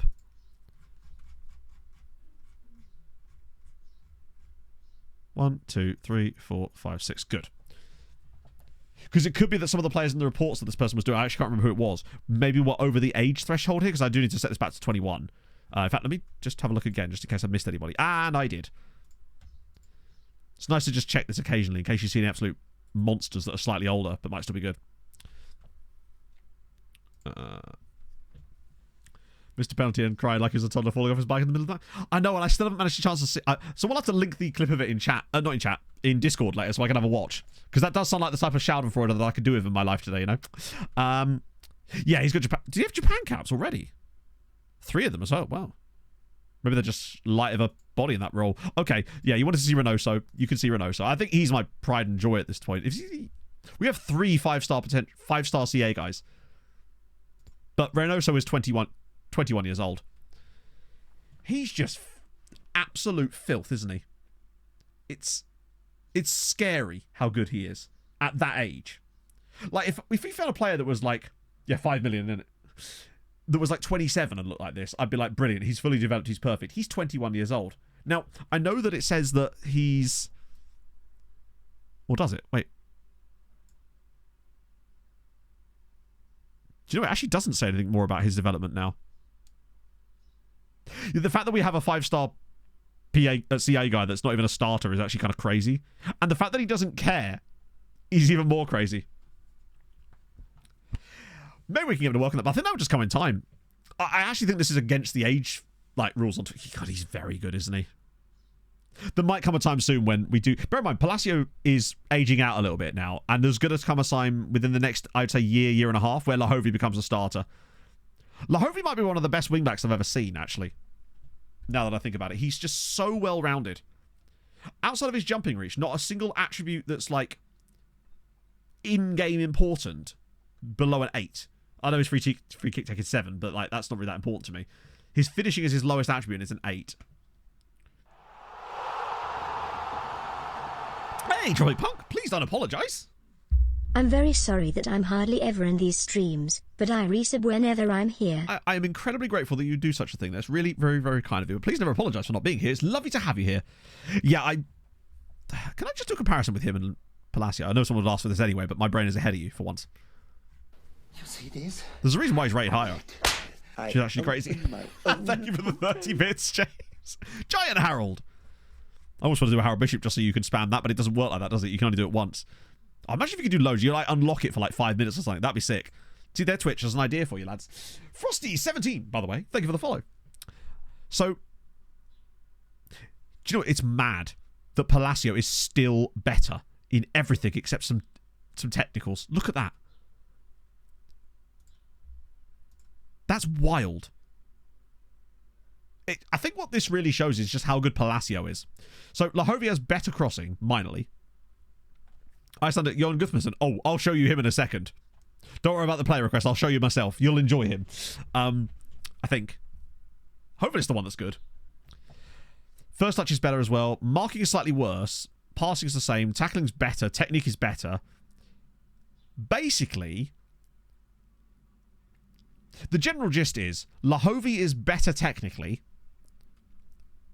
Palacio has better mentals and just about better physicals in certain areas. But you're right, Lahovi's better in the going forward stuff, which is why I think he performs so well against teams we really want to break down. So I actually think against worse teams, it might be better to play Lahovi.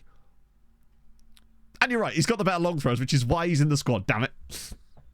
I love having the fact that we've got both of these guys at our disposal is filth.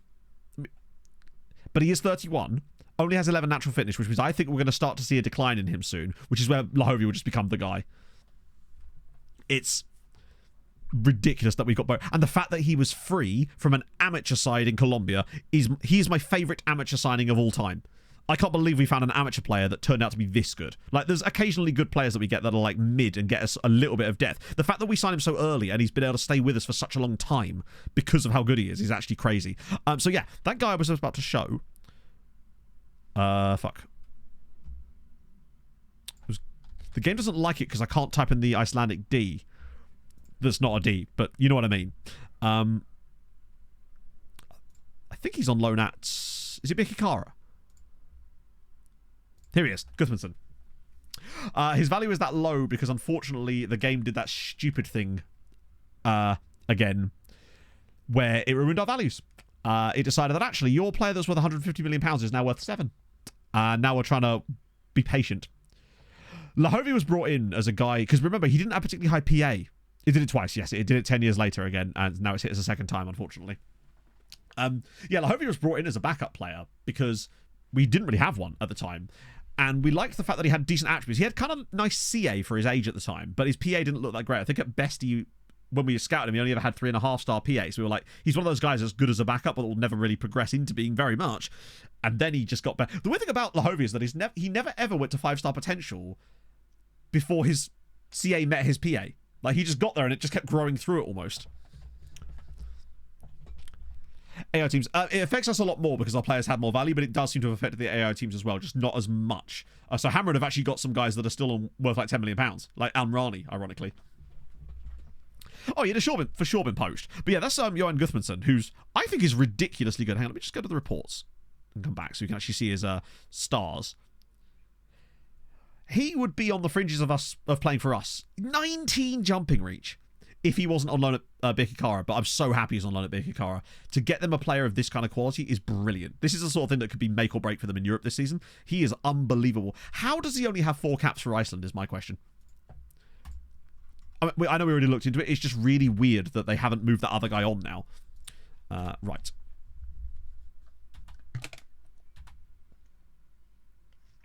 (6'6", and he's not even the tallest player that we've got. We've got the other guy, the Mountain, who's 6'7". I would hate to be a Club Brugge fan right now. That is an embarrassing result. When a team scores 2 different hat-tricks against you, there's your problem. That's really bad, actually. Because Brugge are not that bad, and Milan are not that good. Arsenal win again. AEK Athens have got 4 points on the board already. Celtic with a big win. Juve with a win. Hammarby lose again. Sevilla and Leipzig draw. All right. FM Touch next season. Well, you'd hope so, but you never know, right? Oh. Promise the dick. Fair enough. They're alright with that. Americum in the arrow. Wait, who? I'm actually not familiar with these guys. Though they do have a dude called Moore. So, there you go. That's Amore, of course. Yeah, I feel like you see a lot of... I guess it's because they probably have that thing... I noticed that AI teams do this a lot, where they give the hat-trick goal to like a random guy for the... Not random, but sorry. If there's a penalty, they give it to the guy on the hat-trick. So I guess they must have just both been on hat-tricks at that exact time of the game. Right, into time. This is the last chance saloon for Mr. Perez. That will still keep producing stuff, though, so I'm alright with that. If Perez doesn't put in a good performance here, then Bizarma's in. He's getting a run. A 1-1 with Nice. That's kind of nice. Cool. Average person I encountered on the basketball court. Fuck. To be fair, 6'4" on the basketball court, you must be like looking like this the whole time. Short king. The only place where you'd ever be able to feel short, presumably, right? Right. Perez, Reynoso, Padilla, Gillet. At least he's got a bit better match sharpness now. Although he is... I do wonder if his general attitude could become a problem for us, but we don't really have an obvious... Actually, you know what? Fuck him. If he wants to be a whiny little baby, then he can be a whiny little baby. We'll play Jezanovic as a ball-winning midfielder instead. And then we'll just bring Carlos Vieira into the back line. It's like, oh no, let me replace my world-class centre-back with an even younger, even better world-class centre-back. Gah! Don't you hate it when that happens? But we will keep Palacio in for this one because he's better defensively. But Lahovi, I think I definitely want to play against everyone fucking else. Be short. So high as it only called. Oh yeah, absolutely. No, if you stood next to me, I'd be like, hi. I mean, I say that. I'm like 5'11", but like, still, that would still be, you'd be considerably taller than me.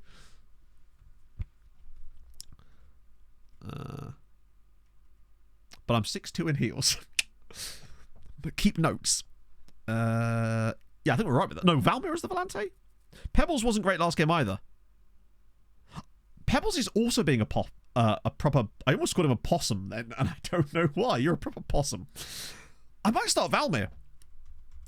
Because I'm worried about his morale being such a hit, because both Pebbles and Gertulé really struggled in the last game. We got a lot better when I took them off.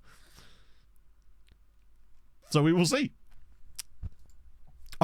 He's being a proper possum. How could he? I almost is the result of the game. And I'm not afraid to bring on Bizarma if Perez is being a incapable absolute moomin again. Because he has got a real habit of dropping a proper fight. He loves a 6.4 against anyone who's vaguely good, basically. He's a proper stat pad merchant. I feel like he gets like 2 random hat-tricks in the Champions League. It's like, I've got 6 goals. It's like, yeah, cool, but you scored them against like Domjale. Basically, Jack, I simply do not know. We just get hit with some of the weirdest shit happening to us, like last season with the Champions League, where we were 3-0 up in the semi-final, cruising, and then City won the second leg 5-0, and like we got to the point where our players were playing back passes straight through to their players, despite all having good big matches, everything you could possibly want. Just feels like you're fighting an uphill battle against the nonsense. Kaka Seagull, thank you for the 32 months. What do we want? More research into a cure for ADHD. Tell me about it. When do we want it? Let's play swing ball. 2 times with better luck. I think we weren't unlucky against Manchester United. We got that one way too early. We were lucky to get to the final that year. But I believe last year we were unlucky not to reach the final, for sure. And I believe had we got to the final, we'd have won easily, because we'd have been playing Porto or Atletico Madrid. And in the end, it was Porto in the final. And I feel like we would have easily beaten Porto. Maybe not easily, but like we should be beating them at that point, right? A little bit worried about the fact that we're getting a highlight straight from the kickoff, which is a rarity. So if we find ourselves a goal down to Inter inside 1 minute, although actually it looks like Palacio is going to go the other way. Come on. Padilla. Oh no, base of the post for Reynoso. What a chance. I say what a chance. It's a good effort more than a what a chance type of situation. But wait, is this highlight continuing? No, okay. But hey, I say draw first blood. We've at least thrown the first punch, if nothing else. Palacio's now hurt himself, which is annoying because he's actually playing really well. But we can't risk him. He'd already had a great start to the game. Yeah, he sort of... Did he, like, hurt himself putting the cross in? Ooh, this is going nowhere near the goal. I'm trying to remember the last time we scored a direct free kick. I just feel like it doesn't happen. Ever. For us. Even though Padilla is absolutely brilliant at them. Oh. God damn. Also, what's going on, FM? How's the vibe? Can I have my guppa-oo back, please? Ah, there it is. Thank you, sir. Lovely. Yeah, we're going to have to rely on Lahovi a little bit here. Wow, the possession is so low. Inter are very much here to... I say shut up shop, but they're not really doing that, are they?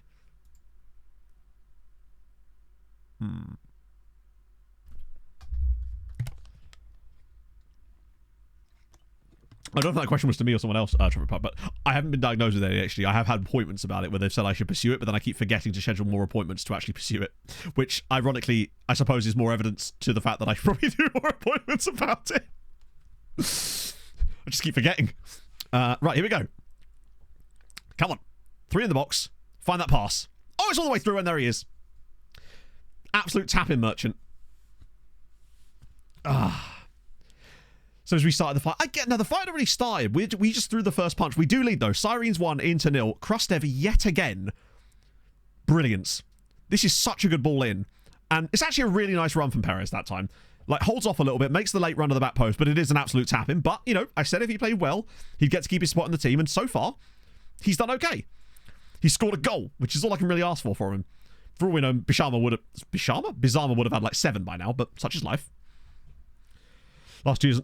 Yeah, I think I'm going to try and go through this thing called Psychiatry UK, which is like a charity that works with the NHS, but the waiting list is slightly if that's not slightly, it's about half the length, but obviously that's different. I don't know if that works the same well with autism stuff, but I think I really just need to do it. Because like I was talking to some friends, no, I was talking to my sister about this, because she is very much like me.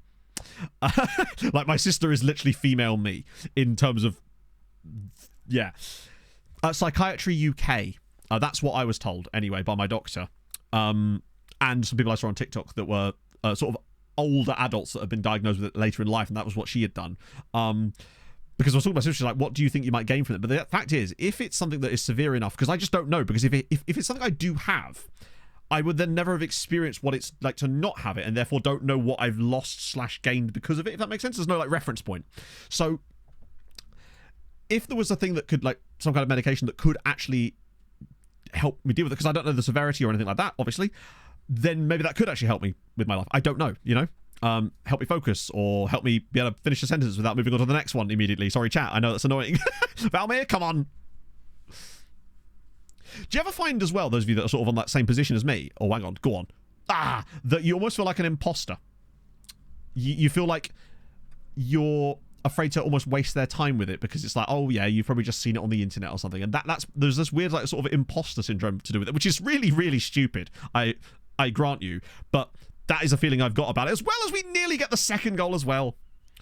Right to choose. That's the one, yes. I will probably go back to see my doctor, because I had never seen this doctor before, but when I went in, she was bloody brilliant. All the other GPs I'd had for years were useless about everything, not just that. But she was fantastic. Makes you, I mean, I don't know. Go private. I tried to go private.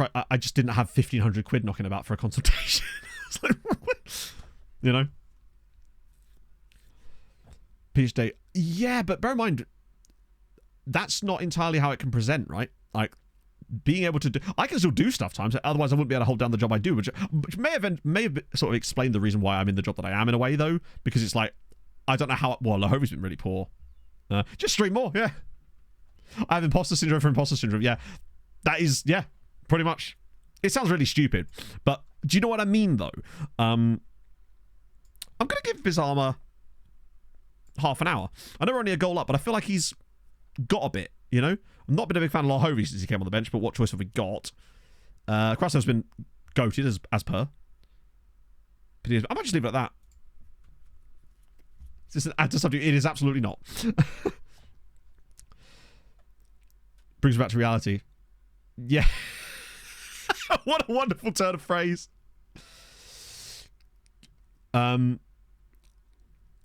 Strike me. Yeah, I mean, I've talked to Kev about this. When I saw him, not last year, I don't think, it was the year before, because I think that was around the sort of time that he'd been diagnosed. Go on. Oh no, he's lost it. Reverse face reveal. Which is the back of my head, you mean? Right, come on, big header needed here. Nice. That's better. Maybe Pebbles was the man to start this game, and I should have played him from the beginning. Krastev. Right, got to find the right pass here. Oh, I tell you what, that is some pass.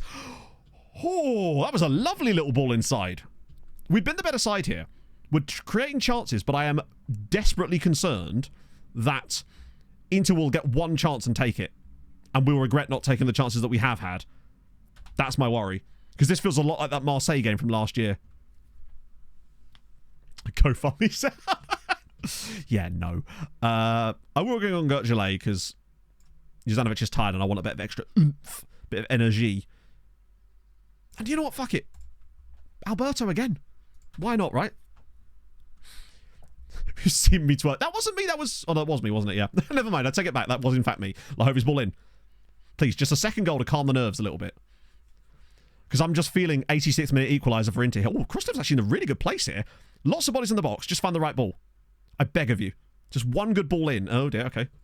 Oh, a reversing dump truck, I've been told by a Norwegian TTS box. Box bot. Come on, Lahovi. Finally do something for the first time in this game. I beg of you. What's a good ball? Reynoso? Come on, we're still going. No. Thank you for the 17 bits. I've never once not called you by the full name as well. Hope you're proud. Knocks it down. Oh, shit. No, that's fine. Back to Vieira. Come on, this better be us scoring a second goal. Lahovi needs to do something in this match. He's not offered. That is a... Wait a minute. Wait! No! That's the exact same thing that happened in the game against Real Madrid, except it doesn't go in when we do it. God damn, what a cross from Lahovi, by the way. That was some ball. I was talking to my sister about this, and we suspect that maybe my dad is a bit like that potentially. Oh, please no, I beg of you. What a save. I thought that was actually in. Gutierrez bails us out. Hello, Vaughan. We're doing all right. We've got a draw in the first game away at the Bernabeu. We're currently 1 goal up against Inter, battering them, but cannot get the second goal, and I'm very concerned that we're going to concede at some point. But if things stand as it is, then it would be 2 very accomplished performances in Europe, but I'm just waiting for the other shoe to drop, basically. That's gone out of play, thank fuck for that. Right, come on, just get to the last few minutes here. Inter have created 0.19 XG in this game. If we don't win it from here, it's a bit dangerous what we're doing there, but luckily we've got the ball to Lahovi. Just keep that ball moving. Right, now the other side. That's fine. No need to overdo it. We just need to get into midfield. If we can get this ball into midfield, we should be safe. There we go. Lovely. Whoa. I like the idea though. Wait a minute. Go on. Bizarre. Do the thing. No! Perez would have scored that. Perez would have scored that. I'm just telling you. I think the defender actually got a block on that. So in actuality, that was just insanely good defending from the Real Madrid defender. But I don't think Perez would have scored. The one thing Perez might have had there, though, is a little touch more pace, potentially, that might have been able to get him a little bit further. I think the defender got a block on it, and that's what sent it wide. Did I say Real Madrid defender? Nah. All the same to me. They're still in my head after the 1-1 draw. Please, not 95th minute. Right, good tackle here. No, come on. Please, don't you dare do this to me. Just to set the scene for when they do inevitably score off this. 2.72, 1-0. 0.27. This is their goal incoming. Fucking hell. This is why you need that second goal. Like, we've played brilliantly. We get the result, but that was a bit squeaky. Perez was the one that, in fairness, scored the goal.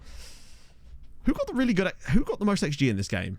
And then balls it up. To be fair, Perez still underperformed. He's still got 1.5 XG in this match. He's just a perennial underperformer. Bisama, off the bench, looked okay. Got into a position to have a chance. Admittedly, it got blocked, but I think Perez is keeping his position for one more game, but he's on thin ice. It was literally a tap-in he scored there, so yeah. On the plus side, though, it's another win for us, and we look really good yet again. Real Madrid put 6 past Dortmund.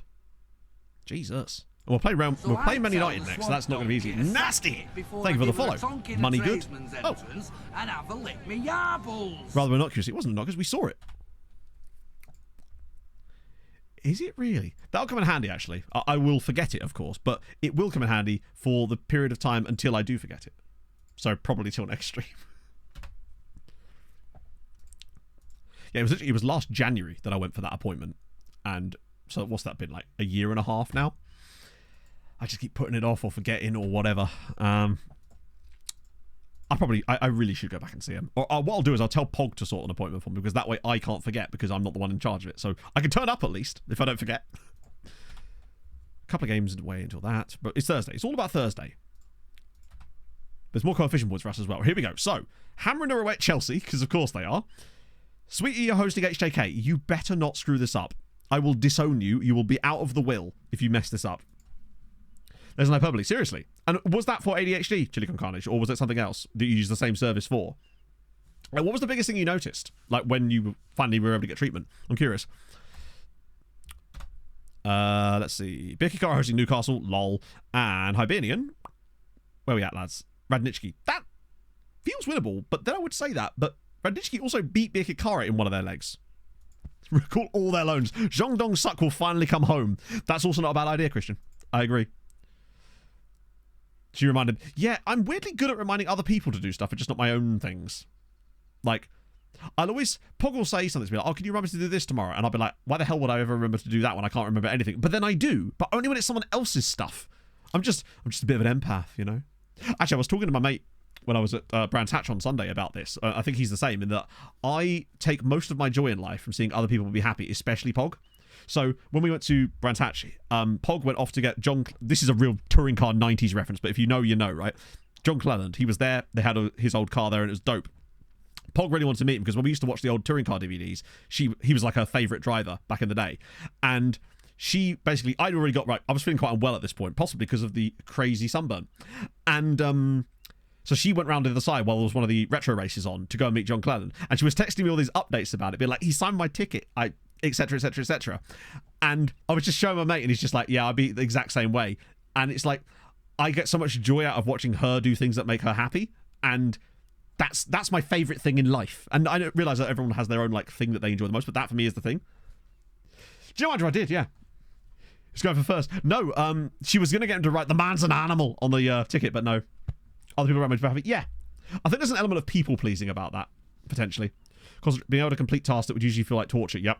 Not cutting people off and talking. For no reasons anymore. Yeah. That's actually the thing, because I find it really difficult in conversations sometimes, especially when it's people I've not met as much and don't know the same rapport, to know when it's my turn to talk. And either I'll interrupt too often, or I won't say anything because I'm afraid of interrupting. I'm really, I don't know if you were like this before, Chili Con Carnage. Were you like one of those people that would be ridiculously calm in like oddly pressurized situations, but then go off the handle over the tiniest little thing that is almost like a mild annoyance? Because if so, are you me? Like something crazy could be happening, I'll be like, no, it's fine, we got this, it's no problem whatsoever, and I like genuinely feel it. But then like a tiny little computer error and I'm like throwing chairs. I'm not actually throwing chairs, but like the equivalent of that from as far as how it feels. Because that's the thing. Because when Pog knows that stuff about me, and when something crazy happens, she's like, why are you so calm? I'm just like, I don't know, I just am. Like, we forgot what to say because you waited. Yes. Or you hang on to it for too long and then it makes no sense. Chili Con Carnage, thank you very much for the 29 months. Oh dear. Yeah, I need to talk. I'll talk to Pog later about getting another appointment. Because what was it called? Right to choose. Really overwhelmed. Yeah, I get that a lot, especially this year. We've got 5 clubs in Europe, same as always, basically. And these are they. It's the same as always, but Birkirkara have been cooking. They've got some serious loanees from us. So I'm hoping for good things. Unfortunately, they're playing Newcastle today, so maybe not. The Northland Stadium? Wait, who's playing in the Northland Stadium? Or did I just say something stupid? Sounds about right. Bit of that. Good shit. Come on. Give me some points. The right to choose. Do you know what it might well be? Oh, that's not good. Positive. Mentions and meds started. Haven't changed anything for me. Oh, really? Isn't that just? Is it called titration, where they have to like adjust things over quite a long period of time in order to actually get the dosage right? I've read quite a lot into it, because naturally I read into it and then do nothing on it because I got really hyper focused on it. Would you know? Yeah. So 1 in Champions League, 2 in the other 2, basically. That's not great though for Kieran Warner, because he's a crucial player for Birkirkara. Look at the state of him. He's a loanee. Only 4 caps for Sweden, which is crazy. Hammer and draw with Chelsea away from home. And we want to chat. I would love to show you Celia versus Shamrock Rovers. I don't know if you're interested, but you are now. Bringing it back. Hammer got a draw at Stamford Bridge. Rabbit hole. Yep. Oh, if he could have just declared for Antigua. He was never going to, though, because he was always going to get Sweden caps, although it did take him a lot longer than I thought it would have done. Didn't Hammer get a draw against Chelsea when they were in the Champions League that one time? I swear they got a draw at Stamford Bridge that season too. What about Sweetie? I swear to God. Okay. Sweetie, you're not being written out of the will. And do you know what? That makes me even happier. The pairing of Michael Bum and Roy Fleming getting the goals to batter HJK around a little bit as Sweetie do get the victory. Roy Fleming scores his first European goals for Sweetie since his permanent move to the club. Heart things like that. Doesn't work out the doesn't repeat. Fair enough, yeah. It sounds like something that could genuinely probably help me a lot in my life. And do you feel like your life is like night and day before and after? Or is it one of these things where you felt like something was a little bit wrong, but you didn't realise how much it was until you actually started to feel better, kind of thing? The old Roy and Bum, yeah. Sounds like a really bad corner shop, doesn't it? Right, there we go. Hello, Kaka. Prize button hope you need. No, please don't. Kaka, if anything, the opposite. So please don't. The fact that you got me talking about it is good. And because if it makes me take another, even if it's like a millimeter-sized step towards actually going to see a doctor and getting treatment for it, then better. Then all the better for it. Particularly if it might encourage someone else who's suffering from the same things to then do the same, right? Talking about things is only ever a good thing. So please don't ever feel bad for that. I'm glad you brought it up. Don't absolutely tell the difference. Really? Holy shit. Yeah. No, important. I know that we do all our funny, hey. What the fuck was Let me try that again, eh? I know we... Please get treatment, Matt. I know that we do our sort of bantery, jokey stuff a lot, right? And that's fine, because we do. But we're still doing that in a way. But like, I like to try and have important conversations sometimes as well, if it helps anybody, right? Including myself. I can't be joking all the time, chat. I'd use all my energy, which I do. I emphatically do. I'm exhausted after streams most days. I literally put everything into 4 hours. Already on drugs? I am on drugs. It's just, it's magnesium L-threonate. Exactly, yeah. I always feel like, I hope that it's a safe environment. I've got to watch this clip because I dread to think what the hell that noise I just made. No, important. I know that we do all our funny, hey. Jesus. Well, that's going in the recap. Did Hamron win? Oh, no, they drew. Sorry, yeah. They've already played, Matt. And I feel like that might actually be like a turn-off as far as like from a viewer standpoint for people, right? Because they're like, this guy can't stay on a topic. He's overly energetic to the point of like annoyance. And I get that. That means I'm not going to be everybody's cup of tea as a content creator or a streamer, especially as a streamer. YouTube videos, I can kind of rein it in a little bit because obviously scripts and whatnot. And I understand that, right? But that's me. I'm not gonna. I've tried to like speak slower. How many tabs do I have open right now? Surprisingly few, actually, but that's because I stay on top of it. Rory Man United, thank you very much for the follow. Been on the PCP this morning. Yeah, you know me. I've got on the bath salts. 1, 2, 3, 4, 5, 6, 7, 8, 9. I have 10 tabs open on my Brave browser. So Twitch, another version of Twitch, which is the homepage, which is the one I used to find a raid. My Gmail, the list of foreign Premier League players, obviously. Excalibur, which is a Premier Pro extension, which is a bit niche. X. YouTube Analytics, Patreon, and Facebook Messenger. That's my set. Possibly DPT. Either that or we're just focusing on it. Hey, John. It's the reason. We're getting your sleep. So weirdly, I've got quite good at the sleep side of things. I'm actually quite a good sleeper, but I think that's because I've got quite good at sleep hygiene.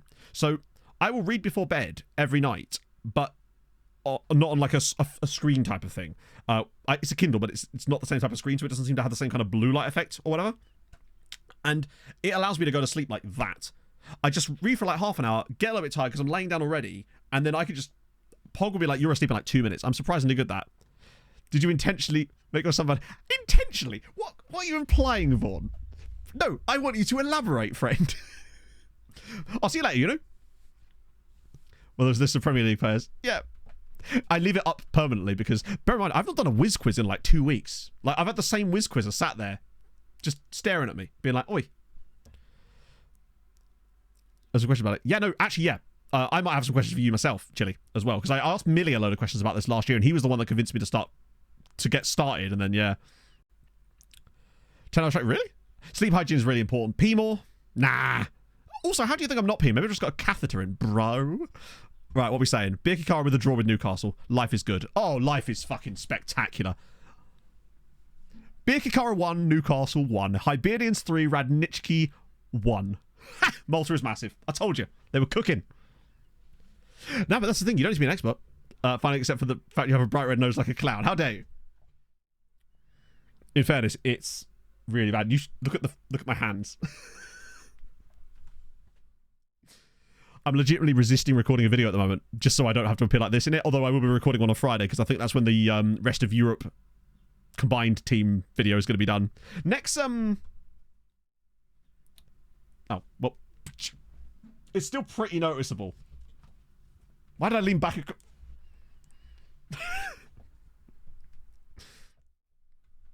Sun safety video. I could. We'll get Graham Souness involved, like with the last one we did. Bernie, neck. It's still pretty bad. It doesn't hurt, though. Does it set the compliment? Wait, which compliment? Oh, sorry. I'm also notoriously bad at accepting compliments and or generosity of any form. Why do you think that I get so awkward when we have hype trains and or that random dono train the other day? Like, I know that that's like, it's really easy to sit here, and I'm sure you see streamers that do like, oh no, stop. No, it's legitimately uncomfortable for me. I feel so like I don't deserve it. Like, do you know what I mean? So that's why I get like really high on the like fiscal responsibility chat. I know we make a joke out of that, but I'm being serious. That's the reason I'm like that. Ah, dear. Having many tabs open, it's like, thank you. Yes, I have loads of tabs. I mean, this is less tabs than normal. I I usually have about 7 Google Docs open as well at any one point. Kunkin Trousers, thank you for the 9 months. That's a Twitch babby, friend. You'd love to see it. A physical responsibility for my butt. This is very true, yes. Yoga to calm down, but doesn't let me. Oh, yeah, I don't think I've got that switch back on again. Do you know what? Fuck it, we'll do a free Howard Bishop Ultras. That'll help. Because why the fuck not, right? Things allowed to be talked about. Yeah, they are. Like, obviously there's things we don't talk about in chat, but you already know that. But I feel like there's no... The way I look at it is that only good things can come about us talking about that topic, which is why I will encourage us to talk about it. Sure. Yeah, so what you're saying, Danny, is we're all a little bit spicy. And that's fine. You know? We've got our spreadsheets. Oh, he's professional. I'm telling you, this guy here, I'm feeling it. I'm getting the same feelings off of him as I was with Vieira and Reynoso. I don't know why. I think it's because he's got a solid personality, lovely base to build on. 40 tabs up. Now, in fairness, my phone is a different matter. I do have 15 on my phone, but those are 15 tab groups. There are then tabs within those groups. Let us see. I apologize that I'm being distracted again here, but then again, I realize that you probably already know that. Oh, it's 17 groups, actually. My apologies. So 17 groups. There's 2 in that one, 7 in that one, 8 in that one. No, I've actually moved it. Shit. Can't do that. There's probably about 90 tabs open in those groups. Around that amount, anyway. I'll get him on the dev list. That'll sort him out nicely. So, oh yeah, Bishop, go! Bishop! What you did.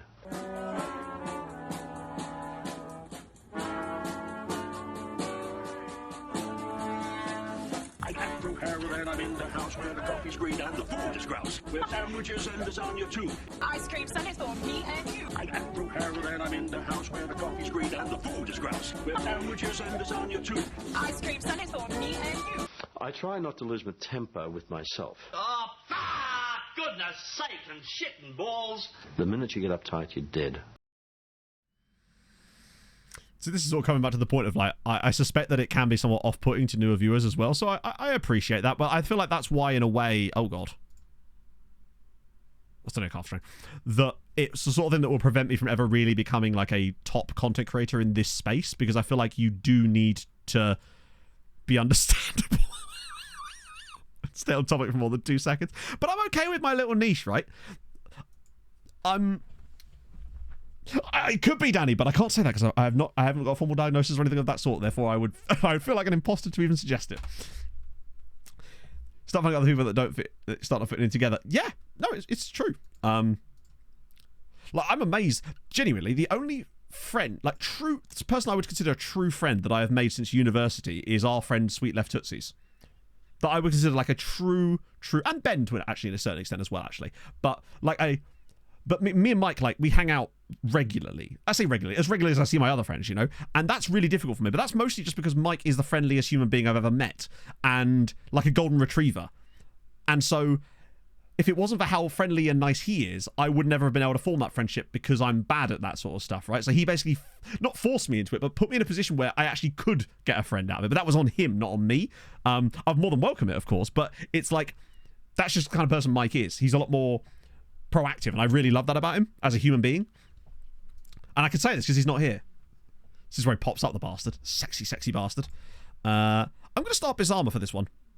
Give him a full-on start along with Reynoso in like most of the rest of the first team, just to sort of see how he does in like a more controlled environment, potentially. Also, yeah, hopefully that the person that was asking for the skin did actually get the link they were looking for. I'm okay. Like, I'm happy with the number of viewers I have. You know, I'm amazed that there is as many of you as there are, is my point, basically. Like, when we started doing with Malta and I was looking at the view numbers and I was like, shit, this feels almost uncomfortable. Because my main worry, actually, was that I wouldn't be able to read chat as much as I do, rather, because it would be moving too fast. And for a while it kind of was, but now it's like a really nice level. I just really like it. Inganova! Thank you for the follow. Is our second 7-0 victory of the season? Also, Padilla hat-trick. We've won both games 7-0 so far. Good stuff. Subway Thinker. Thank you for the follow. So yeah, if you are a little bit weird and you're watching this, don't worry, you're in the right place. If you're new to the streams, you're in the right place. Or maybe you're not, I don't know, maybe you've clicked on the wrong stream. Maybe you're still in the right place, who knows? Right. So I've got all like soppy today. I don't know what this is about, chat. I had some comfy pasta last night and now this. Oh, we didn't even discuss this. Have you guys seen season 3 of The Bear yet? I know Daz, if he's in chat, still would have done. I was underwhelmed slightly. Oh, did my chat break? Oh, sorry about that, chat. I wondered why you guys weren't saying anything. Yeah. Oh, my shit. Yeah, the last message I saw was James talking about people that don't fit in. Sorry about that. Now it's all buffered through. My apologies, chat. Lot of self-doubt. Yeah, I think we're brought up that way. There's an element of that in Scandi people too, I believe. Isn't it called something like Jantilager? Correct me if I'm wrong. I know that's slightly different. The bear, right? It's about, the best way to sort of sum it up. We're back now, by the way, chat. I can see you again. Is, firstly, ProW Dino, thank you very much for the gifted sub to Naughty. That's very, very kind of you, friend. I'm very, very grateful. It's about a kitchen. It's about this guy who basically takes over a restaurant in Chicago after his brother commits suicide. Slightly underwhelmed. Feels like 2 seasons split in half, which is basically... Right, thank you. Yes. I felt that there was a real lack of character development for certain characters. There was still a couple of episodes that I thought were beautifully brilliant. I thought Napkins was dope. That episode was fantastic. I also thought the first episode was really good. Bold, but good. But, yeah. To a Harold about, oh, I hope you're doing well, Gushovis. How's life? Thoughts on free agency? But good enough. Honestly, Bear, I kind of lost interest in free agency, but free agency? Fucking Jesus. In Yellowstone, but my mum loves it. But hello, Zanko, how are you feeling, man? Like season 1, not season 3. Yeah. I see what you mean. The prefer is a light. It's fine. You've got Jake Gensel, but no Steve Stamkos. I was wondering what you might... I've lost interest in free... To be fair, I actually kind of have lost interest in free agency just because I'm like that meme with the stick poking the abs being like, do something. When injustice happens. Yes. Like, to the point where sometimes I'll not struggle to contain my emotions, but I will say things I regret.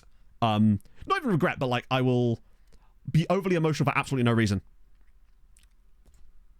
I suppose is the best way to sort of describe it. Like, what you would consider to perhaps be a reaction that is out of proportion to the perceived level of said injustice, if you like. Yes, Sergachev going to be fair, once I saw Sergachev going to Utah, I figured that was clearing the way for something like Gensel instead of oh, cheers, could you put it in the Discord so I can watch it later? Because obviously I won't be able to see it on stream. Yeah, it didn't feel as good.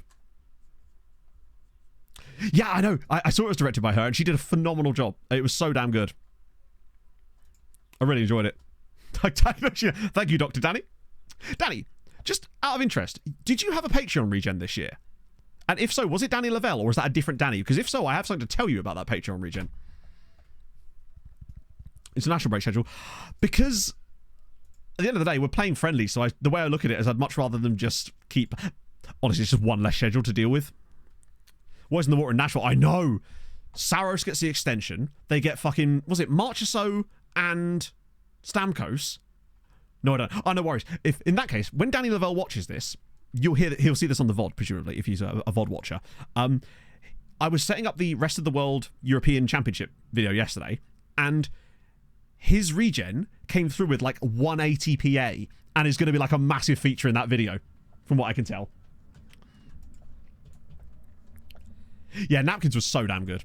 It reminded me a bit of Forks, which I suppose is exactly what it was supposed to do.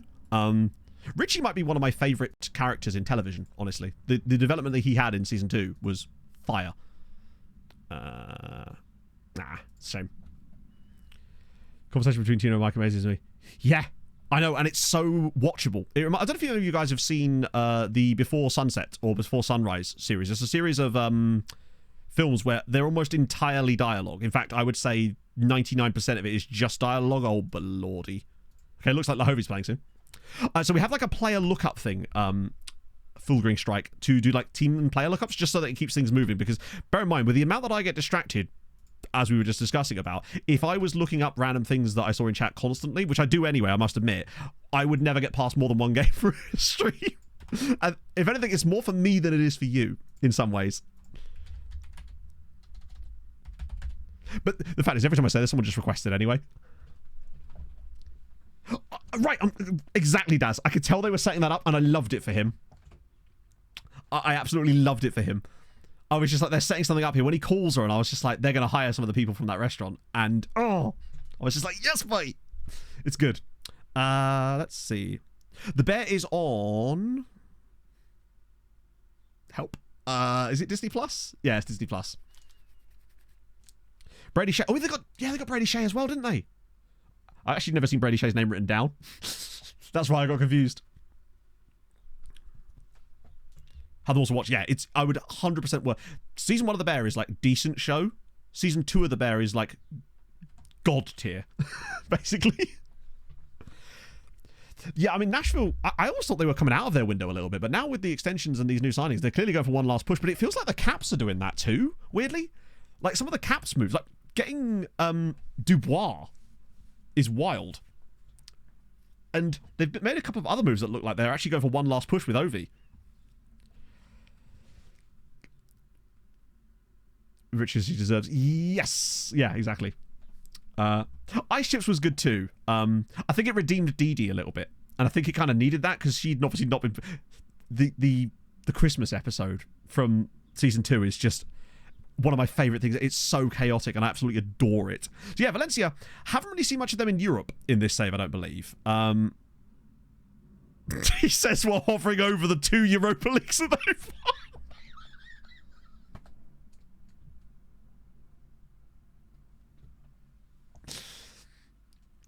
Oh, did it not go through? Don't worry, I can... shit. What was it? Because if so, I can play it... I'll do it manually. Because it might be that the Twitch thingy's mucked up the song request bot. Oh, you already found it. Peggy, 18. Let's... Let me just shut off Songify and reload it. It should work again. That was literally last year, yeah. Yeah, I think it broke when all the random stuff in chat randomly broke for a second. Let me just resort Songify. Usually a restart is fine. Oh, yeah, good point, actually, yeah. The chaos, the sort of calmness of Forks following fishes, but I also like Marcus's episode in Denmark. That's so good. Yeah, it must have done. Right, is it back now? Yeah, it should be back now, I think. Turns out to that. Well, yeah, particularly when there's that other episode which is insanely stressful as well. You know, the one with the POS system goes a bit mental. And it's like a one shot. You'll be able to tell if it works. There you go. The other way to check if it's working is if you request, like, do exclamation mark song, because if it's not working, it won't show you the song that's playing either. Yakubu? Sorry, Yankuba. Yeah, I've been properly, like, heavily distracted today, even by my own standards, I would say. Oh, there he is. No. Oh, that guy. Yeah, I saw him on one of those, like, TikToks of, signings that have happened. So good, Daz, mate. Honestly, I was so glad you were here, because I was like, I get to talk about the Bear with Daz. And other members of chat who have also watched it. But I picked you out especially just because you mentioned it last week. It's like, oh. Also, if you haven't seen Trying on Apple TV, peak. So fucking good as well. Absolutely brilliant. Gambit and Russian knowledge is just a fun little combination he's got there, isn't he? Thank God we've only got one more Champions League game to get through today.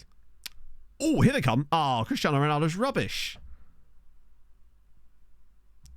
Said Jan Oblak. I don't think they'll let me have him, right? Oh, wait, hang on. No, he's based in Luxembourg, isn't he? Not Brazil. Chat, we're signing Cristiano Ronaldo. Well, that's the next... Did he actually have one... Did he legitimately have one penalty taking? Yeah, so Trying basically is about a couple who are trying to adopt after failing to be able to have kids, basically. But it's about the process they go through. It's a comedy. It's got Rafe Spall in it from many, many things. And also Esther Smith, who's brilliant in it too. She has one penalty take.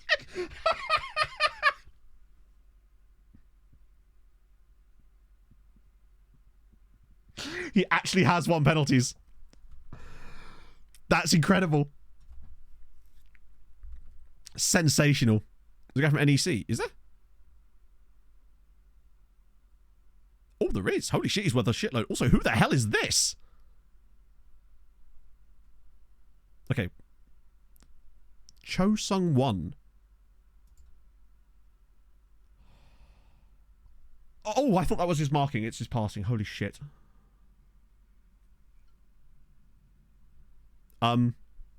He's quite interesting. 16 tackling, 11 heading, 16 marking. Sorry, 15 marking, Positioning's a little on the low. Aggression is a little low. 15 jumping reach. Oh, please tell me I can sign this guy. Oh my god, we can! I mean, I'll scout more, but I feel like I just want to sign him anyway. He's so cheap. If he was like 5 million, then I'd obviously want to scout him more. But if he's this cheap, oh, I'm paying that. 1.4 million. He's worth it. And you know what? I think we need another centre-back. I am opening up my 4th line of defence. These are now AHL level defenders. I'm going to get Sam Malinsky. It's going to be fine. Lots of reasonable's here. Oh, hang on. I didn't do the clear out the trash part, did I? Although, surprisingly, none of them are actually uber trash. Oh, there's quite a lot of uber trash, actually. Right. That gets rid of not that many of them, actually. Up aggression. Not that I know of. I have seen it go up, I think, through like those random off-field events thing. Also, Kelvin Hollyoak is a brilliant name. I wish we could find a guy called... There's a guy called... Oh, I thought it was Dingo. I want a player called Hollyoak. Then we could just play the Hollyoaks theme tune every time he does something and annoy the shit out of all of you. Doing a Trek series? Someone needs to tell that man that you can have more Treks. There's never enough Treks in the world. He's at the Wilkes-Barre Scranton Bay. What a lovely name. Oh, not as good as the Coachella Valley Firebirds, though, I must admit. That's my favourite AHL team name. By a considerable margin. Is this guy going to sign for a check? Because isn't he the guy that I had earmarked as a potential option as the long-term successor on the right, even though he's not got the passing? Sorry, not got the tackling. I don't think we're going to get him any cheaper than this, so we might as well just go for him now, right? 1.4 million for him as well. Totally done. Orlando Solar Bears is also very good, to be fair. 3 players from Texas. Lovely. Which bits of Texas? That's the real question. He probably doesn't have the ceiling, actually, this guy, but I like his attributes enough to the point where if this is at least sort of around this level, I think he could be okay. Whack him on defensive positioning. He's already got the crossing. He could be like a Lahovey on the right-hand side. Here's my hope. My hope is that he's basically just like Lahovey, where we underwhelm on this side of thing, but he looks good, and therefore he's actually better. Everblades is very good too. Yeah, good old Food Babasi. Baby Food, we'd call him. Let's do it the other way around. So you're very good, but also very expensive. For obvious reasons. Really solid player. But I wish this guy was... He's not even in a position we could sign him for. Wow, he's... Oh, Lord. Well, expect this guy to be tormenting us for the next decade of this save. Because if he's already good at this 21 with these kind of physicals, we are going to regret the day that Hollyoaks was not cancelled. Maric is from the recruitment focus, but he's unfortunately too expensive. You are weirdly cheap for a Barcelona player. Still a bit too much for us at the moment, but weirdly cheap still. You're the... Actually, I will shortlist this guy because he's that really young guy. I don't know if he's on TV or not, honestly. Hello, Pog. How are you, my love? Oh, there's Saggy Vassal. Oh, he's wanted by people. Do you know what? Saggy Vassal is also really good.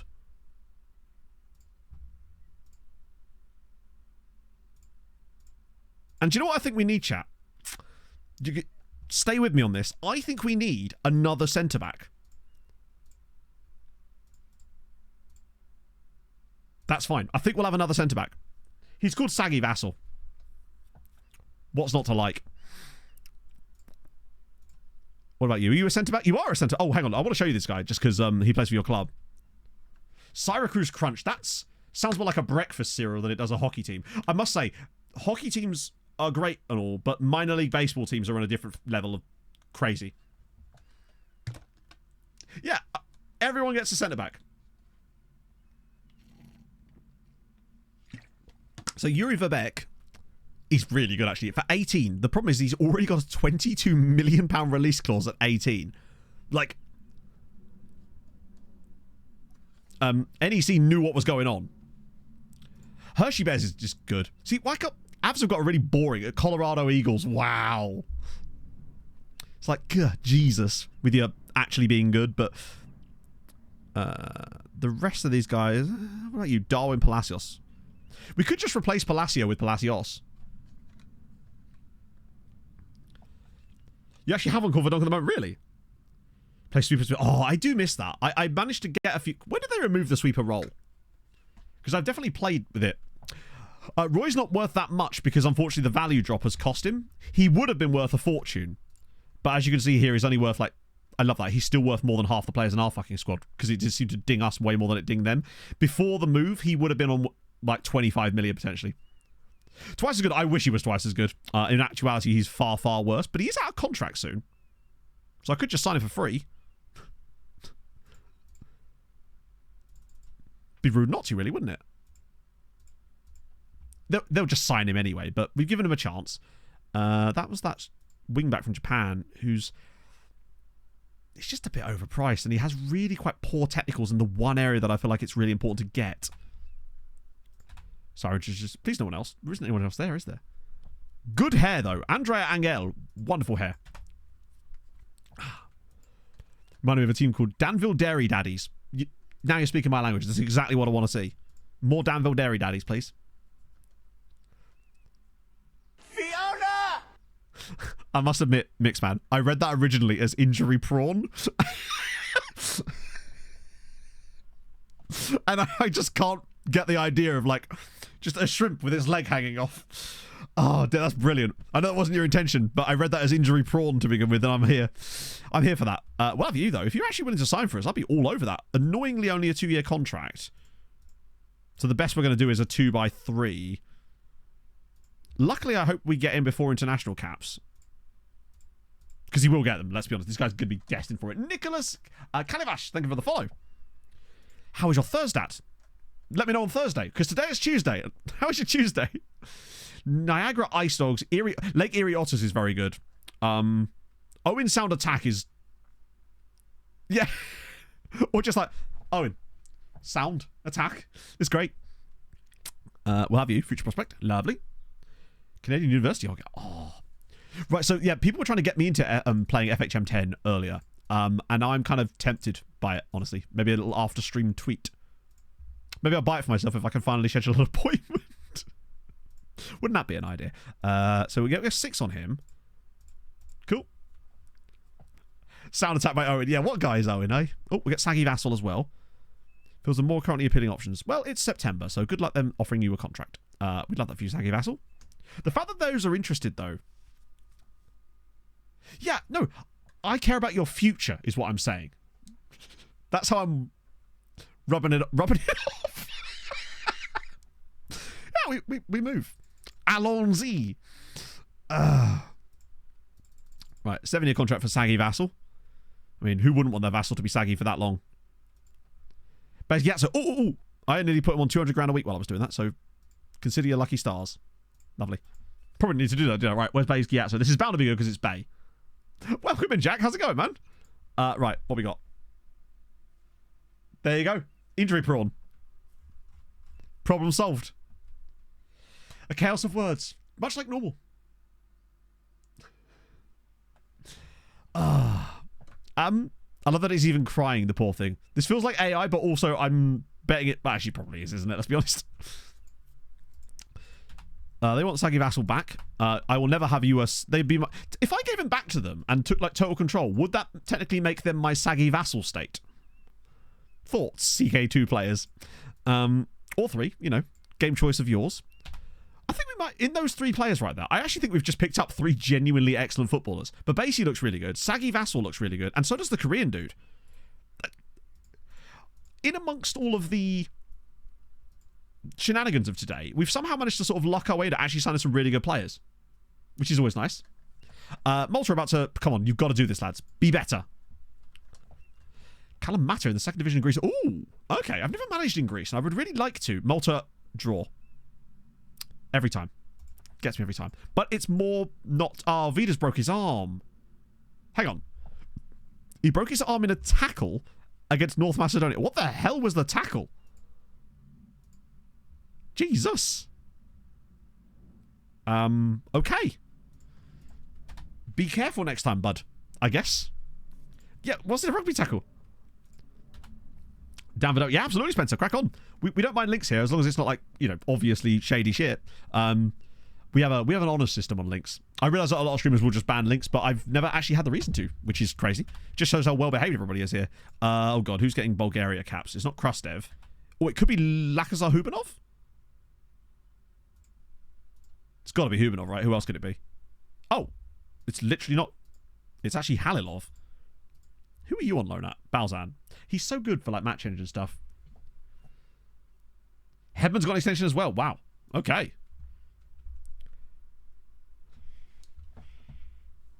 Okay. Let's see where we're going with this. I like that there's 3 alternate versions too. Never seen such big pecs on a cow either. Like he lifts. Like he be lifting. That's sensational. This is why we allow links. He does. He looks a bit too smug. It's kind of like... Also, is that hockey or baseball? Let me just... Definitely baseball, because he's holding a baseball bat. It's like, how good are you really at baseball, eh, cow? How did I get some wage? Ooh, that's 15 grand a week. Smoke is cursed. Reminds me a bit of the laughing cow. You know, your knockoff Dairyley. I'm going to look at Club Brugge's one. I've got to. Oh, Lord. Axel Halen. We've seen this guy before, haven't we? Because I definitely remember thinking that he sounded like an 80s rock star. Yeah, it's like the Joey Tribbiani of cows. It's not a thought you thought you'd have today, is it? But now you're thinking it. Cristiano Ronaldo set to sign for Sirens. Love to see it. There he is. 16-year-old winger with 1 penalty taking. Apt as ever. Shreveport shady shit. What? Okay, we're getting that guy as well. Now that we've signed him, can I see more about him? I think he's well worth it. For the price, he's definitely worth it. Because I feel like he will probably get career caps. He'll probably be worth something. Not immediately, of course, but in the future. And, you know, you can never have enough centre-backs. It's my motto. Anyway, that was my thought, Andrew. Yeah, exactly.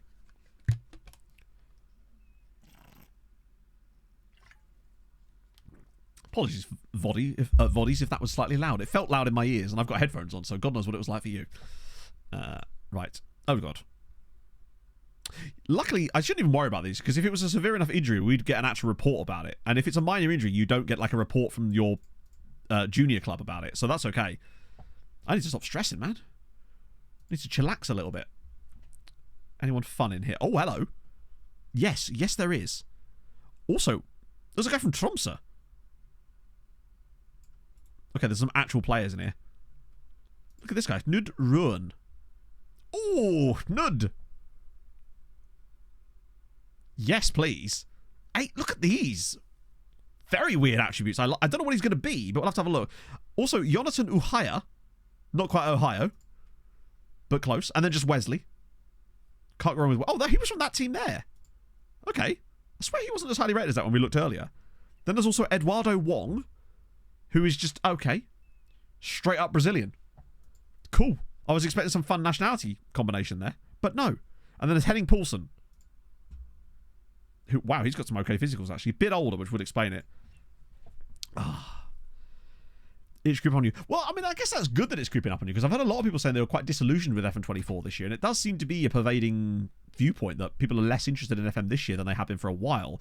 It seems like it was good at the start, but then it wore off a lot faster than normal did. And I wonder if that's just because people are waiting for... 14 tackling? No way. Ooh. Okay, we definitely have to have another look at him then when he comes back through the reports. I've enjoyed FM24. I really have. I know there's been some issues with it, and I agree. I stand by those issues in the sense that, you know, they're there. But overall, I actually think it's pretty good. Lost them. Oh, he's done it again. They lose to Luxembourg. It's not going well. Luxembourg have actually got some okay players here, and it looks like that's not the best start for Malta. Because remember, the other team in their group, which is not this one, is Slovenia. They're going to be struggling. Yeah, last year was just bad, basically. The Mighty Muscles. See, that's good. I love that they're like arm wrestling. It looks like they're doing it with their wrong hand. Oh, no, look, he's just phasing across there. Last year was just very weak. Yeah, no, it just was, wasn't it? Right. And I think it seemed like SI even kind of admitted that a little bit, right? Which is why I'm feeling confident about what we're going to see, hopefully, with FM24. Sorry, FM25. We're seeing more stuff earlier as well. But I do wonder if maybe it was even the right idea for them to release that stuff then. I wonder if maybe they'd have been better off just keeping it back a little bit more until they've got more to show. Because it's not like we'd have cared. We're not used to getting stuff in June anyway. We normally don't start seeing anything until really September kind of time. So I don't think anyone would have been like, oh my god, why are you not showing anything? Because we would have expected it, right? Nah, no one really there. There's another Bengtsson there if you fancy an overpriced Swede. It did look very Geodude, yes. I think you're right, but I just don't know if they're going to be happy with what they hear from the other, because what I've heard from a lot of people is a lot of negativity. And I can understand why, because it's easy to have a knee-jerk reaction to it because you only have enough information to sort of form a knee-jerk reaction to it, right? I just wish there was just a little bit more information about the screens and stuff. Perez is injured, so it looks like Michel Bizarma might get a chance to play from the start against... Actually, no, there's a little bit more of a gap. Holy shit, are we really that behind? When is the fucking Champions League game? 21st! Oh, Christ.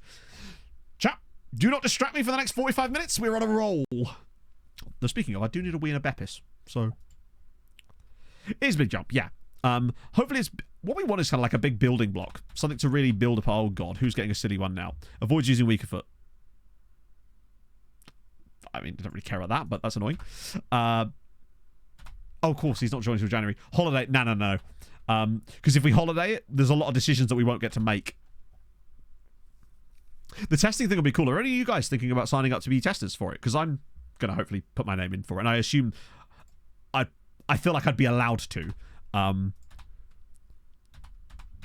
mean, you know, I've got a few hours on the game under my belt, you know, just saying.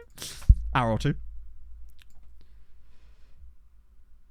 Add data only use something they remove it and it's hard to... Yeah, no, totally agree. I have no problems with the stuff they removed, truthfully. Only 140. I know it's gone down a bit, isn't it? My expectation of the game. New skin. Imagine it's just FM24, but it's just got Saz's skin, and they've just like stolen it from him.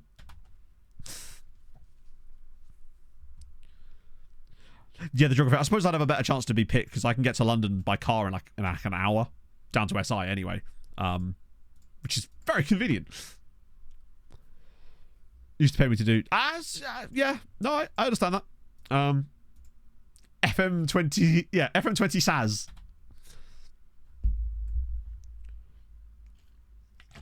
Know your worth. I rate that.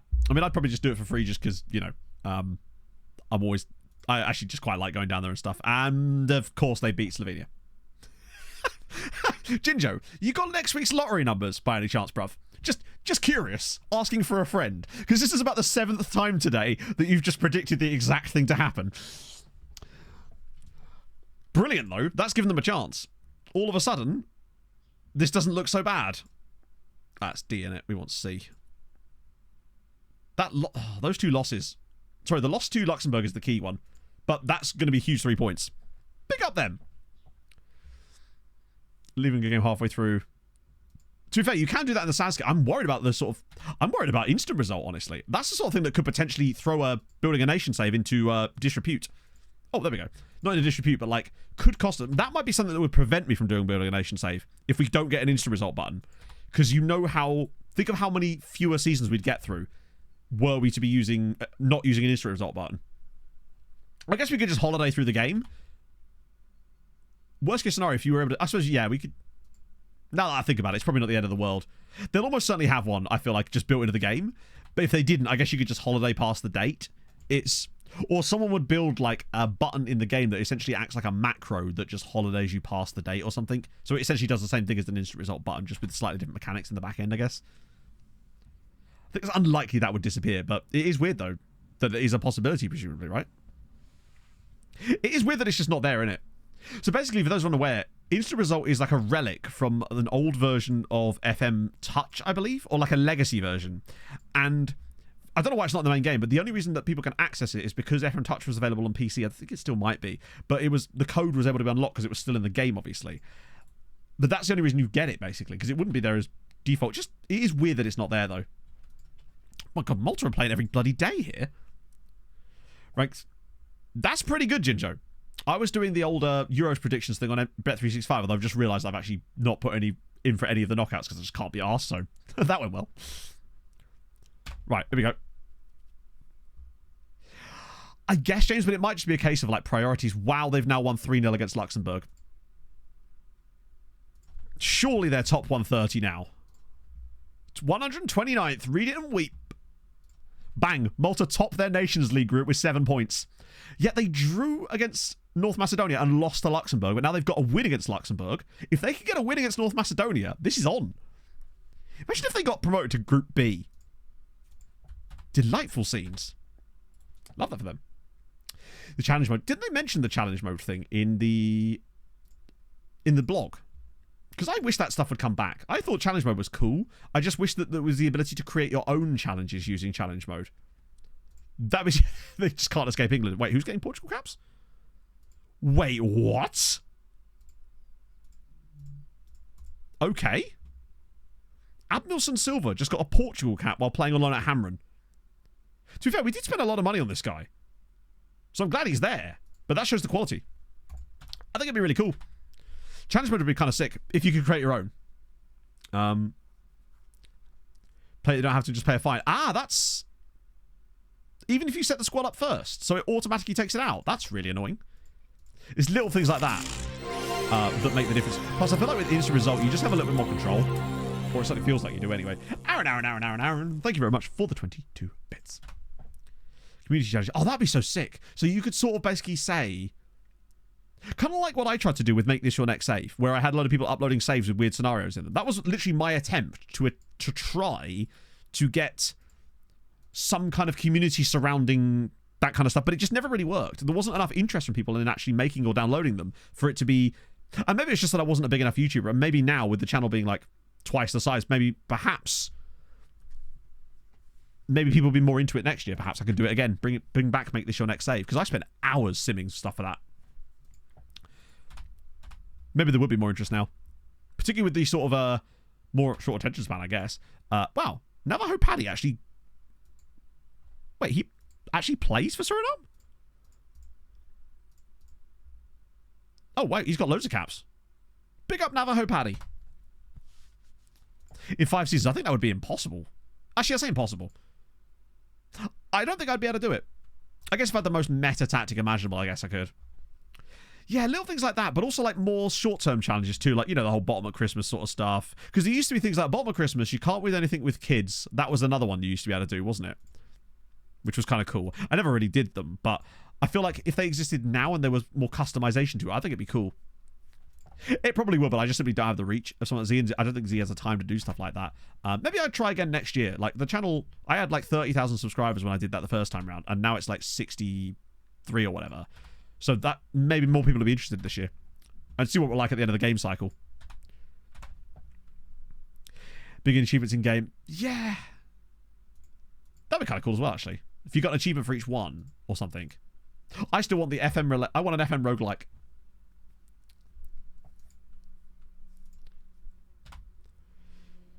Short-term challenge to the end of the game. That would be cool as well, yeah. Like, you could have ones that into different categories. So there's some short-term ones, long-term ones, some just different jumping-off points. I realize that they can't officially promote jumping-off points because of licensing reasons, right? Because you could have a team that's in the Premier League that isn't in the Premier League, for example. But that doesn't stop them from maybe creating a framework that perhaps you could facilitate in the same way that badge packs do. Your Rodri has died of dysentery. Worst Hallmark card ever. Yeah, well, I mean, I don't have all the achievements because I rarely ever get that many of the achievements in FM because a lot of them are things like get promoted from the top division, from the bottom division to the top division in X League. And it's like, bruv, I'm playing in Malta. I ain't doing any of that. I'd always get the top division England one. Where am I at? I'm here. Same person was earlier, James.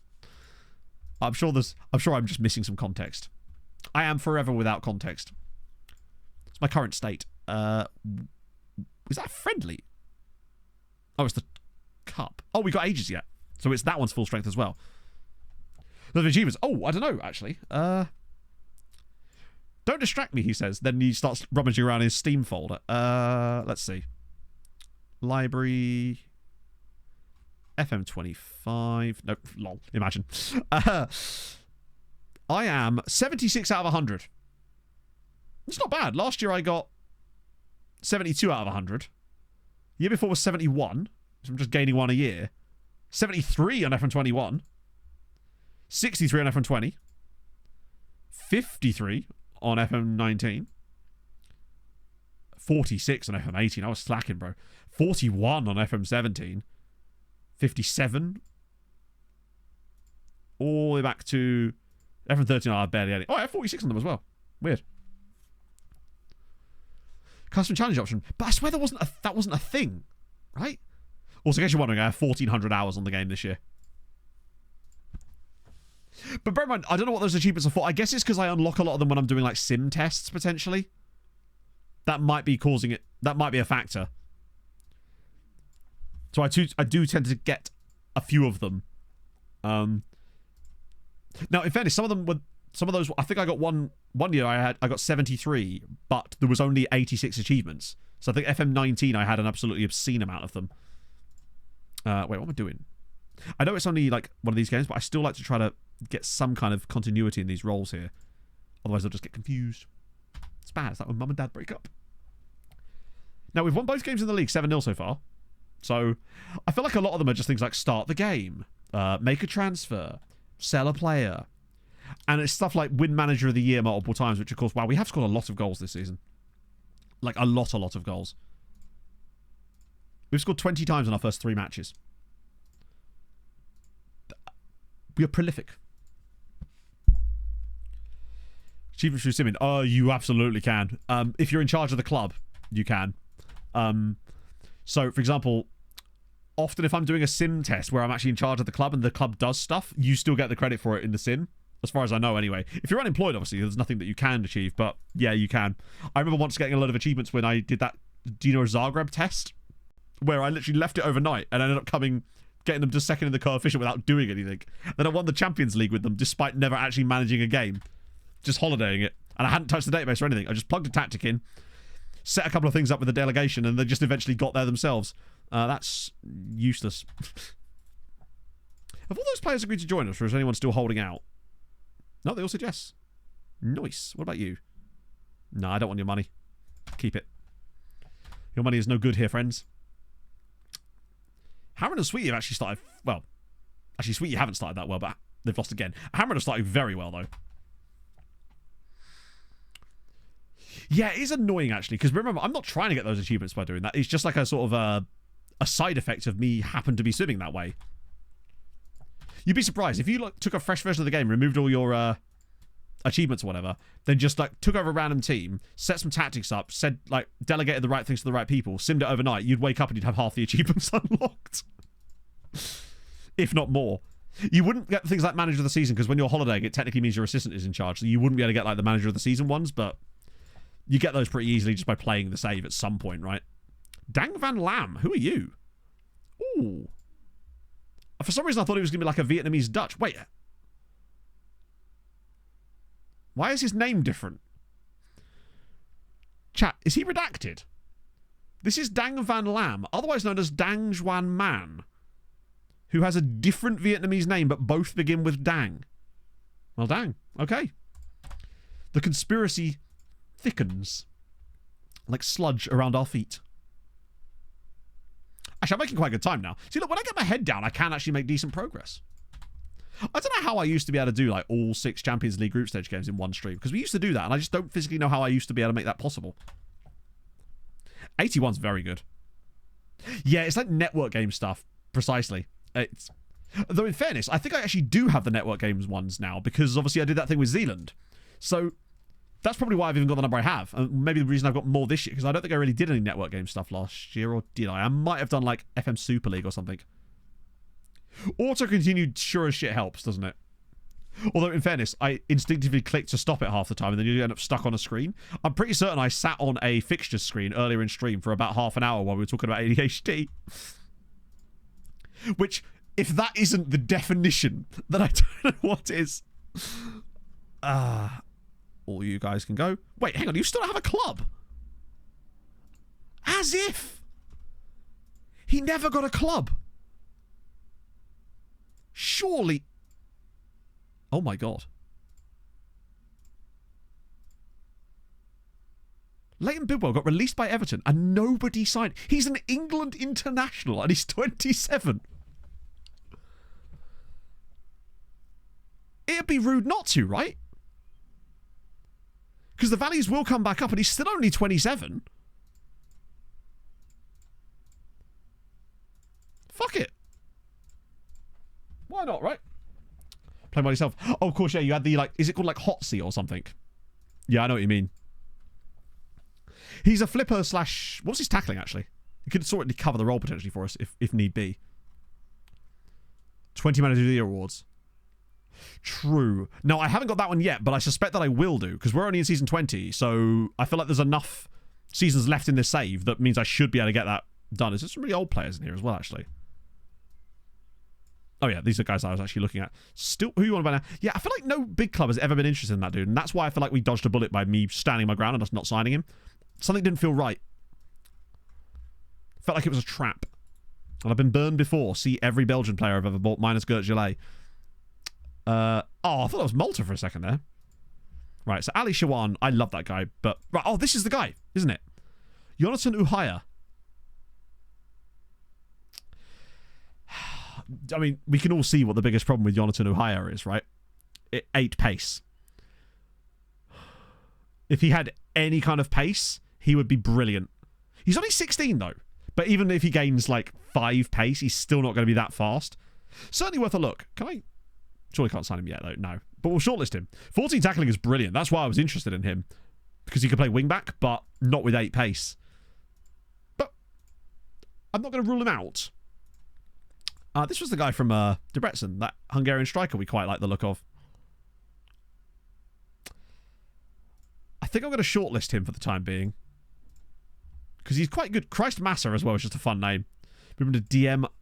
I still want my DMs to be mobile, because if he's going to play in either of our DM roles, one of them is him buzzing around after the ball, and if he's got no pace, he's going to really struggle to keep up with people. And the other one's a Segunda Volante, which means he's got to be mobile. I actually feel like our DMs need a reasonable... They would need at least 12, 13 pace, if not more, truly to be successful. I think most of these guys are either out of our price range or players I've had on the shortlist for a little bit too long. But I'm not going to take them off. Because that would be... Hang on, wait, you're really cheap. Elias Bowman. If his wages aren't obscene, I'd be tempted, honestly, just for the loan farm. Oh. Well.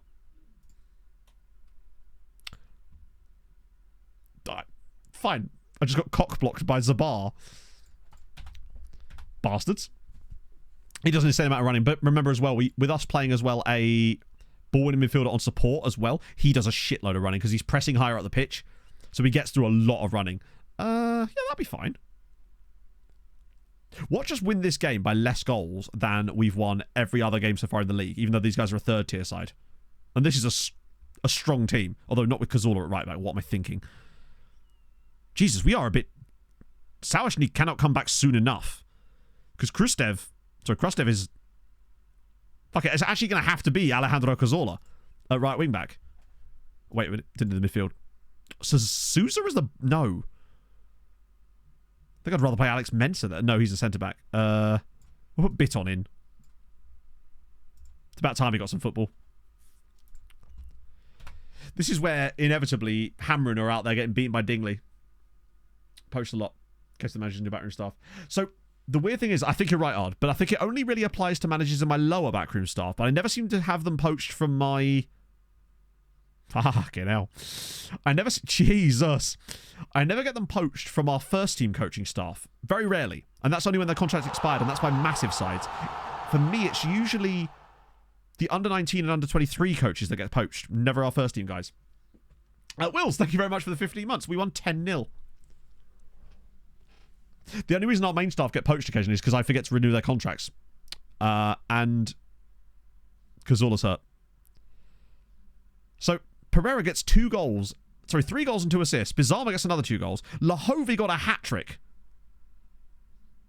Has Lahovi got more than 1 hat-trick this season? What should be our top scorer? Oh, he's not. Bizarma has 9 goals already this season.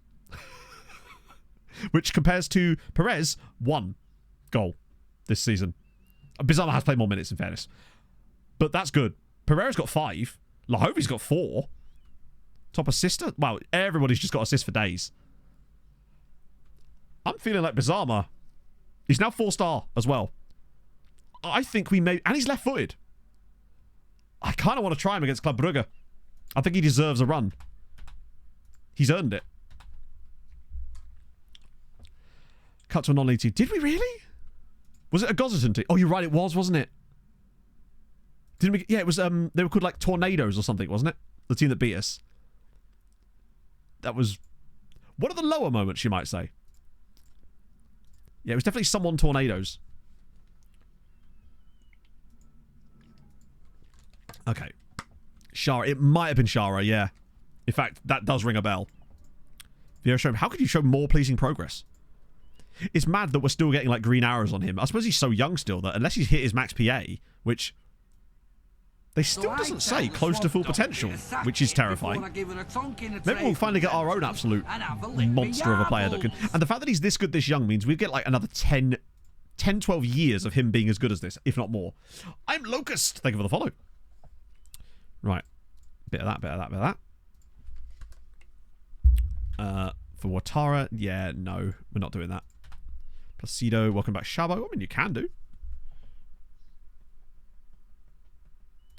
Sparta Rotterdam. Alright, that's it. I'm going to have to give in and need a pee break. The first one in many weeks, but I guess I've been drinking more liquids. We can finally have a whiz quiz for the first time in ages. So enjoy your whiz quiz. I'm enjoying my week. Going to grab a Beppis while I'm down there. And hopefully just calm down a little bit, you know? Right, back in a second. Enjoy the vibes. What's my button? I've actually forgot what to do.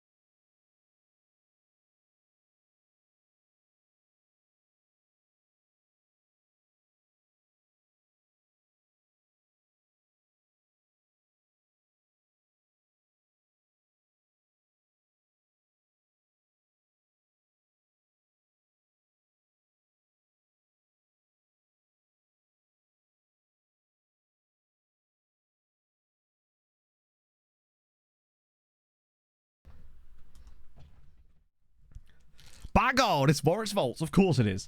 Fulham legend Moritz Volts. Ah, what a guy. Fucking loved it. Scorer of, I believe, the 10,000th Premier League goal as well. That's always a bit of trivia that comes with him.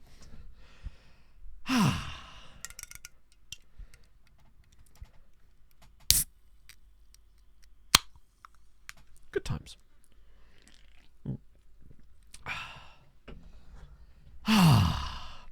Poaching your youth team, that's exactly what you want to see. Because now think, if you'd have flooded your youth teams with loan farm dudes, the way that we have, say you were doing a building a nation save or whatever, you'd have that. I mean, looking through the managers at the top, we can see this ourselves, right? I think. So Hamron, I know for a fact he's a loan farm guy. Hiberian, I know for a fact he's a loan farm guy. He's a loan farm guy. He's a loan farm guy. He's not a loan farm guy, I don't believe. Usually if they're Maltese, they're probably not, because there's not that many of them about. I'm a Lone Farm guy. Sweetie, he's been at... This is the thing. This guy's been at Sweetie longer than I've been at Sirens. Or rather, around about the same. He's been at Sweetie the entire time. I love that he's never left them. 19 years at the club. That never happens in these saves. There's so much, like, fluctuation, you know? I do. Tarshina definitely... No, he's not a Lone Farm guy. He is. There was a Lone Farm guy at Balsan, I think. Oh, no, maybe not.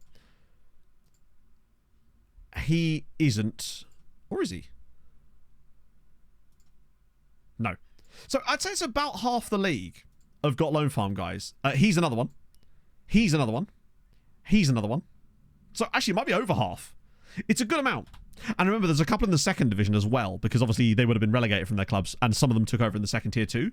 And I've got a whole new crop of them ready as well. So were there to be some more sackings, but obviously we're so early in the season yet, we've got like another 8-9 guys ready to go. We're actually signing Leighton Bidwell. It's going to cost us a bit of money, but I just feel like he's going to be so worth it in terms of his... I mean, I'll start training him to play right wing back, because that's the only place he's going to play for us. But it would give us a bit more cover there, if nothing else. Even though he can't tackle to save his life.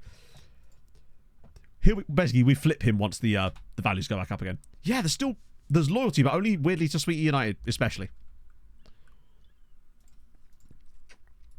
And I'm okay with that. Sweetie deserve it. I wonder who goes first, me or him. Although, if Sweetie carry on like this could be the year that it all goes wrong for him, and then we've just jinxed him. Because I'm a little bit worried that they're having a bit of what I'd like to call a hammering start, where they absolutely balls it up initially. So this is rotation, isn't it? Oh, what have I done there? Yeah, so it's rotation here, but I need to keep Bizarma fresh, which means I'm actually going to start Perez. Even though he's not fully fit. Padilla can't start. Oh, wait, hang on, we just do a full rotation like this. That'll get us closer to where we want to be. What on earth? At least you got that bit right, I suppose. Sousa and Delgado. We'll do Delgado on the other side. Abubakar, I forgot about you. I guess we'll start... Actually, no, we will start Palacio here, because Lahovi's going to start the next game, I think, if he's fit. Yeah, boy. Yeah, boy indeed. Manda! How's it going, man? Thank you very much for the 25 months. How the devil are you, friend? Retiring managers. Yeah. It's pretty good. I don't know if Bidwell's actually here yet, is he? Do you know what? You kind of... Yeah, fuck it. Why not? Give him a go. I'm pretty good, mate. I'm pretty good. Back home. Where were you? I actually forgot. Were you on holiday? I do lose track. Pebbles and Alberta. Oh, shit. Yeah, sorry. My bad. Thank you for pointing that out. I love that we've got Moises Altier here. Who's like, this is my chance, boss. No. No, it isn't. Don't get ahead of your station, bruv. That'll do. I want to play Lahovi against Club Brugge because I feel like we need that more aggressive style. They've got a guy called Kiss. It's Daniel Kish. Yeah, it is. And Matthew Side, of course. God, I'm disappointed in Goodyear because I thought they were going to be the guys that were going to push on and become kind of like what Bekikara have become, essentially. But no, they had to let us all down. Roger Southern FM. That, I guess it's just... FM's quite well optimized this year, in fairness. In Tanzania. That's wild. So fucking sick. Whereabouts in Tanzania? As if I know any places in Tanzania beyond... Nope. That's so cool. Okay, Bidwell actually scored. Good. We take that. Arusha. That sounds amazing. I've always thought of like... I think I've discussed this before, but like when I think of like my dream job, like genuinely, I see these TikToks of people that like work the Firewatch towers, where they just basically read a book all day, stand up, look out the window, no fire, cool, back to bed again. That sounds to me like my dream job. That and like being outside a lot, I think would be like a dream job for me. I don't know what specifically within that, but yeah, maybe it's just like the antithesis of what I do now. Perhaps is actually more like just yeah. Not that I don't like what I do. That's not what I'm saying, but oh, hat trick for him, which is nice to see. Lighthouse keeper, yes. Okay, I want to be outside in moderation and with sun cream. Chose to be a streamer. I don't know if I even chose. It's one of those things that you just sort of end up doing. Genuinely. I feel like if you talk to most YouTubers and streamers, a lot of them, they don't, like, most of them don't set out to be like, I'm going to do this as my career in a go. it's usually a thing you start doing, and then it starts getting more and more views, and then you go, fuck, and then there's this transition point where you're like, oh, okay, I guess this is what I do now. For me, that point was COVID, you know? Yeah, no, Firewatch is a really fun game. I would recommend it. The Red Green Show, I haven't seen that, no. I go outside sometimes, chat, I promise. You know, because I tell you. Because it's like a big deal. Doing maths puzzles all day for a company and help them out with something. Yeah. Oh, yeah, I mean, I don't know. Again? God, Jesus, man. It's got quavers for ankles. Professional grass toucher, yes. Can I remember the name? I know. It's one of those weird names that just doesn't quite suit the game, does it? Sweet, you did a thing. Exactly, I go outside, that's why I'm burnt. I didn't just, like, open the oven weirdly. Okay, good. That helps Sweetie out a little bit. Floriano having a surprisingly good start to the year. Worryingly. Professional cat cuddler. But this is the thing, you could start, like, feline therapy clinic. There you go. I've always thought Pog would be an excellent dog walker. Why are they 44% favourites? Yeah, naturally. They should at least find you handy. Of course, powerful to Pog's not. I know. She just won't listen. Now, to be fair, Pog wants to be a tradie. She wants to like retrain and like learn a trade, like be like a contractor or like some kind of tradie. Basically, that's literally what Pog wants to do. And I'm like, bitch, go for it. But you know, it's difficult because obviously she can't afford to take the time out in order to learn the trade in the first place. That is the issue, unfortunately. So unless we suddenly came into a lot of money, it's a very difficult one for her. Until I can put myself in a position where I can earn enough that she doesn't have to for a little bit. But you know, that's what she'd like to do. I think that's really sick. Thanks Coach to the Dave! VODs, I haven't missed an episode. Glad to make a stream and give you some money. Oh God, stop it with that. No. We discussed this earlier, Dave. You'll hear it on the VOD. Thank you so much for the thank you so much for the 6 months. So that's very, very kind of you. The public and other things are gonna I know.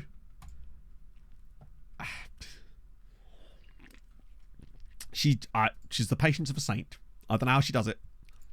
If I got some of the shit that she gets when she's at work, I'd have been gone a long time ago. But I just don't have the patience. Apprentice jobs. Oh yeah, no, of course. But the problem is that she wouldn't.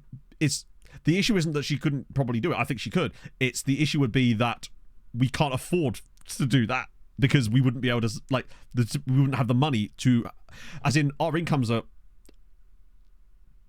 As they are fine, but if she then took a huge drop in wage, which she'd have to become an apprentice, we would then not be able to afford things. And that's the downside of it, sadly. Like, I wish I could be like, nah, fuck it, I got this, right? You go do that. Life is expensive, indeed. It's those cosy lives, chat. That cosy live creeping in here. One random draw. It does have the... I feel like the one random draw is usually like a home game against someone we think we should be. I reckon we'll actually win this one really comfortably, but we'll like go behind or something, like 4-1. Midland, no, he's still there. He's just wanted by various Saudi clubs. Start selling feet pics. What do you mean start selling? Where do you think most of my income comes from, chat? This is my side gig. It's all those hockey rom-com. Oh. I haven't read any more hockey rom-com books, in fairness. Also, they are very much not rom-coms. They are very much smut. My sister asked me for... This is what she was like, if you want to give me a present for something, just get me a giant list of all the rom-com authors that you read and why. And I wrote this out for her the other day, like a massive fucking essay. At the end, I just wrote, Hannah Grace. It's hockey smut. No, literally, it's hockey smut. Because it is. But it's still okay. Right, what are we going for? Be a mechanic working on renovating classics. Yeah, that'd be sick, actually. A friend of mine trained to be a mechanic. And it's like those people you meet who are just driven. They know exactly what they want to do from a really early age, and they actually go and do it. Like my mate, do you know I went to Brands Hatch the weekend that I was there with? He's a senior engineer at Jaguar Land Rover now. Runs like he's in charge of like 3 different types of car. I don't know exactly what he does. It's the commercial area. But he's wanted to do that his entire career. Like, he's been obsessed with cars and motorsport. He's the reason I go to all the motorsport stuff I do, because he's like my gateway into that kind of stuff. And he always wanted to do that. Did it, basically. He just went straight out of uni, motorsport engineering, bam, bam, bam, bam, bam, there. Because he just knew exactly what he was going to do. I wish I had that as a human being, but I've never had that in my life. I've always been confused. Like, I studied business and law at university, not because I was interested in either of the 2 topics, but because I didn't know what else to do. If I could have gone back, I wish I would have studied history. It would have been useless as a degree to me, but at least I would have enjoyed it, and I might have actually finished my degree. You know? Need to actually give the job now. Oh, how's that looking? That's, again, I really admire that about people. Like, so another friend of mine that wanted to become a midwife clearly from a very early age, bam, was straight in there, then became a genetic counselor. It's just like, I love that shit. I want what those people have in terms of how on earth they are able to be that driven to that goal. It's crazy. It's cool, though. Pebbles is still being a dick. What am I thinking here? At least Gert Gelay's not being a dick. I'm actually tempted to start Kamga. No. That'd be... Is that silly? Is that silly? It kind of is a bit silly, isn't it? He's just not got the physicals for it anymore. He's losing a bit of mobility. Fuck it, Pebbles it is. So everything good. Yeah, no, that was exactly it, Slip. That was the logic that I was presented with at the time, but I feel like I just kind of got, not railroaded, but just a little bit sort of persuaded to do things I wasn't super interested in. Course of change during uni after I left it. Really? Huh? To be fair, I mean, I got fucked in uni anyway, because they discontinued my course midway through it, and then basically did everything they could to get people to quit midway through it. Your time is not a yeah. I've always thought that working in a museum would be kind of sick. Like, a friend of mine works at the National History Museum as well. I mean, admittedly, she's there as like a researcher, so she's like, it's a slightly different thing. She's not like doing tours or anything like that, but it's still fucking, it's another person. I know a lot of these people, like, but not me. Yeah, indeed, Christian, indeed, yeah.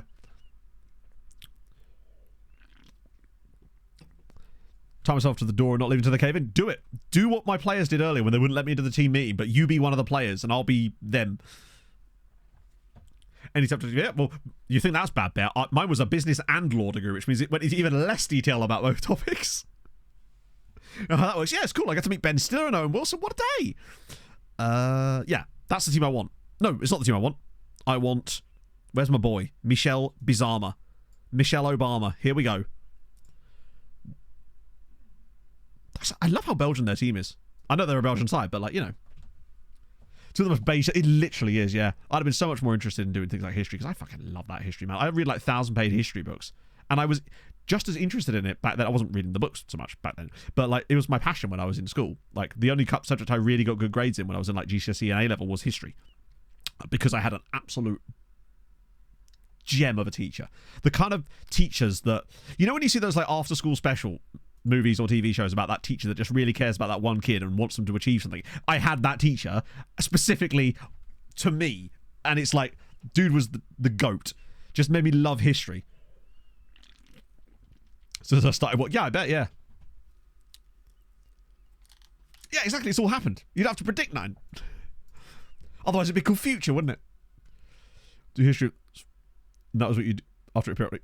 Yeah, no, that's exactly true. My M's mate, whose wedding we went to last year, not Patrick, he is a teacher, and I believe he's a history teacher, and the exact same function. I sort of saw myself in him, but like the fact is, he works in school, he enjoys it to an extent. But another mate of mine, trained to be a teacher, got his like PGCE or whatever, and then he absolutely hated it. I don't think I've ever seen a human being as depressed as I did when I went round to his house one time to apply for another job.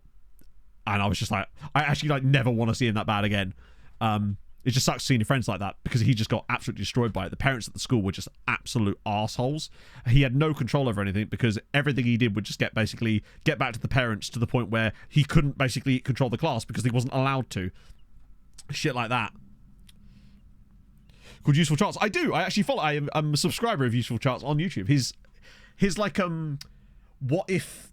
Hang on, you know where I'm going with this. Like the what if the Line of the Throne was slightly different type videos. I think that's him. Fucking sick. Love that shit. But full time. Hey, no, if he's happy, then that's the main thing, right? I think maybe he just had a really bad experience at that first school, but it was enough to put him off of it for life, basically. Isn't it interesting? What do you do back, Jack? That sounds sick. Watch just be really underwhelming in this game now that we've made all these changes with a specific goal in mind. Go on, ball in. Hit him. Oh, he deserved the bar. Thank you for being... Yes, that's the guy. Yes. Wow, what a deep cut reference that is in front of it. Yes, the guy I was in question was the thank you for being our teacher. Thank you for being our teacher, because if you didn't, you would be fired. That was M's mate Ben, who's the teacher. Wow, deep cut. That was during African Adventure. I want to know one remembers. We are playing poorly. Accounting and finance degree. Ah, fair. To be fair, the friend of mine that was a teacher is now an accountant. He worked for a wine company that I also worked for a bit, for a while. He was the one that got me the job there, actually. And now he's trained to be an accountant. I completely gave up and started again from the very bottom. And another thing I absolutely admire about him is that he's willing to do that. And it's dope, frankly. He keeps going off to this like random private school, like he calls it Hogwarts, to do like these accountancy like exams. It's the weirdest thing, but I love it. I think there's a pipeline there, Ginger. Something tells me. Historical research for an unexploded ordnance company. I'm glad you added this. Not as exciting as it sounds, because that sounds exciting to me. But I imagine that it's not like you're out there blowing the bombs up, is it? So, I love that we're playing this badly against fucking Club Brugge. Start work as a flight attendant. Hell yeah! So what made you change, Two Guy? I'm curious. What made you go, nah, screw this. Screw English. I'm going to hand out those little bottles. And I thank you for it. I've flown way more this year than I expected to.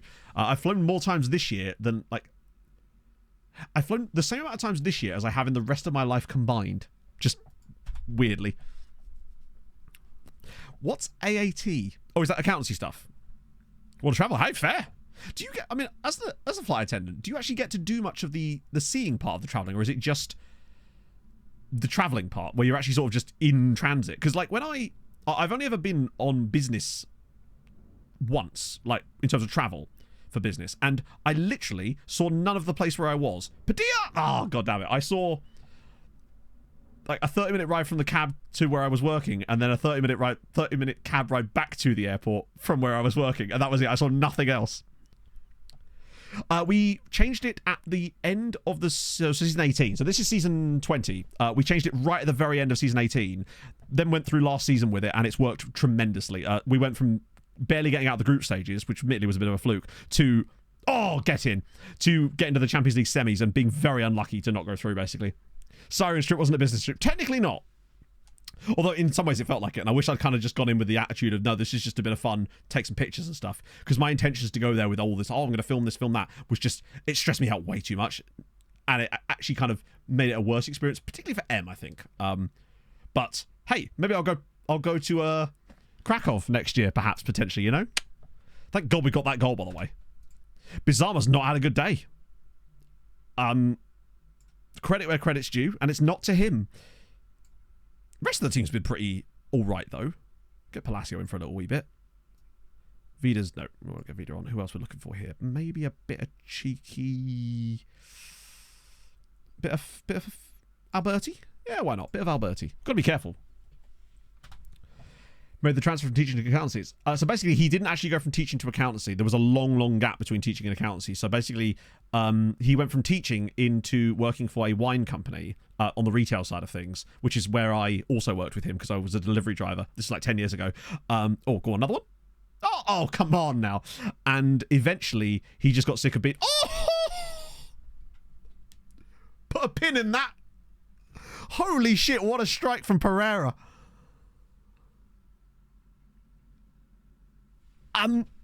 Unlucky there. It was a great save, but look at this. Just out of his feet. Fuck it. Absolute swaz from Pereira. Bloody hell. Really shouldn't be shooting from there, but that certainly made us a lot easier. We've been so good defensively in the Champions League this year. 1 goal conceded in our first 3 games so far, and that was to Real Madrid.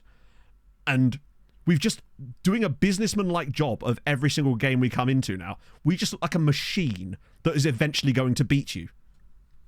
Like a robot with punching arms that's slowly coming towards you when you're tied to a tree, you know? Or Homer Simpson eating the pie. That's us. Go on, 3rd goal. Really bury him.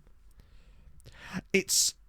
Basically, Steve, I've come to the conclusion that the problem we've had, or will have with the rest of this save, is that we've simply started so low that even we simply aren't going to have time to make up the difference in order to get to where we need to be. And, oh, what a save! No, we missed it. And as a result... I think I need to start higher up. If I'm going to do a building a nation next year, which I'm still debating the idea of potentially, once we know more about, then it would be Poland. No, Ollie, unfortunately not. We're in season 20 and we still haven't won one. We got to the semis last year, which was the first time for a while, and we're looking a lot better now. I feel like it's a matter of time, but we've just had some absolutely shocking luck. So basically he went from the job at the wine company where he was like the manager of the store, but he wasn't being paid anywhere near as much as he should have been, basically, because the company that we both worked for got bought out a few years ago, and everything changed in terms of management, so that it became a very shit company. Because when I worked there, and it was albeit very briefly, it was really good. It was a really cool company to work for, and I just drove around in a van delivering rich people wine. It was great. Listen to podcasts all day and audiobooks. I was basically doing what Bill does now. It was great fun, but after that, he just went fuck it. He managed to get an apprenticeship essentially at an accountancy firm in Banbury. I think it was Banbury, somewhere like that, and. Yeah, now he's slowly working his way up. So he kind of gets like a pay bump. He went down to obviously minimum wage, but now he gets like a pay bump for every exam he passes, which is so damn cool. A kind of vanguard job. This is the thing. I did it for a little bit, and it was very nice. Most of the time, I was just sat in a Citroen Berlingo, eating biscuits and sandwiches, whilst delivering wine to people, which occasionally would be nerve-wracking because some of it was extremely expensive. Like, I had the payload in my van was obscene at times because, again, it's wine. But other than that, and trying not to brake too heavily, it was actually pretty fun. I listened to so many books during that period. I'd sit in like random like bits of nature as well, just eating a sandwich because I had my like break there. Yeah, I occasionally ran into the odd dickhead, like that guy that yelled at me because I didn't know where his pool house was, or where I delivered to the wrong back door, or where I had to carry that dead dog into the car. Things like that. But those are all stories, right? Kind of the fatality. Yeah. I mean, look, I have half a degree in business and law, and I now stream Football Manager for a living, right? So, you thought I was joking about the dead dog thing? You've not? Yeah, that's no, unfortunately not. Basically, I arrive at this house in the middle of nowhere, and the vet's Range Rover is parked there as well, and I'm pulling up with the van because this is around Christmas time, so everyone's getting like these big deliveries of wine for Christmas, and obviously this was quite an affluent area. I delivered to a Freemasons temple as well, but I rock up at this house, and basically the vet sort of pulls me aside, and she's like, so I've just had to come out here and put down these people's dog right before Christmas. And she was just like, the woman's husband and her kids aren't home at the moment, but she's distraught, obviously, and not particularly strong. She was like 5'0". She was like, if I get you the right equipment, can you help me? Because it was a very, very big dog. She was like, can you help me get this dog into the back of my Range Rover so I can take the dog away? So I basically had to help this poor vet carry this giant dog to her Range Rover. So it was very sad. I did get, however, a tip for doing that. Not from the vet, from the house owner. See you later, Ginger. I'm about to stop anyway, but we're just going to get through the Thursday fixtures first. So yeah, best player currently in the squad is probably... I still say... Well, we've got 4 of them now. Fuck me. Every clap. Yeah, exactly. No, she gave me like 25 quid tip for that. Just, I think it was the only time I got tipped. Honestly, Spencer, I got back to the car and I did feel a little bit, you know, I had a sort of sense of ennui envelop me for the rest of the day that day. But it was really sad. But then I rock up with like a grand's worth of champagne. So, you know, I gave it... She needed cheering up, bassist, all right? What was I supposed to do? I'm a man of the people, damn it. So yeah, Padilla's probably one of our best players, if you ignore the physicals. Lahovi is also elite, I would say. Best multinational player? I don't know, actually. And obviously Reynoso is the king of... because he's only 21. And Vieira's also pretty goated. Malta's... I don't know. I mean, bear in mind their entire national team is pretty much second nationality now, except for the one guy that came through our academy. Alate's pretty good. Trying to think. Novash is actually not bad either. He's pretty decent. Vida's obviously very, very good. I don't know why the game doesn't consider Lahovi world class. It's like, what's he done to them? Who did he piss off at FIFA? Right, we've still got the Thursday results to get in before we depart these shores. And by shores, I mean the shores of my particular Twitch stream and onto someone else's Twitch stream.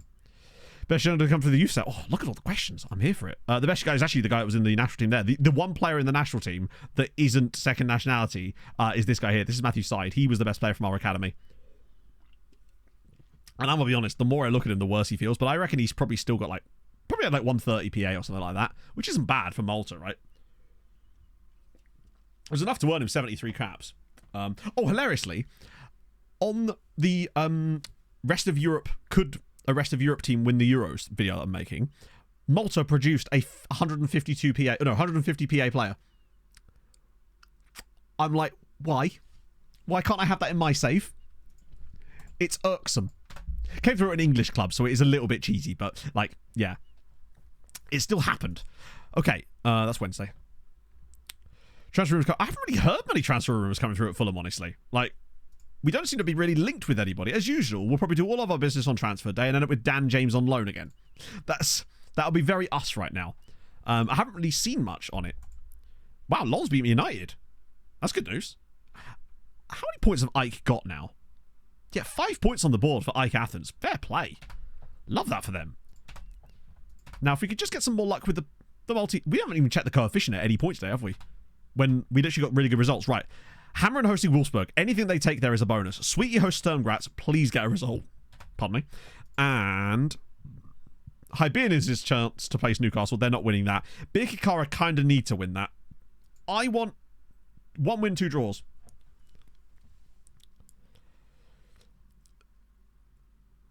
Moves to Chelsea. That's pretty much what Fulham do, yeah. We can't seem to hang on to any of our youth prospects for very long. Although... there have been rumours that we might get Ryan Sessegnon back on a free, which would be quite funny. And I wouldn't be against it, provided the wages were reasonable, just for the vibes. Plus, we're getting a lot of smaller injuries now.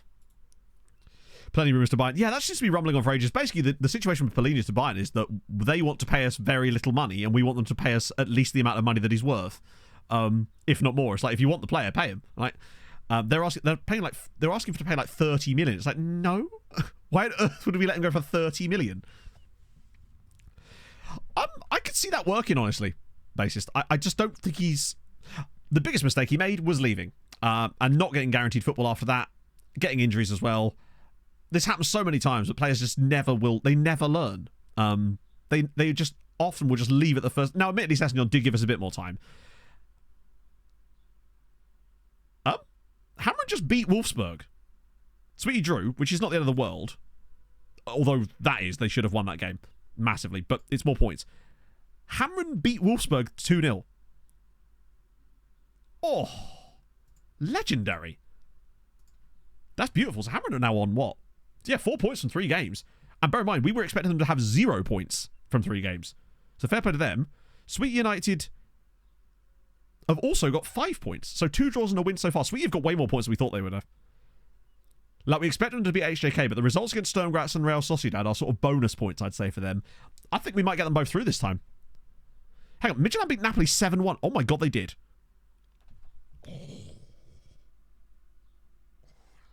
There would be spaghetti everywhere if this happened to me. Okay? That is an absolute robbery. They had the same number of shots, 1 less shot on target, and nearly the same XG, and they lost 7-1. Notably, Bengtsson only scored 1. Yeah, he was there, but I feel like... Yeah, no... In fairness, Sessegnon was actually not sort of the... He actually stayed with us longer than I thought he would do, and that's what I think set him up to be better when he was at Spurs. I'm thinking... And then Harvey Elliott is sort of the exception to that as well. Like, he left us basically as soon as he could breathe. But we got nothing for that, which is great. Yeah, we don't need him. Boiling Fanny went missing. His fanny boiled over. Right, what about Conference League? Go on, show me some magic. Oh my god. Are Newcastle washed? Newcastle 2, Hibernians 2. Newcastle have now successively taken points. Yeah, Birkirkara draw is not ideal, but you know what? I'll take it if it comes with a Maccabi Haifa. It's a tight game. Beautiful. So that means that after 2 matches in this one, Hibernians have got 4 points. And Birkirkara actually only have 2 points. But they've got easier games to come. Radnički beat Lyon. Jesus Lord. Right, where are we now? We must be much, much further up this now. Yeah, okay, now we're having a bit more fun. 5.2 points on the board. It just took a little while to get going on this, obviously. But the main thing is that we are outperforming the Netherlands. We need to start gapping them again. And what we need to be doing is chasing France. Chasing France and Portugal. Yeah, that's a huge win for Hamren. I think they're just better. Last year felt like a bit of a blip with those two. There's no way Hamren and Sweetie were that bad last year that they didn't even get to the knockouts. This year it feels like they're pretty much shoo-ins now because their remaining fixtures are so favourable. Hamren have already played all their hard games and they've somehow come out of it with 4 points. Like, they got a win against Wolfsburg, draw away at Chelsea, and obviously lost to Newcastle, but that's beautiful. Yeah, that 18-point season is what we've got to try and hit. But if Hammerin and Sweetie both get through to the knockouts, that means they'll get progression points and potentially some nice ties the other side. It's a lot of extra points when you consider it's like 0.4 for a win. In addition, if we could finally have it so that Birkikara and Hibinians actually get a bit of progress, yeah, we need to be sort of. I reckon we could actually get close to this. I think it can be done. This one's always going to be a bit of like a Maltese Falcon or the sort of the white whale, if you like, because that was achieved with only 4 teams in Europe, and so the coefficient is diluted. I think if you adjust for dilution, this season here is actually better. I'm not entirely sure how we would do that, but with 5 teams, we're getting 0.4 for a win instead of 0.5, and I wonder if that difference is enough that this would have been more like a 19.5, nearly 20-point season were we to have the correct number of teams. Cyprus building a nation? Probably. I don't know. I never rule anything out, but if we do next time, it would probably be, if we do a building nation next year, it will be Poland. Almost certainly with Wisła Krakow. Multiply by 1.2. So what was it, 16.7? Yes, I'm using Google to do this as well, by the way. Does anyone else do that? I can't spell 2. So yeah, 20.4. So it would have been roughly 20 points. And the reason that team, because they suit the sort of goal of the save, which would be to take. Usually I start with the second tier side, and they're a decently placed second tier side to make stuff happen, so that's the reason it would be Wisła. Because if you start in the second tier, then you're adding more quality to the top flight rather than taking away from it or improving it already. Change of heart. Oh, they love that. I mean, look at Gertrude this season. Cyprus would offer us a little bit of that, but it still starts so low, and I feel like if we're ever going to make this work, it has to be somewhere like Poland, because I actually got pretty close with Poland when I had no idea what I was doing, and now I do. To a certain extent, anyway. Sure, I think we should raid Hood Steve. Be rude not to, right? Sirens were pretty bad, yeah. Oh, I should return on Thursday. Hopefully less sunburnt. Although, given it's been it's Hood Steve. We're going to see Hood Steve. That was good vibes. We managed to catch up at the end and actually did things just fine. It's all about timing. The famous Hood Steve. We're going to go see the famous Hood Steve. So yeah, thank you for joining me today, friends. This has been fun. Once I got my mojo going, we were good to go. I'll see you lovely people on Thursday. Expect a lot of videos coming out soon because I've got some really cool shit in the plan, which I talked about earlier, that's actually doable, unlike the other stuff I tried to do. So we should be back to a bit more flow, which would be nice. So anyway, I'll see you guys soon. Enjoy the football later if you're going to watch it. If not, fuck you. No, I'm just... sake. Yeah, enjoy the rest of your day. Hold your gun. Capybara. Carlisle, honey.